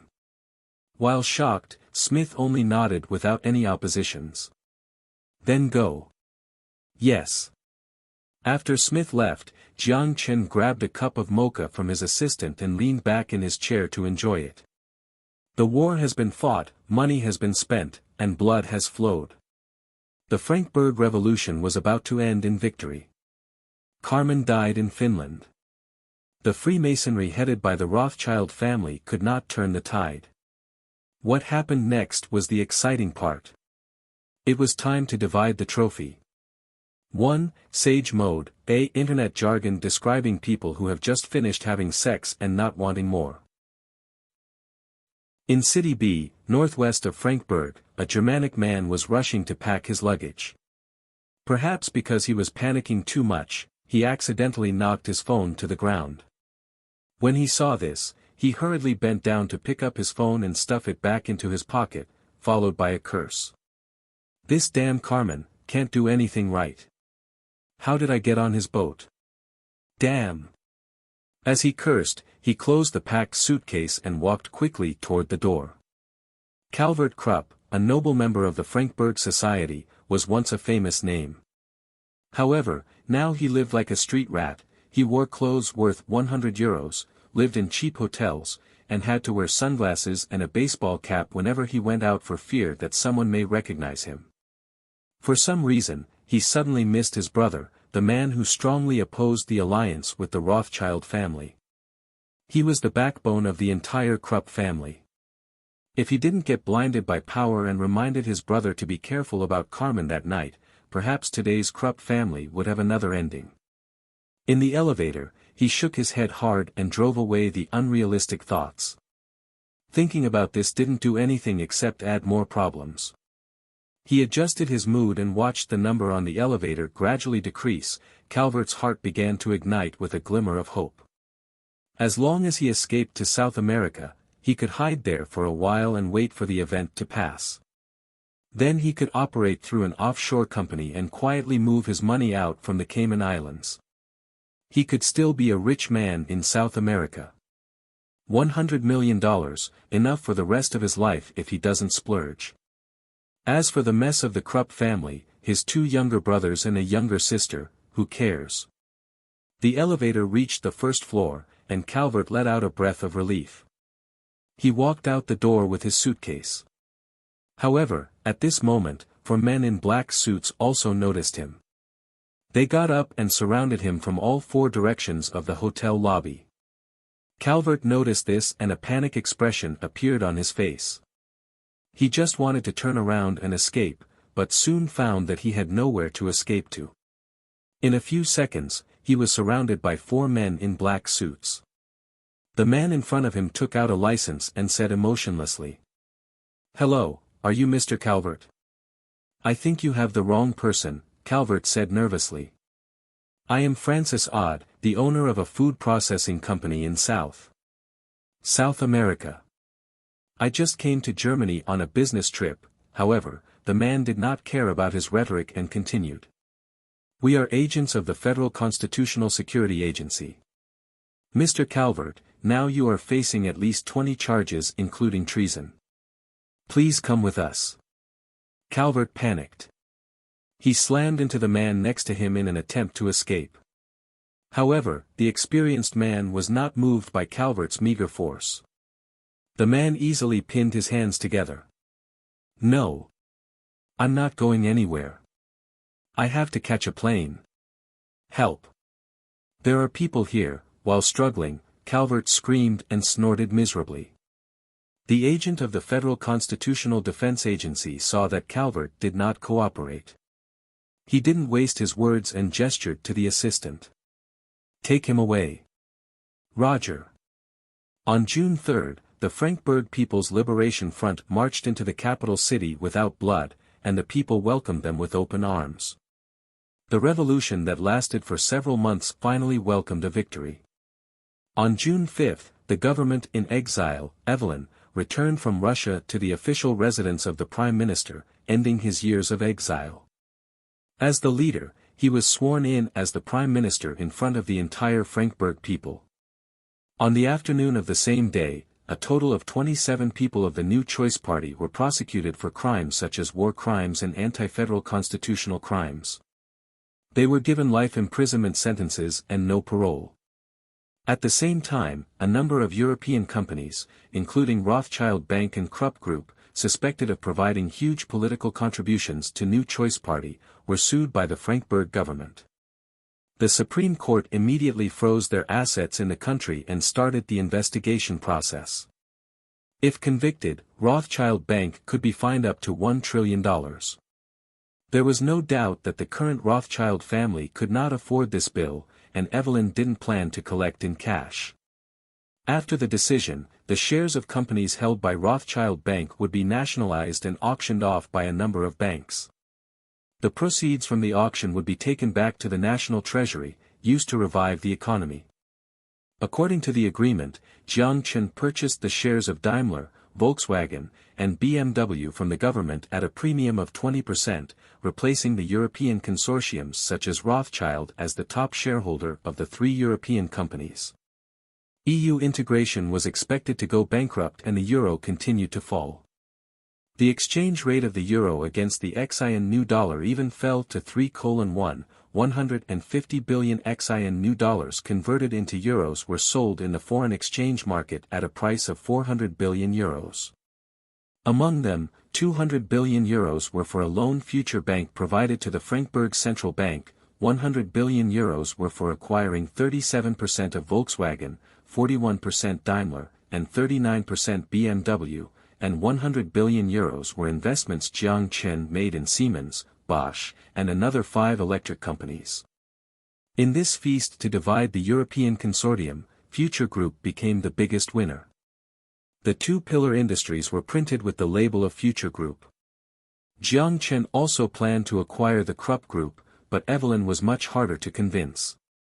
It was no exaggeration to say that Krupp is the heart of the Frankfurt industry. Even if selected the wrong team with the new choice party, the Supreme Court did not hand out excessive punishments. What's more, the Krupp Group was a traditional Prussian aristocracy.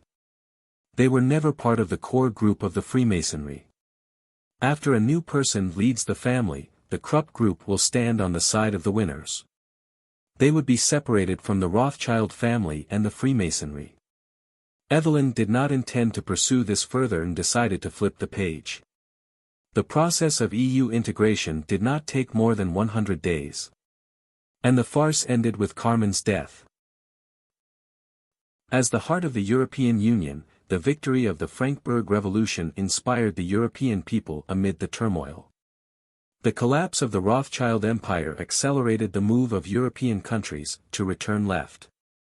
People began to reflect on whether the choices made 2 years ago were correct, and whether those right-wing parties really took their country in a better direction. Contrary to the turbulent Europe, the Asian economy on the other side of the globe was steadily rising. Especially in the countries situated in the vast western Pacific Ocean, GDP was rising as fast as the space elevator. On June 10, the delegation of the Nippon government visited Koro City and brought the Central Power Company and the Yodo Power Company for an agreement to expand electricity imports. This would increase the total import power in the second half of the year by 31% to replace 2 nuclear power plants that were shut down. At present, the mining speed of tritium-3 in Lunar City was far greater than the consumption rate. The second nuclear fusion power station was also about to be completed with a considerable surplus in electricity generation. Jiang Chen welcomed these agreements with open arms. Not only Nippon, but the most prosperous market in Hua also loosened their grip on policies and sent many power companies to delegate. As the world's #1 electricity consumer, Hua's electricity consumption was larger than the second place and third place combined. Even if Hua eliminated half of the thermal power, celestial trade would make more than a fortune. As of early June, the global grid plan completed the most critical first step. Thanks to the efforts of many parties, the cables of celestial trade successfully covered 80% of Australia and Asia, and the output of electricity accounted for 88% of the total domestic electricity production. Benefiting from the dividends brought in by cheap electricity, according to the proportion of total electricity consumption in the country, the global grid plan decreased industrial cost by the highest of 1.7% and the lowest of 0.3% for participating countries. The decrease of 2 percentage points, projected onto the trillion-dollar GDP, brought unimaginable savings. The benefits to the environment, the investment environment, the competitiveness of export products, the promotion of electrification, and the decrease in reliance on the energy market were not quantifiable. In short, the governments that tasted these benefits have also released positive signals and sent their own companies to negotiate with XIN on increasing electricity imports. The New York Times even claimed that XIN has become a country on the electricity pole. The Washington Post posted a satirical cartoon that illustrated countless dog chains sticking out from the Western Pacific, leashing the surrounding countries. Regardless of how the media reported it, the countries that bought tickets to board the train are all ready for the electrification process, and they had no intention to jump out. The series of grids not only generated Jiang Chen a continuous stream of cash but also allowed him to create diplomatic capital. The reason why the US dollar could rule the global market for more than half a century was any country's industrialization process depended on oil. The dollar also happened to be linked to oil. If the domestic production of crude could not meet demand, then a foreign exchange reserve would be needed to avoid fluctuations in the US dollar. The same was true now. Asian countries were increasing their holdings of the new XIN dollar. When the rise and fall of the new XIN dollar could affect the cost of electricity in many countries, even if Coro was not the world's financial center, the XIN reserve could begin to challenge the dollar's hegemony. There was nothing to do with finance, just influence. 5 days before the Outer Space Security Summit, Jiang Chen sent invitations to 10 major countries around the world.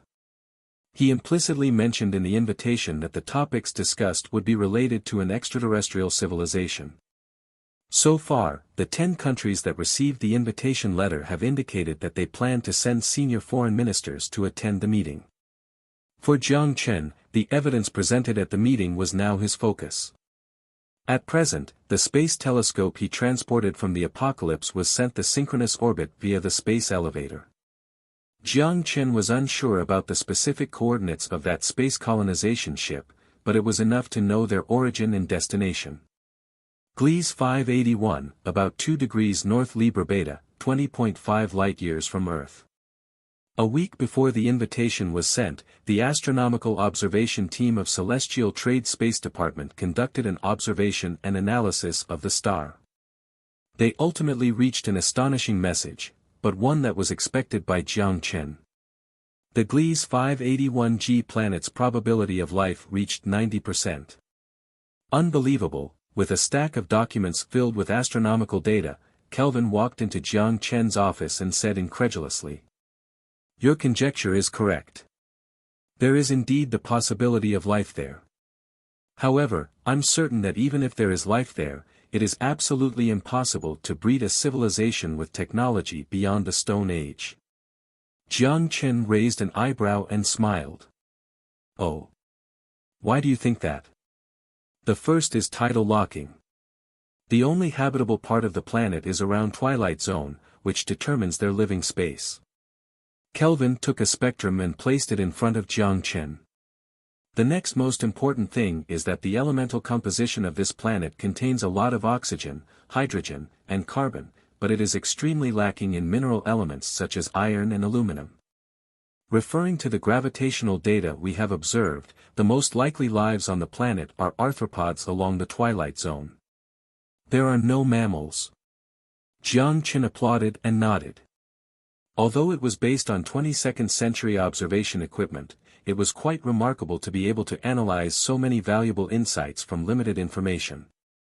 "Then have you considered another possibility?" "Another possibility?" Kelvin frowned. "All along, we all believe that the development of civilization is linear, from the Stone Age to the Iron Age, from the feudal era to the Industrial Revolution, and finally to the future known as the Information Age. Is there something wrong with that?" Kelvin didn't think so. The conclusions drawn from only one reference system cannot be universally applied. We cannot negate the possibility of the existence of other civilizations because the development of human civilization is linear, Jiang Chen said. "You mean a group of bugs may breed a civilization?" "Stop kidding, Kelvin shook his head and just wanted to say that they didn't even have hands, but he suddenly stopped. He suddenly remembered Celestial Trade's military action on the tundra in northern Finland. Celestial Trade's most proud power armor brigade encountered a bunch of mutants hatched from larval. Why did Jiang Chen instruct Celestial Trade Space Department to observe the Gliese galaxies? Why did Jiang Chen suddenly go to Finland before the X2 bacterial incident broke out? Why was Jiang Chen so certain of the danger of the nest from the beginning? All the clues connected together in Kelvin's mind. He looked at Jiang Chen in shock and squeezed out a few words from his throat. "You mean, yes," Jiang Chen nodded and said seriously, "the X2 bacteria is not just a research accident as publicly stated. From the beginning, this is a conspiracy of an extraterrestrial civilization."